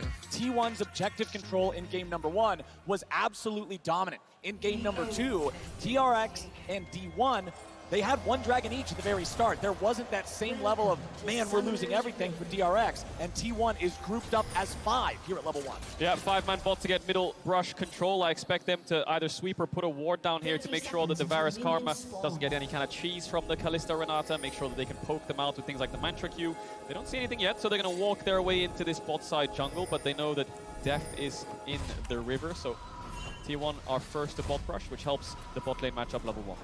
Yeah, of course. So much focus on this bottom lane in this draft with the big tanky boys on the top side. Especially when you have Graves too, Owner trying to get the early information. Defensive ward from DRX behind their red though, trying to see if there was any attempt at getting that invade. DRX show themselves on the entrance. Owner's being a bit careful. They should know that there's a ward. And Gumayushi's playing with lethal tempo, so I expect him to go more towards an on-hit Varus build. We won't see a poke Varus come out. Normally see things like Comet and Hail of Blades in that instance. And it makes so much more sense this game, right? You don't want to have lethality versus the Ornn. You want to be able to chunk through the front line. Well, alrighty, we're going to have a top side start here for both of our junglers, which goes exactly like what you guys were expecting. Attention on the bottom lane. Junglers want to be pathing down here to see if they can interfere with this and make something happen. And there's a commitment here of Zeus. Strong leash on the blue buff for Owner as well. So not only did Owner get Graves, he also gets the stronger leash, will be accelerated in his clear to try and slingshot down to that other side. I'm curious what Pyosik decides to do. He's on Red Raptors. He's going to move towards bot side. Does he do a camp and gank mid and try to relieve pressure on Faker? That ward on the bot side jungle could help him look for an invade.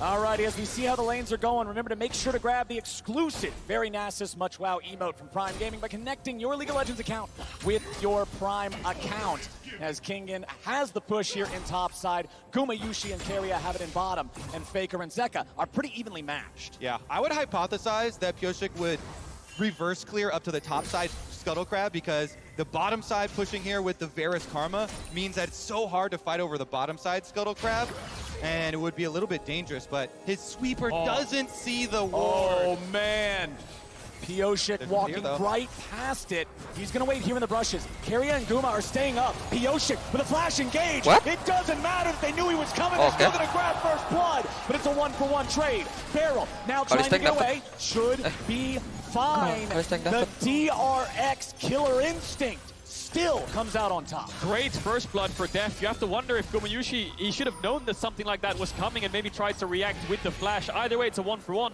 Despite it being first blood to Deft, I think this is actually good for T1 because look at his CS now, Deft. He's lost a lot of that wave. It'll start to bounce into Gumayusi, and they traded 2 flashes, 3 summoner spells from DRX just for a heal for Gumayusi. Yeah, T1, they saw him coming. They had the information. Guma still goes down to the forced gank there from Pyosik and investing the flash as well. Could be troublesome for the jungle.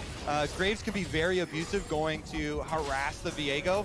Faker, meanwhile, forces the teleport out of the Sylas in mid lane. And yes, of course, as we already know, did not quite catch it. And T1 are saying, get over here, Graves, right now. These are the comms. We're going to outplay him. But Pyosik was so quick with the flash, Guma did not react to it, and they just stand and they want to trade 1-for-1 instead. And with the Ignite going down, Keria gets the last hit there for the takedown. As you said, though, the wave meant a lot there as they're able to push it in, and they did get the kill. Yeah, kill gold in DRX's favor, but wave states and Summoner's Blown is in T1's favor. So I think they'll be pretty happy with that kill when it's a Keria, which isn't the best, but can help in the early lane phase, has the early amp tome to try to poke them down. So now this wave state, we'll see how DRX plays it out, and we'll see what Pyosik does to try to help the bottom side of the map. Owner actually hasn't done his red buff yet, so he's probably going to move his way down there and should be first, but DRX facing a lot of vision disadvantage here. Pink ward, double ward in the river, including the crab, another pink ward. They need to clear all of that out.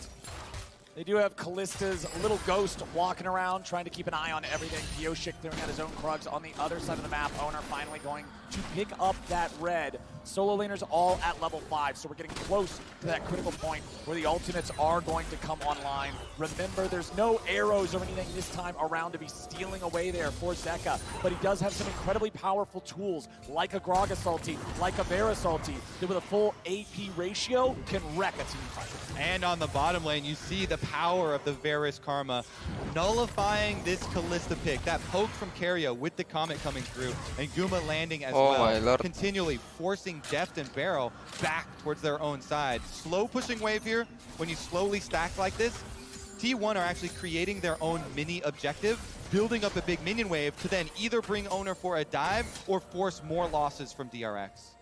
And this is just going to be series breaking, really, isn't it? This is DRX's response to the Varus. If this doesn't work, then it's going to really suck when they go back towards red side. If this does go to a game 5, they need to break the Varus first pick and show that they have an answer right now, struggling.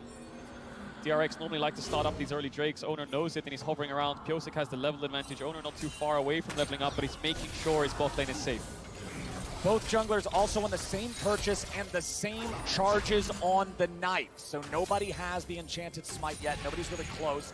Pyosik going to throw down some of that mist as he'll move forward, look to clear out a control ward. But with the lane control for Gumayusi and Keria, they are going to be able to keep that control ward alive. Zeka stealing away Faker's ulti, but they are both level 6, so it would be shuffle for shuffle if they decide to fight it. Yeah, that right there is why Owner invested so much time and the control ward money to protect his bottom lane, to allow this to continue. Giant CS lead ballooning because of all that bottom lane attention. Zeka trying to solve some of the problem himself as well, though, reaching level 6 onto the Sylas with the flash play as well. That's the power of the mid push. Yes, you might lose 3v3 or 2v2, but if you have that extra number that can hover down, it just means it's very hard for them to push out the wave. They're going to use everything they have there, T1 bot lane on the wave, so DRX are just going to start up this dragon, try to secure it. Owner trading it for a crab. Plus, you gotta love having Kalista for these neutral objectives. The extra power of the Rend plus Smite combo to work together and be able to take those down. Deft knows that this is uncontested. He doesn't even have to stay there, so they can give that one over to Pyosik to Smite secure, and Deft can make his way back down to the bottom lane to farm up as many minions as he can. And you can see DRX's commitment to the game plan, commitment to their win condition of stacking the dragons. They give up more CS off of Deft in order to secure that. Owner, meanwhile, as you said, he gets the crab as well as taking away the red buff. So 1 minion wave, 1 red buff, 1 crab, kind of the payment there. Jungle and bot lane getting off to a great start here for T1. Mid lane's been very quiet, top lane as well. It's the next Herald that'll really decide how this early game pans out. 30 seconds on the spawn. Zeka, the ult was timing out, just going to push the wave with it, can't catch Faker. And let's keep our eyes on Deft and Beryl here because they're going to move towards this top side. Great body slam there by Zeus to interrupt the knockup, but it's going to be a 5v5 around this Herald, and Gumayusi is still on the bot side of the map. How much can T1 get for this Herald? Does DRX just take the Herald and use it top, try to funnel everything into Deft? And remember, back in game 1, we got a 7-man fight at the Herald, but it resulted in the eyeball being unable to be picked up. I want to see both sides ready for a fight here, ready for a big engage. And look at the lane matchup. All you have to notice is that they are keeping Guma and Keria bottom, so it's going to be a hard push for T1 towards bottom tower plates. Just give up this Rift Herald and see how much money you can get off the other side of the map. Meanwhile, Owner also counter jungling off the blue quadrant. T1 trying to get as much as possible. The race is on. DRX want to get this Herald quick and use it as fast as possible. TP there from Kingen to try to clear out the wave. Can they dive him? 3v1. Kingan's down here, but Owner's ready to follow up and make it happen. The ulti from the Ornn used to clear out the wave as Owner's going to get jumped on. Zeka's ready to go. Owner with the dash back over the wall. He'll stay fine, but DRX will hold here in bottom. Beryl lost his flash off screen. Zeus threw the ultimate at him and tried to knock him under the tower, so the Renata doesn't have flash. Deft isn't level 6, but Pyosik is around. He's taking the blue buff right now by the looks of it, and they can't get any plates, so they need to place this as soon as possible because T1 are currently winning. Okay, Beryl. Okay, Deft. Let's see how much money you can get up here against Zeus' Gragas. At bottom lane, the plates are still just being hammered by Gumayusi and Keria. As T1 winning the race, Pioshik's coming top. Can DRX make the dive happen? Gragas would be the target, and he's a pretty tanky guy. Pioshik's going to step forward here, connects with the Spectral Maw, but Dev's just going to be able to chase him away. Zeus tanky enough to not die here. All they got to do is take down plate number 3. The Herald will be able to finish off the last 2. Deft and Beryl, that's not quite enough. Nope. It will not die to this. They can't get the tower. The charge, there it goes, okay. The turret's still standing. Zeus, however, is not, and Pioshik will grab the kill. He was focusing so heavily on trying to deny the turret that he gives up his life, and DRX aren't done. Oh, but bottom side, it's T1 also trying to hard force here for this turret. We're still 4 minutes away from plates dropping. It's not like these things are going to become squishier anytime soon. Pioshik will grab the crowd as Owner makes his way into the top side river. Pioshik should just be able to get over the wall there. Has to use flash to do it, though. Ultimate on cooldown, had to use it to kill Zeus. T1 still pressuring this bot side. No jungler or mid hovering. Kingen has no ultimate either. T1 really want to get this bot tower, but no ultimate on Gumayusi. Might need to take a base soon. Has a lot of gold in his inventory. Overall, slightly even, but T1 favored because of how long it took for DRX to set up. Will they get the tower? Oh, almost. They get it. And Kingen has to flash away as well. Definitely T1 favorite then. Yeah, huge amount of money on Gumayusi, and there you see it. In graph form at the top of the charts. And of course, he is going the on-hit build, as we said. So going to be able to chunk through this front line, all these melee champions, this short range of DRX. Kingen's going to be late to top because he was holding bot side, so Zeus will get another plate. Faker's having constant mid push. He's taking a plate. They're slowly bleeding out here, DRX. They're trying their best to speed the game up. Dragon's in 50 seconds. Dragon in 50 seconds, a 2,000 gold lead while being down a single kill just shows you how much has been built by T1, getting all these plates, getting all this money, and getting nearly double the farm in the AD carry position. Gumayusi, 113. Deft at 68 here on the Kalista. This is not the early game you want when you draft this champion. Now take a look at the setup for this Dragon. Number 2 arriving. Stacking is kind of critical here for them to continue. See how much they can commit to it. Control ward already placed in the Pixel Brush, trying to set up for it. It's very difficult though with bottom lane already having outer tower down. T1 can just push through this bottom side and get the early move for a possible flank. And T1 have the TP as well, so DRX need to look for a pick. That ward could find it, but the Uproar Glaive will spot it out. They don't have vision on Gumayusi, so they have to catch the wave. And like you talked about, push in bots, move towards river. Faker has mid push. Zeus is first and has TP. And DRX are going to have to give this up.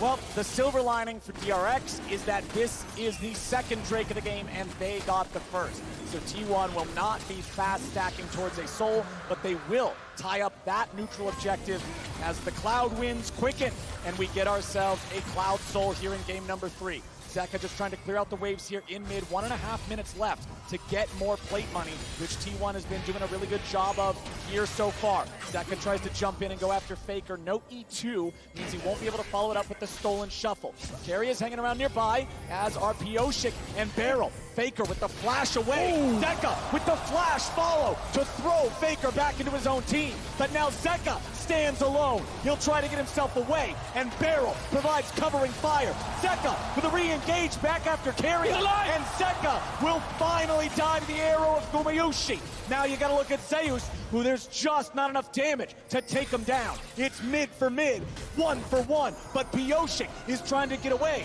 behind enemy lines. Another engage comes out here in mid. Gumayusi with the chains of corruption onto Kingen. A flash miss. And Gumayusi is punished The bailout will not save Kingen. It is another 1-for-1. Beryl and Deft ready to fight back as Owner gets shunned up. There's the maul. There's the kill. There's the money in Deft's pocket. Pyosik never recalled. He ran into the enemy jungle and hid there, lying in wait, choosing his time correctly to strike. He takes down Owner. They get the extra kill for DRX in that scramble. And he came back for revenge, didn't he, Pyosik? It's a 3-for-2 overall in favor of DRX. Zeka lived for so long, so it took T1 so much time to get him down that the rest of DRX arrived. Great land of a skill shot here by Zeka. Faker can't get the sidestep. They both push each other back, but Faker dies fast because Pyosik can dash over the wall with his ultimate. Zeka kites into the hostile takeover. Looks like he's gonna live. And as Zeus comes down, he re-engages on Keria. And here with the barrel, he's gonna live. But it's just Gumayusi's last auto attack that finds that kill. But by the time he falls, the rest of DRX arrives. Exactly. And then look at the mini-map. You've got Callisto all the way over here, only now starting to run. And Pyosik in the mini-map cancels this recall, waiting. As soon as this fight starts again, goes in for it. It's the overchase, actually, isn't it? Gumayusi tries to get Kingen down, and Deft arrives in time because of this overchase. T1 forcing a bit too hard, and DRX fight back. Owner, no flash. Pyosik stays around. They land the stun, they get the kill. The patience out of Pyosik there as Deft gets hit by the ulti. Has to retreat a little. Hostile takeover, a really good disengage.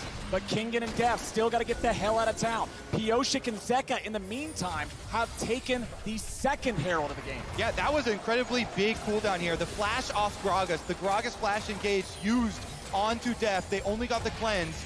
No kill secured for T1 there. And remember, Zeus is the last piece of this composition. He is the critical playmaker. It has to be the Gragas. And without the flash, those big surprise plays. Faker, no flash. Here comes the Ornhorn, finds the knockup. Zeka with a little bit of follow-up CC, but that turret standing at 2% health saves Faker's life. Yeah, Zeka didn't have the ult up in time to take Faker's, and I think he thought he was going to get pushed back if he went in. Don't know if he had information on Owner either, but they force Faker back, and their objective is the top tower, which they will pick up. So in these last few minutes, DRX have been winning the skirmishes, and these kills on Deft have negated the gold lead that Gumayusi had from the plates in the tower. Yeah, so a little bit of small advantages now as DRX looking like Zeka pushing on top side. 2 hits, 1 hit even will finish that tower off, and then they still hold on to Rift Herald number 2 for their push. Ideally, they could try and get a setup here for mid to push down that mid tower and allow them much more control of Summoner's Rift. The Umbral Glaive on the Graves, obvious first item. They go for it every time. Owner working on that Gore Drinker there for the second to give him that ability to jump into this largely melee team and just be a threat. Meanwhile, on the other side, 2-0-2 for Pyosik Viego in his 3rd game of 3 playing it in this series. Yeah, specifically that Glaive turning off the vision and finding wards combined with a zombie ward talent there from Owner leads to this balloon and vision score so that he's got even more than the supports. Yeah. Dragon spawning in 30 seconds. Gold is almost dead even in their last 4 games in summer against each other. DRX and T1. Normally T1 at 14 towards 20 minutes. They have a 1 to 2,000 gold lead. In this series, DRX have held their own, and by the mid-game, they are pretty even or normally ahead. So DRX testing mid-waves. Dragon in 15, Pyosik chunks Owner out, but I think with Zeus being in the pit, they're just going to start it up as it spawns. And one big difference here with the AD carries, it's fully completed Rage Blade to just the Rage Knife on Deft. Yeah. So a lot of advantage here for Guma. And that's the power of the farm lead. That's the power of the control they had in that bottom lane matchup. Gumayusi trying to fire out some arrows. Remember, with a DPS build, the arrows aren't going to hit nearly as hard as we saw last game. T1 didn't start the Dragon, so DRX could just push this mid-wave in and look to try to Herald to force an engage. Ornhorn's ready to go. However, they aren't going to find what they're looking for. Kingen tries to get away now. The bailout won't save them. T1 are just ready to respawn and outplay. Beryl continues retreating. He's under a lot of threat. The Berserk down into the unkillable Demon King, and he dies here today. Zeka looking to keep the charge going, and DRX 4v5 have already found 2.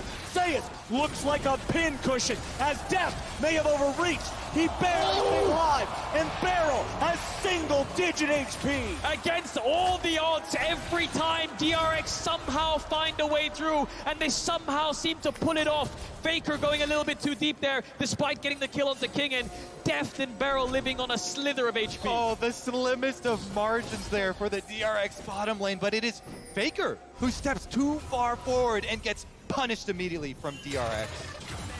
Zeka takes away the Varus ult. Drake's still up. Faker's just TP back towards the bot lane. Everyone's running in for round 2. They don't want to give this objective up. DRX's Herald is timing out soon, so Pyosik will place it in mid. Gumayusi needs to clear out the wave. No ultimate up just yet for T1. Only Zeus's. Yeah, exactly. Keep your eyes on Zeus. His flash is back for the Gragas, so he's going to be looking for the engage on Deft. No summoner spells for Kalista. And Deft needs to join the fight soon. He's clearing out bot wave, but Zeus might just force it. Pyosik has to flash. Pyosik flashed over the wall, he's all right.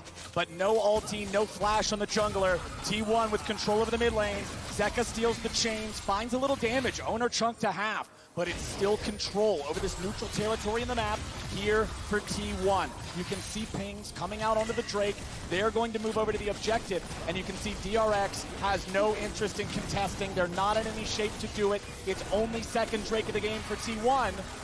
Or is it? DRX walking up now, seeing if there's anything to find. Ornn ulti's ready to go again. They knock Zeus up into the air, but you can't just commit onto the tank. They're too late. Pyosik has his ulti ready to go again. That ult from Zeus isn't going to Beryl! go over the wall. Oh my Beryl, God! the hero! Oh! But Faker, the god, survived! Beryl almost kills the unkillable Demon King. That could have been a huge swing in favor of DRX with Baron spawning in 10, but he just gets out. Faker, true to his name this time around, survives the engage. Here's a look at how it all started, though, on to Guma, and then it was the pick on the front line. Owner?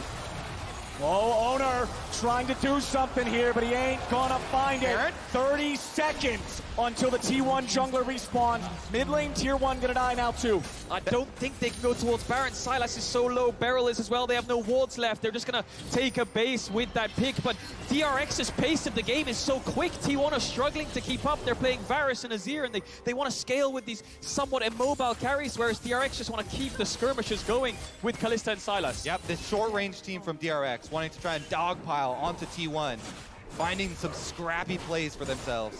And we've talked so much about how DRX has this edge versus Graves, where you have Pyosik willing to lock Kindred against it. But Pyosik's confidence with the Viego into the Graves, into this matchup, 2, 0, and 5. Kill participation in all but one of those kills. Honestly, having a great time here on this pick, making it look good as T1 group as 4 to push down mid lane. Tier 1 Druid on the other side is still standing. Ornn ulti's not going to find anything but the wave. Faker and Gumayusi having to back up a little bit. Zeus on the flank, but there's no wave, there's no play. The last couple of games we've been seeing carry tops, which means you have also side laners. This game is tank, so it's a lot of grouping, a lot of fights. Zeka will root up Owner, who will dash away, and it just turns into this 5v5. Neither team has any real side lane pressure. And as the game gets deeper and deeper, you start to see more of an advantage to the team with the extra range here, with Faker and Guma especially. But it's all about the timing of the engage for DRX. Beryl did not time that right. They wanted to use hostile takeover on an overcommitment, but T1 read the play, and T1 are 5v4. Yeah, you can see the angle Beryl was looking for, right? The surprise ultimate over the top because they need a split-second engage, but Owner jumps on him, knows he has no flash from the last time around. DRX keep trying to throw spells at T1 to try to force a fight, but T1 aren't getting sucked into it. An Ornn ult comes out, they back away. A hostile takeover, they try to punish the mistake. DRX are, I think they're panicking a bit around these mid-waves, saying that they need to force the engages, and T1 are just playing at such a range that they can't get the angle. Exactly. Faker and Guma standing from afar, playing defensively here, and when you have that Karma move speed too from Keria supporting those long-range carries, they're able to keep safe until they don't. When you see a team like this DRX comp explode and win, it is all at once when they get that big engage and completely collapse the opponent team. All right, let's take another look at how it happened with Beryl's attempted surprise. So there was a blue orb that went over the wall a second ago as Beryl killed it. So Owner knew he was there and was looking for that play. Despite there was a pink on the ward, Owner gets the kill onto Beryl. We've seen it already around the first dragon, the second dragon, sorry. They keep forcing these engages. King and will be fine. Barrels around. Piosik's taking a base. We'll see if Zeka tries to cross-map the tower. Tier 1 turret and topside ain't long for this world. Owner and Faker will work together to take that down. They're going to build T1 back up to a very, very modest gold lead. But Zeka's about to get one back just as you said. And he has TP, so if T1 stay around for too long, once this tower dies, Zeka can TP in and they can look for the 5v5. Here he comes! All right, TP ready to go for DRX. Pyosik had to ult defensively. There's the shuffle, getting DRX away. They're getting juggled around a lot, but Faker's alone. Pyosik finds him. Faker is down, and Zeka gets the kill. What's next for DRX? They've got a stolen Azir ulti. T1 grouping back up in the top side. They know their opponents may be looking for the Baron. 30 seconds on Faker. He has TP. Does DRX start Baron? Beryl has no flash, no ultimate. Zeka has the shuffle though. He has no flash, but he's looking for T1 lying in wait. They know he's there. They have started it up. T1 need to find a response soon. 15 seconds on Faker. T1 ready to go. Trying to see if there's an angle. DRX are in the pit, but this is so risky. Owen's ready to try to fight, ready to try to steal. Beryl at 200 HP. Baron at 4,000. Zeka ready to use the stolen ulti. He throws Owner away. Oh! Owner! Stolen by Owner! In a hero moment. The shutdown of the Pyosik. And T1 get it done. Hot pursuit as Beryl will die to Faker. As the entire world holds their breath, watching, Owner steals the Baron away from the Rend Smite combination. He does it again. He stole the dragon. He steals the Baron. Owner smites are sick. DRX though, King might be in trouble. Zeus looking for Zeka's on the way. Nicely done from Keria and from Zeus. Death is just gonna give him another as DRX crumble around the smite steal. T1 are running away with it now. That's 4 kills despite losing Faker at the start and DRX forcing that Baron. Owner is showing up in this series with the smites against Kalista and the smites from Pyosik. They didn't time it properly and he sneaks his way in despite Zeka trying his best to keep him out. Oh my goodness. All right, Pyosik fishing around. They want to make something? They might just find it. Pyosik flashing out of the Azir ulti, staying alive. But man, this game went from neck and neck to T1 stepping on DRX. There is no way to deal with it when Owner is this damn good.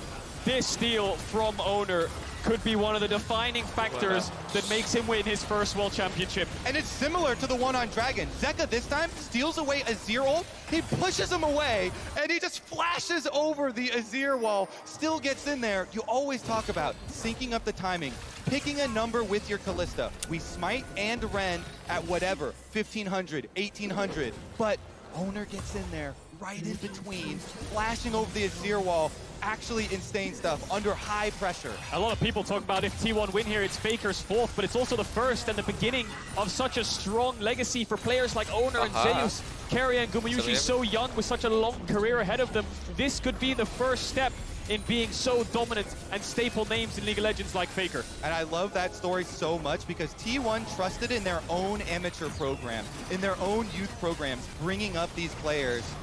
Ooh, But nice. DRX is ready to go. Kingen with the ulti. They're going to look for Gumayusi, but they're going to find Zeus. Half HP here on the Gragas. They fall back to the ruins of the Tier 2. T1 confident to hold their lines. DRX's engage fails. They will protect their Tier 3 turret, but just barely. And another wave is on the way. Yeah, Baron buff wave coming in. Summoners blown from Gumayusi, but no ultimates left. Zeka needs to take a Gragas ult or something along those lines if they want to fight this. Giving it up is not the end of the world either.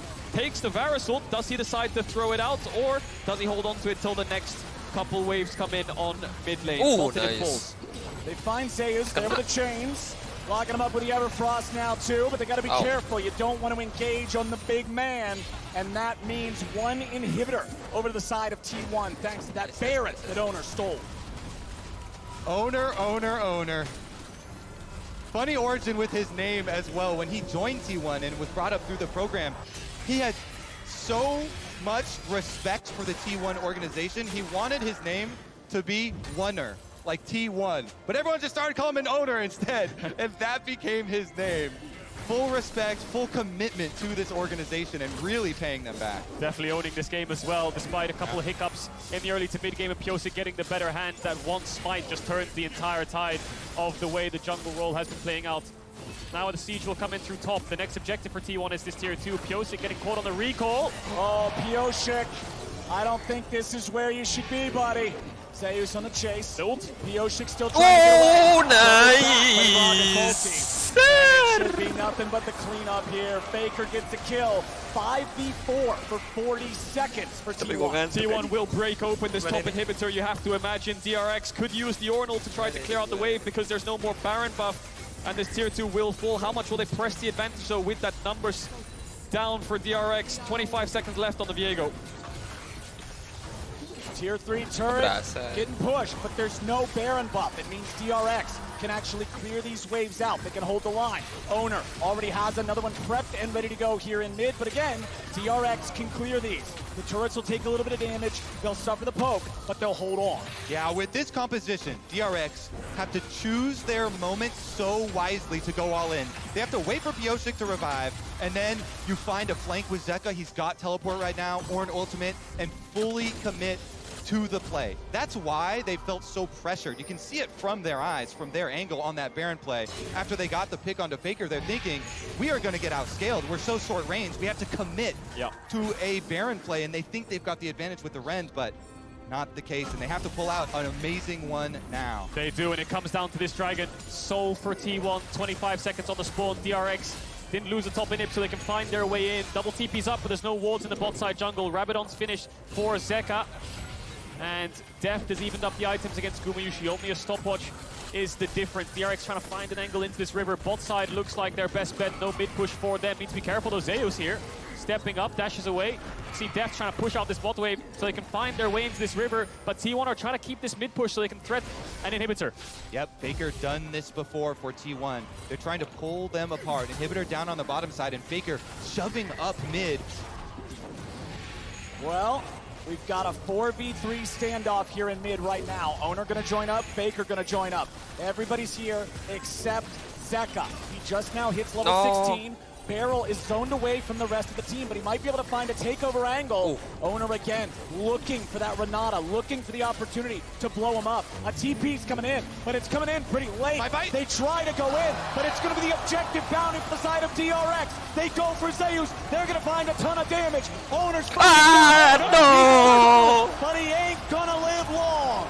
Pyosik, he steals it back for DRX. They get the objective bounty shutdown, and then Owner ultimate the wrong way. DRX, now they can go for Baron. Stop doubting them. They always find a way. TP coming in from King and 5v4. 35 seconds on Owner and Beryl. That hostile takeover was beautiful. Keria trying to find a little bit of vision. They have no smite though. Can Gumayusi steal it? Eyes on Zeus. Alrighty, let's do it. Zeus is going to have to disrupt a lot here. Keria looking to zone Beryl away. Deft pulls him right back to safety. Ingen is ready to go for Faker, and they find him. Deft again will kill Faker with the Baron, but Zeka dies to the Baron auto. T1 Wah, anjir, keras banget tuh orang. back. The Baron still at 3,000 HP. Oh, Gumayusi! Way in the world. Deft dies next. Gumayusi just stole Baron. Are you kidding me? Guma does it again. He did it last time with the Varus as well. Empowered Varus snipe. It's over. I think T1 can look to end. 30 seconds on Deft. Waves coming in. Please. Him down. They're pushing. One Nexus tower left. This game will be defined by two. Baron steals. Kingen tries to get him as much time as they can. Nice hostile takeover onto 3, but it will not be enough. Beryl is knocked back. Kingen trying to frontline this, but T1 knows what they gotta go for. They're looking for the next set. They'll take it down. God. And T1 are on match point. I cannot believe it. Twice in a row, Pyosik. One was against the smite, but Gumayusi steals it. They had Kalista and the smite both times. This is heartbreak for DRX. Get me a replay of that second Baron right now. Get me that right now. I need to see that. My goodness. DRX. They are now going to face another elimination game in the year where they have had to face so many elimination games, the perennial underdogs. 3 kali steal They satu game. always have heartbreaking moments in every series, but this one stings so much. The amount of pressure that is on these players now in this game 4 is unreal. At the very least, this year has prepared DRX for these moments. The strong mentality to deal with the inhibitor respawning, still coming back with a reverse sweep. They have gone through so much together. They trust each other so much. They have to calm down and reset for the next game. But T1, my goodness, they also never say die, get right back into that Baron. 2 clutch steals. Yes, you think the other team should be able to secure with those Rens, but the timings on these steals too, from both Owner and Guma, amazing. It's one of those moments when your jungler is dead, you assume, man, it's a 1 in a million shot to steal that away.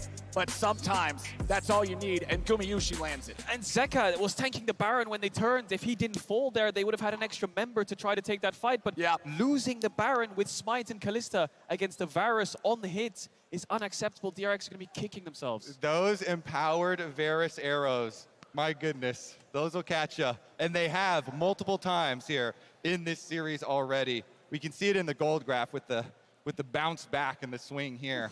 My goodness. It has been an awesome series, and Game 3 was no exception. But with DRX's defeat, we are readying up for match point at the State Farm Analyst Desk. Fuck. Thank you so much, Captain Flowers. I agree wholeheartedly how amazing this series has been, how epic that game was as well. But that's some League of Legends right there, Josh. Yes, it was definitely League of Legends But, being like, played out there. dramatically so. Yeah, exactly. Because that's the thing, you watch it and I'm like, I don't know how to do our job. How do we do our jobs now? How do we do?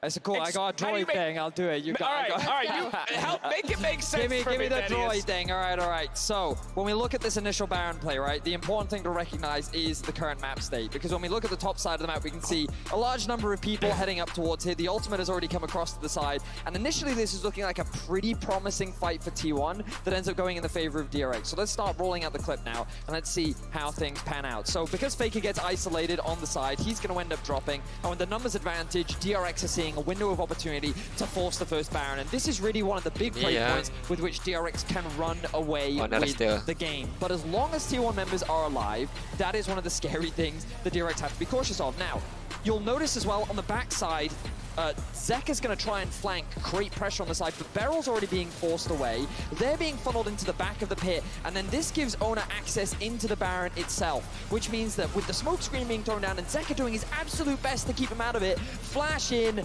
smite, and the smite doesn't actually come out from Pyosik. So the moment that the rend is popped, that synergy needed to be there, and all he really did was set up the Baron for Oner to come and steal it away. And I gotta believe that's what Kadro means when he talks about them. They're gonna kick themselves for that, because you're the ones with the Kalista. Exactly. You pick a number, you say to smite rend, and either they rended too early or they didn't smite on the number. This next one, though, it's a little bit of a redemption at first, because you think, holy crap, maybe they get away from this Baron going down by being able to get this, and critically, Oner also presses the ult in the wrong direction because his flash was buffered already for that. So he goes down, and now this is all the timing game for DRX. So the biggest thing is that they can stay alive long enough. So basically, T1 knows they don't have smite, so they're just trying to put as much damage down on DRX as possible. You hit too. It gives Guma a chance to just try and pressure them off the Baron. Look at how low it gets, but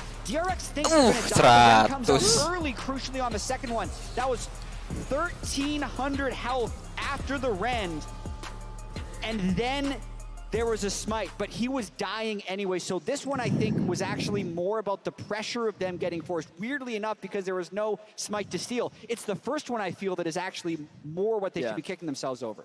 Yeah, absolutely. I think the big, like, just not syncing it up in that first Baron. And to be fair, like, DRX, again, they're much improved from a lot of the things we saw in the LCK season. And they overcame, I think, an early game where they lost out on bot side really hard once again, we're going to pull up some Kuma Yushi stats here in a minute, but the bot side pressure that T1 was able to create in this game, and then the way they were setting up their side lanes so that they were kind of opting in, like you saw DRX, even when they got Rift Herald, were trying to push on top side, the way that T1 responded so intelligently around the map to make sure that gold was still being funneled into all of their carries, particularly Faker, was also very intelligent. So the way they play around this bot side pressure, what Varus has brought them and the fact that DRX does not seem to have an answer to it is going to be massive if they end up on, if T1 ends up on blue side again. And I think that perfectly contextualizes why that Baron steal or those two Baron steals were so dire for DRX, because you can only get yourselves into those winning positions so many times, and then all it takes is one mistake and T1 will find their way back into the game. And so mentally, I'm wondering how DRX is handling that. Red side wins are at such a premium. T1 won the coin flip. They get blue side at the first game. They had opportunities here to get the game on red side. I actually still think DRX has a high chance of forcing a game 5 from blue. But it's like, how much mental resilience can one team have? So many things feel like they have all of it. They have all of it. So if any team can bounce back from having 2 Barons when you have Kalista and a jungler in the pit not go their way twice, it's got to be. Then win 2 games, it's got to be them, but they're also against Faker, so I don't know. But let's have a look back at like one of the big turning points for DRX in the mid game, because I felt like that this game was a lot of what was happening in the mid game. While there was a lot of pressure, the fact that DRX are able to find these fights, I feel like this trio is becoming really more apparent in this series. We've been seeing a lot of roams from Baron, which is not uncharacteristic for him, but trying to shut down Faker is so important. And we can see here some of the individual playmaking that Zeka was able to make. The fact that he was able to buy so much time for the rest of the team, that initial pick onto Faker, while he did end up dropping here, this fight then continues to extend into the mid lane, and we end up with T1 almost overextending. But it's a game where T1 as a team are very comfortable skirmishing you. When they see a window to pick a fight, they will take it. We've already talked about how they're a team that wants to try and skill check you. DRX is answering them, and I think that's one of the craziest things that no one really expected of DRX throughout this tournament, because here in the finals, they showed it in the semis, they showed it in the quarters, they are happy to go toe-to-toe with you in these situations, and the second an ounce of aggression is shown, they will answer back.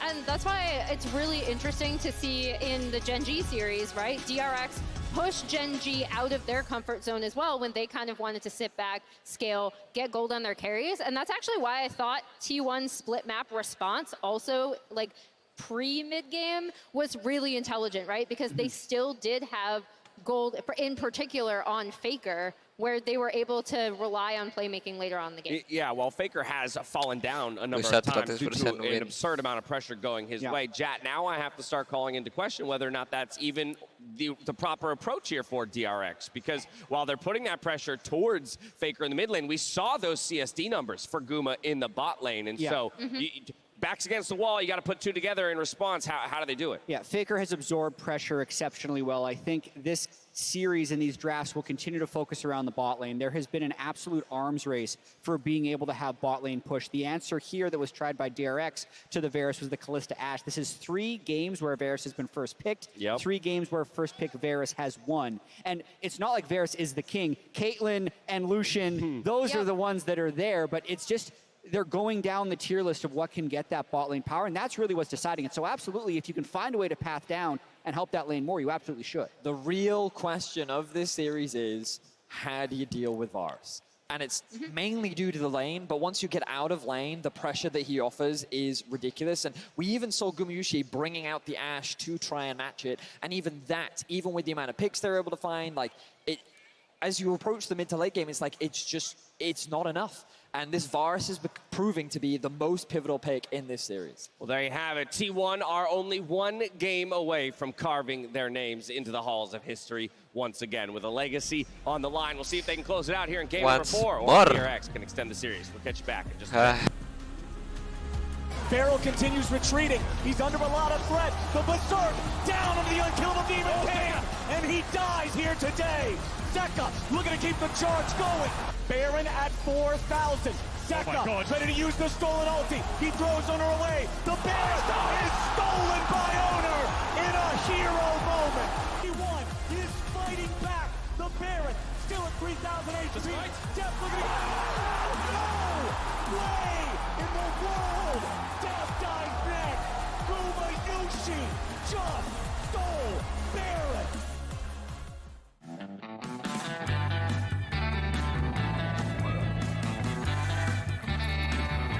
I wanna see the world now, baby, let's go. It's nothing but green lights ready to roll. Only you, you're the one that I want. Only you, you're the one that I want. You got me feeling so free. Got me feeling so free.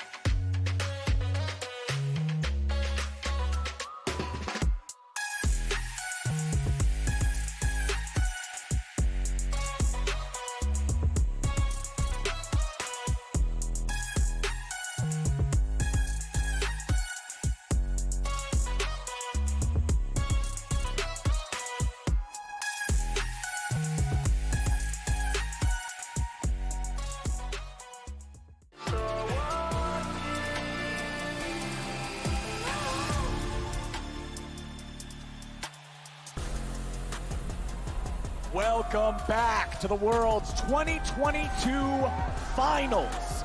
The series has delivered over the course of 3 games. I'm not going to do any mid-series spoilers. I'm just going to say if you've missed it up until this point, it's time to make sure you're watching those back sometime later. Coming into game number 4, T1 leads us 2-1. They do 1 win away from lifting the trophy, 1 win away from winning the World Championship. Will be first time for 4 players, and it'll be the 4th one for one player. Faker is one game away. It's been so long since he's been in the finals. He doesn't want to drop the ball now, but DRX have been showing up this series. They've been putting up a hell of a fight, and they're back on blue side. And if you hadn't watched the first couple of games like you're talking about, then you wouldn't know how crazy it was that we got here with all these objective steals. And Guma stealing with multiple objectives, by the way, with the Varus. This Varus has been super high priority for both lanes, not just because of those lanes, but also so much coming down to these objective fights, and we're getting similar bans here. Like we said, DRX always have to ban the Lucian. They're even following it up with the Ashe this time around too, so it is going to be the pinch point again. Yeah, expecting similar bans here out of T1. Varus first pick as the answer with Lucian, Caitlyn, Yuumi being down. Unless T1 changes it up and tries to flip the script a bit here on red side. We saw DRX try the Kalista Renata into it. Didn't work in lane phase, but they managed to funnel gold into it because of these Herald fights, getting Deft out of the lane, getting in some kills and skirmishes. T1, not a very Kalista Prio heavy team. It didn't work them very well in the regular season, so I doubt they'll lean towards it. Final ban for DRX on blue side. What's it going to be? Rise, keeping that one away from Faker. Makes sense. Now, what's the response from T1 here on the red? Do they ban the Varus that has been so dominant in this year? Are they going to leave up the Sylas Akali trade? Because DRX, with that Rise ban, they're trying to raise the threat of the Zeka Sylas, but Faker has loved playing the Akali into it for the kills early. Yeah, we'll see if he blinds it. I think if I was DRX's coach, I would say to Pyosik, and I would look at the games and think that he's a little bit nervous right now. Kindred would be a great pick here. Comfort is really key, especially with Pyosik struggling to get these smites down. Everything other than the smites was great. Viego looks good, but ultimate comfort here in a match point, I think Kindred could work. Also, then he could Kindred ult these objectives that keep getting stolen away and have an extra hand in trying to secure them. Wow. So T1's actually going to go for the Kalista. We've only seen Gumayusi's Kalista once this tournament, and they struggled in Summer Split to play really heavy towards it and dominate the lane as much as maybe they would like. They lean more towards hyper carries of the swords, and they're going to get the Sejuani that is open for the first time in this series. Flex for Zeus and Oner. And I love it when T1 pick Kalista, because Karia's got a deep, deep support champion pool. This could even be a support Sejuani. He has pulled out the support Nico with the Kalista as well for a different look at that lane. Renata is up as well. I think Kindred Renata here would be great comfort for DRX. We saw how powerful Barrel's Renata was, but they could just flip the script. Azir for Zeka. Is that going to be a lock-in? No way. With Sylas and Akali with Sylas Akali up, yeah, Renata is a no-brainer. no-brainer. They don't want to give that over. We'll see what Keria matches into this Renata. Renata locked in next to the Varus. They're up against Sejuani, so they know that T1 will have a powerful front line. Sejuani is tied for most played champion by Oner so far at this tournament. T1 love running this in the jungle, and DRX, they'll lock the Azir. The challenge has been thrown down to Faker. The gauntlet thrown down here. Are you going to play the Akali again? I think Akali or Sylas here would be great, but they might have to match support depending on what they're thinking in terms of pool. You know, Nautilus could be a good pick. Thresh, something along those lines that can pressure this lane. Blitzcrank as well into those champions looks really good if I think about it, but yeah, matching mid could be a no-brainer. Soraka. Keria. Versatility here. Soraka's poke in lane is probably the biggest underestimated part of the kit. When people look at this champion, you focus on the healing, but Keria plays it so aggressively along with that Kalista, it can be abusive. And do not underestimate the silence in team fights as well. This can completely throw off otherwise good plays. It's such a rare mechanic in League of Legends. It's hard to remember exactly how that's going to affect things. So now you're probably expecting DRX to ban away the Akali. You know, if Faker's not going to pick it up, that is a strong kill counter champion into Azir, and Faker has played so many of those games. They ban out the Victor first for the scaling option. Maybe they're thinking, looking at T1's draft, that T1 want some more scaling than that, you know, some control mage look from the mid lane. Yeah, the Sejuani will need some melee champions with her, whether she's top or jungle. I don't think Faker will struggle to find a champion here on 4. The Sejuani flex is what I'm really concerned about for DRX. Ooh. Your jungle pool's been pinched, and you have to blind top against Zeus. Aatrox is a good lean towards, but he'll pick something like Fiora or Yone again with Sejuani. It could be disastrous. So T1 holding all the cards right now in terms of counter picks as the last ban comes through for DRX. What's it going to be? Something like Akali or Sylas can work really well. Functions very strong with Sejuani jungle. Yeah, surprised they didn't double ban. Yone. They're covering the Aatrox. They're saying that we want to blind Aatrox here on 4. Now, do they take it away, T1? Gotta or be. they lock in Faker's Akali? Okay, so I think you do blind the Aatrox here, and then T1 will answer with a Fiora for Zeus. Yep. 100%, unless they put the Sejuani top, but I think the matchup is that great in isolation as the game gets later and later on. You have to have a really valuable jungle counter pick, and Pyosik might have to dig deep here because he's facing a Kindred ban. Graves is up, but I feel like they need a little bit, maybe a mini champ here would be better. Something like Vi that can lock the Kalista down. So much pressure on them, and they know they're facing the Soraka team as well. Gonna have to deal with the sustain in these team fights. Maokai can lock the Kalista down as well. And it is going to be the Maokai jungle for Pyosik. There's the Fiora last pick as we expected. Triple melee top side. We haven't seen Maokai for a long time. We saw it play-ins, we saw it a little bit in groups, and then it just fell off. Sprouts his head up here again in the finals in a must-win game for DRX. And he's good at locking down these mobile carries like a Kalista, like an Akali. He's also good at locking down a squishy target like the Soraka, but it's up to Pyosik to find those plays. And they've actually layered it with a lot of other big AoE CCs here. The Renata ultimate, you've got Varus, Deft here, really good at setting up plays with the Varus ult. If you cover an area of the map with the Maokai ultimate and the Renata ultimate, makes it way easier to hit the other ones. I think Deft needs to go more towards an on-hit build here. I think poke against Soraka. Yes, if you hit her, it's great, but if she stays back, she'll heal through your poke. Also, Vamp Scepter early on in lane is great, but of course the Eclipse build can help out. But regardless, hoping Deft goes for on-hits. But we talk about the lockdown of Maokai. Not only is it getting onto the Kalista, but the Akali, when she dives in, point-and-click CC will be so important in keeping Zeka alive. Very, very true. And for the T1 side, you are looking at the top triangle of the map. Those two melee solo laners with the Sejuani stuns. They can proc those stuns so quickly. Sejuani ganks into the top lane. Get that Fiora ahead. Get that Fiora advantage over the Aatrox that we've seen be so big in pushing.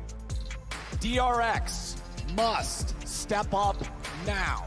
T1 are on match point for their 4th World Championship. The other 3 earned under the SKT banner. This would be the first time they claim it as T1, and they are a single game away. When Zeus last faced the Aatrox and he picked the Yone, they also had Owner on the Sejuani, and they had Owner go gank it. Go gank it early, get him these kills, get him that priority. See if they do it again here. Double tank junglers, but lots of CC setup, lots of gank opportunity for them. I'm excited to see Faker on Akali, see what damage he can get done. We saw games where he's just dominating the backline in fights. DRX have lockdown for him, and he'll try to navigate his way through. The benefit is the enemy mid-jungle is double AP on both sides, so itemization and runes shouldn't be too difficult. Yep. It's all about the side lanes, really. How far ahead can this Fiora get, and how much can she leverage that lead in team fights versus split push for DRX, who have really good engage. They have good choke control and everything along those lines. T1 just have better skirmish, and they want to look to flank and find these angles. It's been T1 finding these scaling drafts, which want to be death balls. Now it's flipped its head as T1 pick things like this Kalista and Akali that want to dive in. But remember, blue side has won every game so far in the series. Pyosik starting off with a control ward here to be able to clear the vision on his own chicken camp, so then he can do his jungle without being seen. Zeus just hanging out here in the brush top side. Kingdom being nice and patient. Level 1's gonna get spicy here in the bottom lane as Beryl, Deft, and Gumayusi trade blows. Yeah, the support's determined so much of this matchup here. Keria walking forward, trying to push them off, but it will be the early push for DRX. Deft and Beryl going to take advantage of the minion wave and get to number 2 first. Bot lane expected to be in isolation, looking at both junglers. Owner will move towards the Wolves. Pyosik will finish the red and move towards top side. 2v2, likely in favor of the Fiora Sejuani early game. The cooldowns for the Aatrox are incredibly long. Level up coming in here from Beryl. He could look to flash Q Keria if he steps up a little bit too far, but he's not going to do it. Training on top, that's where both junglers want to focus. Very, very snowbally in terms of if the Fiora gets ahead. Good job of pinging right there. You can see his movement. He hugs the wall, hiding that vital, that procs for the Fiora in it so that Zeus can't get the better trade. Faker at 200 HP here early on, playing the melee into the range. That's the early laning phase. You trade your health as a resource to guarantee that you're able to get this farm. Dorian's shield plus potions going to allow him to weather that storm with the most grace possible. Exactly, and you wait till you get low to get that missing health heal. Really high value out of it. He's also got the extra sustain with the fleet footwork there. Everything he can do with his runes. Oner, level 3. Does get spotted by the ward. Zeka knows where he is. We'll have to back up as he runs into this top side river. Pyosik still clearing out his camps. Top Crab should be in favor of T1 here, and Pyosik going to backtrack down towards his bot side. The problem is Kingen is very diveable right now. He's pinging assistance. Pyosik now running back towards top as quickly as he can, because if Oner peeks his head up there, Beryl. Oh, Beryl goes in aggressively, nice but the flash isn't kill. going to get him a lot.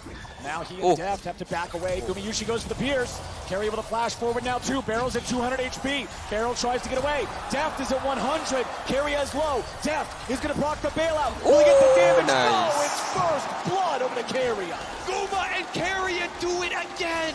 This T1 bottom lane on point, but now junglers meet mid.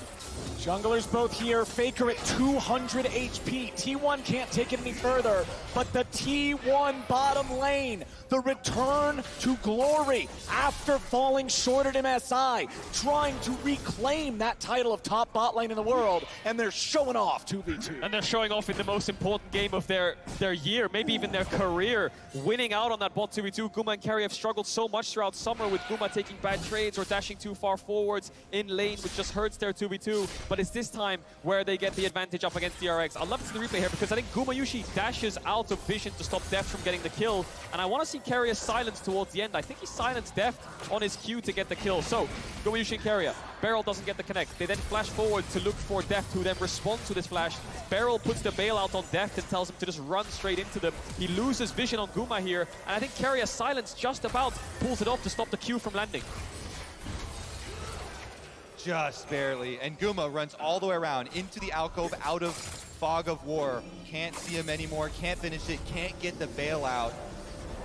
All summoners also blown on the bottom side of the map. So you know there's blood in the water. As much as you really want to focus on the top triangle of the map, now bottom lane fighting this aggressively, so volatile with 0 summoners left, the junglers are attracted. Pyosik has flash. Could just flash root someone here. Needs the wave to go a little bit further forward so he can get in that second brush. Yep, the wave will push away from DRX. They've got significantly more minions, so those are about to collide into the turret. T1 knows that Oner is still on the top side of the map, now making his way down through their own bottom side jungle, so that means they just have to wait. Play it safe, play it cool, clear out the wave. That's exactly what they're doing. Yeah, Pyosik hasn't based yet. He's going to recall now and pick up those boots. A little bit behind Oner on the clear speed in terms of responding to these plays. Top lane in favor of T1. Mid lane in favor of DRX. Oner now around. Has the blast cone, will get spotted by the ward, which will be swept away. DRX, no flashes in bot side. Need to be very careful. Yeah, both junglers taking a little bit of their time out to try and visit, since they know it's so volatile. But Oner not losing out on any camps as he does it. Dragon spawning, control ward placed as well, and now he's just hovering around, putting this silent pressure onto DRX. He can Q-flash onto Deft here, and I think he will die on top of a silence, but Oner is calling it off. They don't have vision on Pyosik just yet. They might spot him on the entrance towards top side, but Top Crab is spawning, and once they spot him, they'll realize that this dragon is free. And there it is, exactly as you say. Oner making his way over to that one. Q3 from Kingen. Zeus in trouble, but still manages to walk it back underneath his own turret. Pyosik ready to stop this recall here. Ghost and Teleport both available for Zeus if he can get back.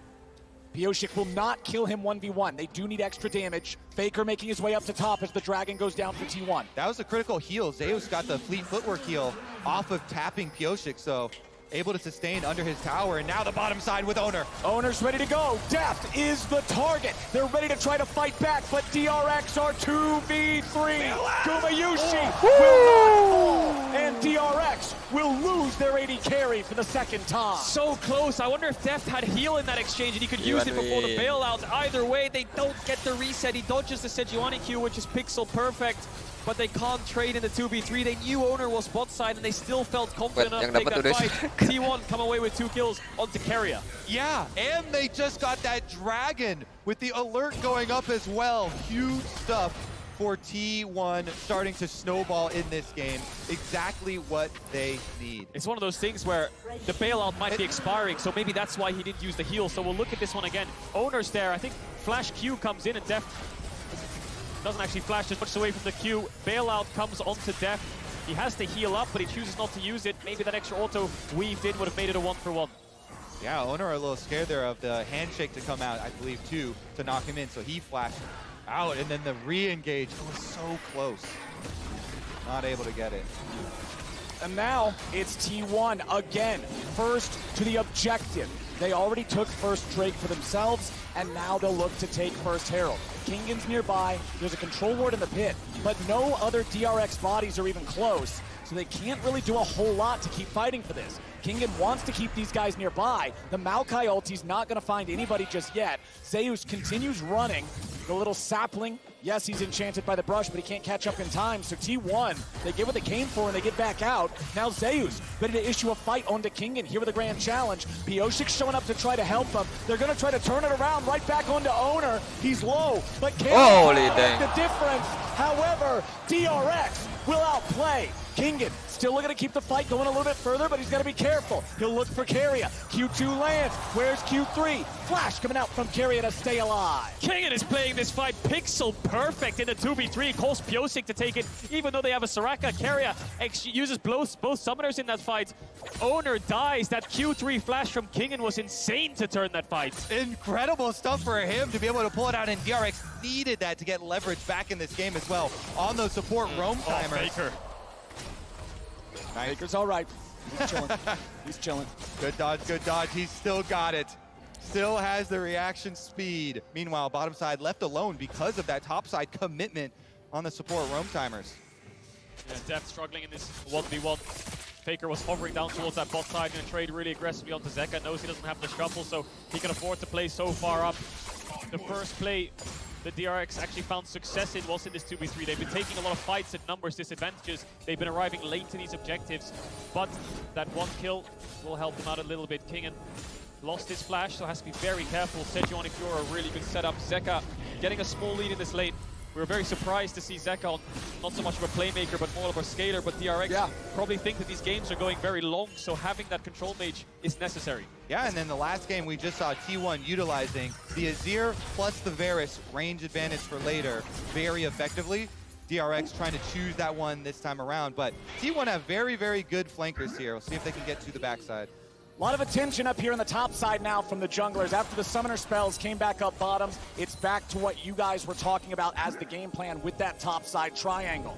Now, the Rift Herald still has half the timer left. Remember, it's Zeus who picked it up, so it's not like Owner can walk this thing around anywhere on the map. As Beryl goes into the hostile takeover, it hits both, as Gumayusi could now be in some trouble. Deft trying to fire in a little bit more damage as the 2v1 dive goes out top. Zeus barely staying alive, but there's the kill. Pyosik gets away with a flash, and DRX are ready to go. The mechanics on both side lane plays from DRX were beautiful. Beryl preemptively hostile takeovers in Gumayusi's direction, knowing he'll use the Fate's Call, and then Kingan dodges that Fiora W to the side so perfectly. Both side lanes, a lot of fighting, and despite being behind, DRX are putting up a fight. And it means top side gets really far ahead here for Kingan. Turret plates taken off for this Aatrox. Even without getting the killing blows onto Zeus, he is really starting to pull ahead. This is his time to shine. And we said it many times before, DRX, it really was a struggle to get here in the first place. 10 games played over 2 series in the regional qualifier, knocked out in playoffs in the first round. It's just been insurmountable pressure that's been exponentially growing through group stage, even playing to group stage, to quarters, to semis. It's always gotten heavier, the pressure, but now the weight of the world is on them. They're against T1 who are on match point, but they're still finding plays. Pyosik on this Maokai sitting at 2-0. Dragon is up, and T1 are grouping up to fight. The first Dragon, the first Herald in this game, both going over to T1. DRX grouping up mid, ready to fight back. Immortal Shield Bow and Crown of the Shattered Queen are both done. That is a big item spike advantage for the side of DRX, as their opponents do not have any completed items yet. Herald used there by Zeus, who picked it up. Looks like it'll crash, and Kingan is going to stop it. He'll turn around here. I think Kingan might be able to take this down before it crashes. That's a lot of gold that can be denied. T1 starting the Dragon Ball. Meanwhile, it's a 4v4. Really nicely done from Kingen, but now what about the team fight here in the bottom lane? They're going in. They found a lot of damage, but they won't find the kill. Gak keren, coy. And Beryl, he's not traded back. Zeka taking some damage. Faker trying to go in and find his way through the smoke. Now he's gonna run. He's trying to get out, but Twisted Advance will find him, and DRX will win across the rift. They're doing it! The perennial underdogs, DRX! They kill the Reft Herald on top side. Kingen takes it down. Then they get the sweep from Zeka into the ultimate from Deft, sniping the kill. 2 kills over to Deft as well. They don't have anything else to follow up with. They've got bot side vision. They got an extra 2 kills. They got the Dragon. T1 are the ones to pull the trigger. But look at the communication from DRX. Instantly, Zeka jumps across to the bot lane. Deft is off to the side.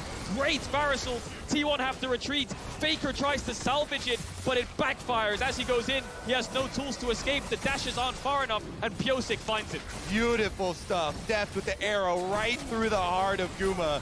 Faker getting pulled in and killed on top of it. And DRX are not done with Worlds 2022. And the beautiful stop in the top lane as well by Kingen to absolutely halt any sort of a cross map with the Herald. Everyone on this team, once again, backs to the wall, and they stand tall. And you highlighted it, Flowers. Before the fight, the shield bow versus no mythic on the side of Gumyushi. The shield bow saved Deft when Faker went in. If he didn't have that, maybe they could have turned the fight. Owner now up towards this top side. Herald spawning in 10 seconds. Pressure in bots from T1. Pressure in top as well. Kingen showing respect in case any play is to be made. It's on Pyosik to find the objective. He's moving towards this top side river. Zeka is in hot pursuit, and the bot lane of DRX is on the way up. Yeah, look at this. The overcommitment. It's going to be multiple players trying to hover up on top side. They were expecting a hard play here from DRX, waiting for the counter in the brush there for Owner. Doesn't pop out.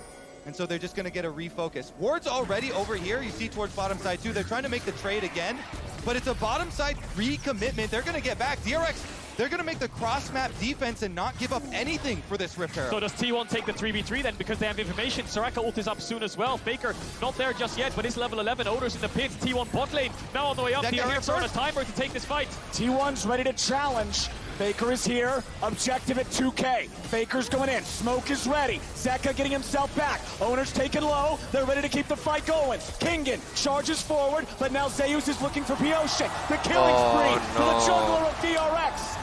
Where's the follow-up? T1 trying to stay together. Hostile takeover finds Faker. T1 are corralled in the back of the pit, and it's DRX executing. In a freaking 4v5, yo! They've got Deft on the bottom side taking care of the turret as well. The only king in that fight was Kingen. He did so much work to get T1 down. Zeus and Owner couldn't take the fight. Tower over to DRX. Herald over to DRX. Mid tower will fall. Top tower is going to fall as well. They just broke the entire map open from one fight. Even just being here in finals, DRX are already the greatest underdog story, the greatest Cinderella story of Worlds of all time. A 4th seed through play-ins all the way to finals, and they are on the precipice of pushing T1 to a final game. DRX have been through the trenches this year, and they have not heard a bell yet, so they're going to keep fighting in this game 4. It's looking good. Big gold lead, 4,000 over to them, even in Dragons. Next Dragon up in 1 minute 20 seconds. They're going to set up for it and try to build towards this soul. And the benefit of all of this is they have an Azir. Zeka's not even on a playmaker. He's on a scaling mage, so they have a very good, comfortable late game insurance. No losses in play-ins. First place in their group. The second reverse sweep of all time at Worlds in quarters, and defeating the #1 seed of their region in semis. Now doing this against T1 in the finals. And if we're looking at the mini-map, you see the commitment of the T1 bottom lane. That's why T1 commit to this, but they focus fire Owner here. Sejuani's so low, flashes over into the hug. Says hello! Of the sapling. Hello and goodbye. Owner goes down. Heroic sapling from Pyosik. Nice pushback by Zeka to stop Faker from EL to dive on top of them. T1 retreat. They run for the hills, but there's a wall in their way, and DRX sandwiched them down. Carrier no flash, he falls. T1 have the mobility to get the rest of the members out, but that's enough to put them at such a sizable advantage. DRX coaching staff elated with that fight. And the reason we're reacting so heavily here, League of Legends is usually a game of give and take. You win one side, you give on the other side. But that was such a big jump in health here for DRX. They won both sides with having Deft push down the bottom tower already. That's why we already, 17 minutes into the game, have objective bounties. DRX are crushing it. And I think DRX are ahead enough to not trade. They're going to get this dragon for free. Zeka has TP. Put numbers top. Don't put numbers around the objective you want to play for. Put numbers around the objective the enemy team wants to play for. Look at T1. They all base. They all realize that DRX control both sides of the map right now, and they won't be able to find that objective bounty. DRX with a 4,000 gold lead. DRX now grabbing their second Drake of the game. A Mountain Drake at that will be the soul if they can continue this. And I'll tell you what, something like that makes life much more of a pain for Faker Zakali to try to find his angles and try to maneuver around these fights. Checking in on the top lane, it's still a lead for Kingen. Still 1-0-3 here on the Aatrox as Zeka retreats away from Faker here bottom side. Faker trying to chase after him here. Uses R1, TP. Finds the E, but now a TP is coming in. Now the ulti's coming over from Maokai. Now DRX have found Faker. The smoke will not save him, and DRX 5v4 again. DRX kill Faker, and they're going to push down through bot lane. T1 are playing on 2 lanes, but the TP salvages that. They'll get this mid tower, but DRX will get the bot tier 2. More gold over to Kingen. More side lane pressure for this Aatrox. Zeus still yet to find his second item. DRX are collapsing. They're not even going to get the mid tower for T1. Gumayushi running away there, throwing the spear out, getting himself a safe distance away from Beryl. Bottom lane tier 2 falls. DRX winning out again. 5,000 gold now ahead of T1. I mean, you can see. Zeka? Whoa. Zeka. Uh-oh, goes over the blast cone, finds 2, but it might not be Zeka who's in for a nasty surprise. Keria gets chased, Sejuani ulti on Zeka to get T1 away. You can see which of these two teams is feeling the pressure. And guess what? It's not the team that is facing match point right now. DRX controlling the map here, forcing some misplays from T1, some over-aggressive attempts to try and pull the game back because they know they're facing the outscale that DRX faced in the last game. They've got Azir, they've got the Varus advantage, they have the front line to work behind as well. And so DRX pushing in these side lanes, the map closing in around T1. They're running out of options really, T1. Scaling is not really in their favor. It's more so the Fiora that is the scaling because she will win out on side lane against the Aatrox. But Kingen is so strong now. I don't think that scaling can even factor in anymore. They need at least 20 minutes to leverage that or even it out. So DRX will play with the Aatrox in bot, and they'll try to push out these waves with Kingen and move towards mid and threaten this Baron constantly to make T1 second guess themselves until they walk in to the waiting arms of DRX. Kingen has 2 completed items. Fiora has Divine Sunderer and still some pieces. It'll be a while before he's able to deal with that Aatrox. I want to see if T1 can go for one of these trailing split push plays, try and hide the Sejuani behind one of the split pushers and pick somebody off. Because that's what you have to do, one of these surprise plays. Sejuani ult into melee champions, proc the stun, take away some of this pushing power of DRX, because look at them, they're playing the whole map right now. They are, and that's because of these pushing side lanes. Are they going to start up the Baron? Looks like they're thinking about it. Okay. Not sure if they can do this though. No tank in the pit. I think Deft's just going to hit it. Yeah. And it's the solo lanes of DRX with the push, and it's Kingen who finished, we talked about it, he finished last place last year in summer alongside Pyosik. Then he convinced Zeka, who was a very close friend of his, to come back from the LPL and join the LCK and join him in the ranks of DRX. And he took the gamble. He joined the last place team. Look at them now. World's finals, both having the side lane push, winning out in their respective solo laners.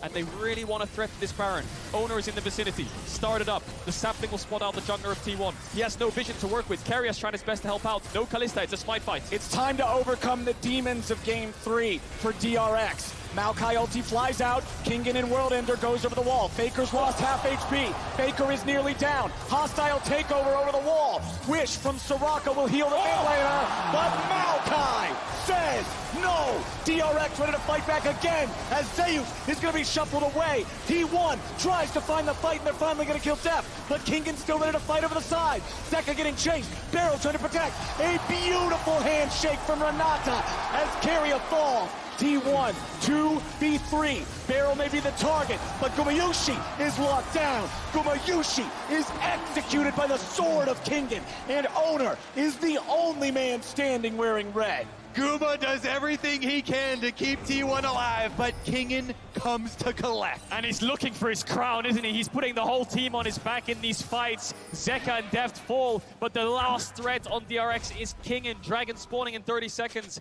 Even numbers distribution across the board in terms of deaths. No neutral objective started just yet. DRX don't have the damage to take down this Baron without those carries. But with the Dragon spawning soon, resets will come in, and they'll start to establish control over the map in these mid-wave pushes. Faker really struggling to get involved in these fights. Yeah, that Infernal Chain barely yoinked him back in, hit the full combo. They blow the Akali up. It's got to find better positioning. Let's take another look. The Baron got half HP, and then DRX said no, turn for the fight. They just keep your eyes on Kingen, lands the Q2, Q3 pull back onto Faker, then gets the auto attack in, I believe, as he dashes out. Pyosik follows through across the wall to get the kill. So it's a 2v1 on the top side, but that means it's a numbers disadvantage around the river fight. So that's where T1 find their advantage. Kingen's trying his best to come around the wall and help out, and he starts cleaning up the fight for DRX. And look how much work Guma puts in for T1. They're trying to fight their way out, up the river here, towards Zeka, towards Beryl, chasing them through. But Kingen from behind catches everything. Pyosik with the flash over the wall into the Tri-Brush, locks him up. And it's that twisted advance. It's that lockdown on these mobile carries that we talked about in drafts that is why this Maokai is popping off. Holy hell!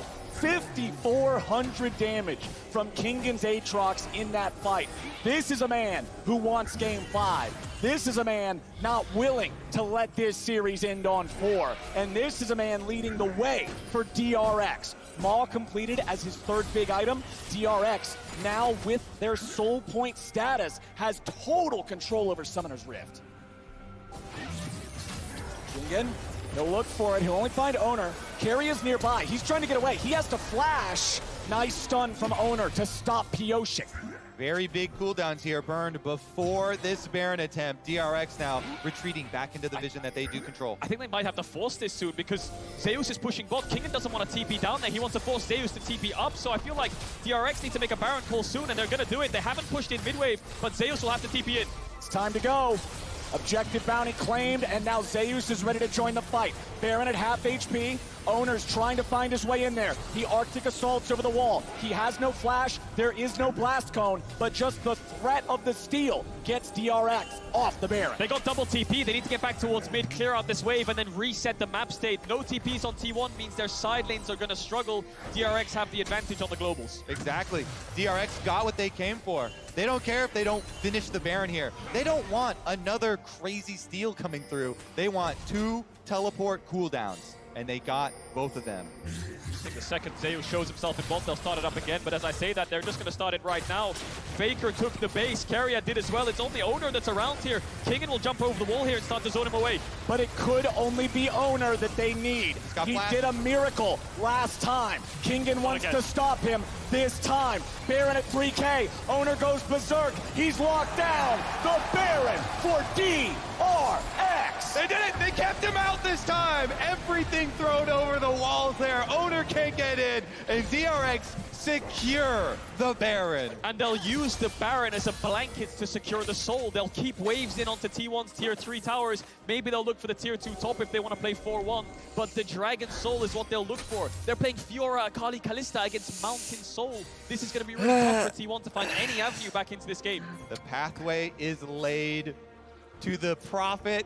The foretold game number 5 here. DRX so heavily advantaged now with Baron buff. You're talking about the instant resets, push outside waves, easily set up for Soul. And it is Mountain Soul as well. So good against Akali, so good against this T1 composition.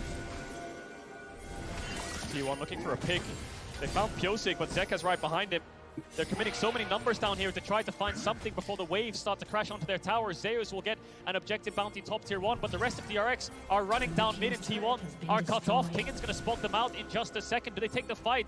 They'll try to stop them as much as they can. DRX is just controlling priority over the mid lane, getting that wave pushed up into the tier 3 turret. They've already taken half HP. T1 have now finally found their positioning again, but it may already be too late. The cannon minion's still alive. The cannon minion's still firing. The cannon minion kills the tier 3 turret. Zeus, in the meantime, is still top. He's taken out the tier 2. DRX, they're going for broke. They're going for anything they can find. The second inhibitor turret's going to be the target. Faker is now the target. They're trying to push all the way in. Owner's on full retreat. Zeus finally making his recall back into the base. DRX, 5-man push. Still looking for Nexus turrets. Gumayushi's gonna be caught. Kingan looks for him, but the Kallista's able to get away. Zeus wants to jump in. Zeka still safe. DRX now having to deal with Faker. He jumps in. He jumps out. There's no angle. DRX, they'll find the first Nexus turret. Owner charges away. DRX have health advantage. They have stats advantage. They have gold advantage. The turrets are dropping. Zeus is on the flank, but it won't do a thing. Kingan's wings spread wide, and DRX looks to keep going. The relentless pressure here. They've still got 2 cannon minions. Zeka chasing off Zeus, and Beryl comes to join. Zeus is low. He's trying to get himself away. The turret's still barely standing. Keria now going to be your target. Kingan chasing him away. Gumayushi goes in. It won't matter. They're done. That's it. DRX are taking us to game 5. 1 game to decide it all. Faker and Deft combined have played over 2,000 games, and it's going to come down to 1. The King is looking vulnerable. T1 was on match point, but DRX never fail to beat the odds. The goat versus the alpaca. It all comes down to this. Deft really does have 1 bullet in the chamber to kill the King now. 1 game to do it. T1 will have blue side. They'll select the stronger side that's 100% win rate this game. So not only do they have to win, but they have to win against T1. Undefeated on that side in the series. DRX have trained all year for this.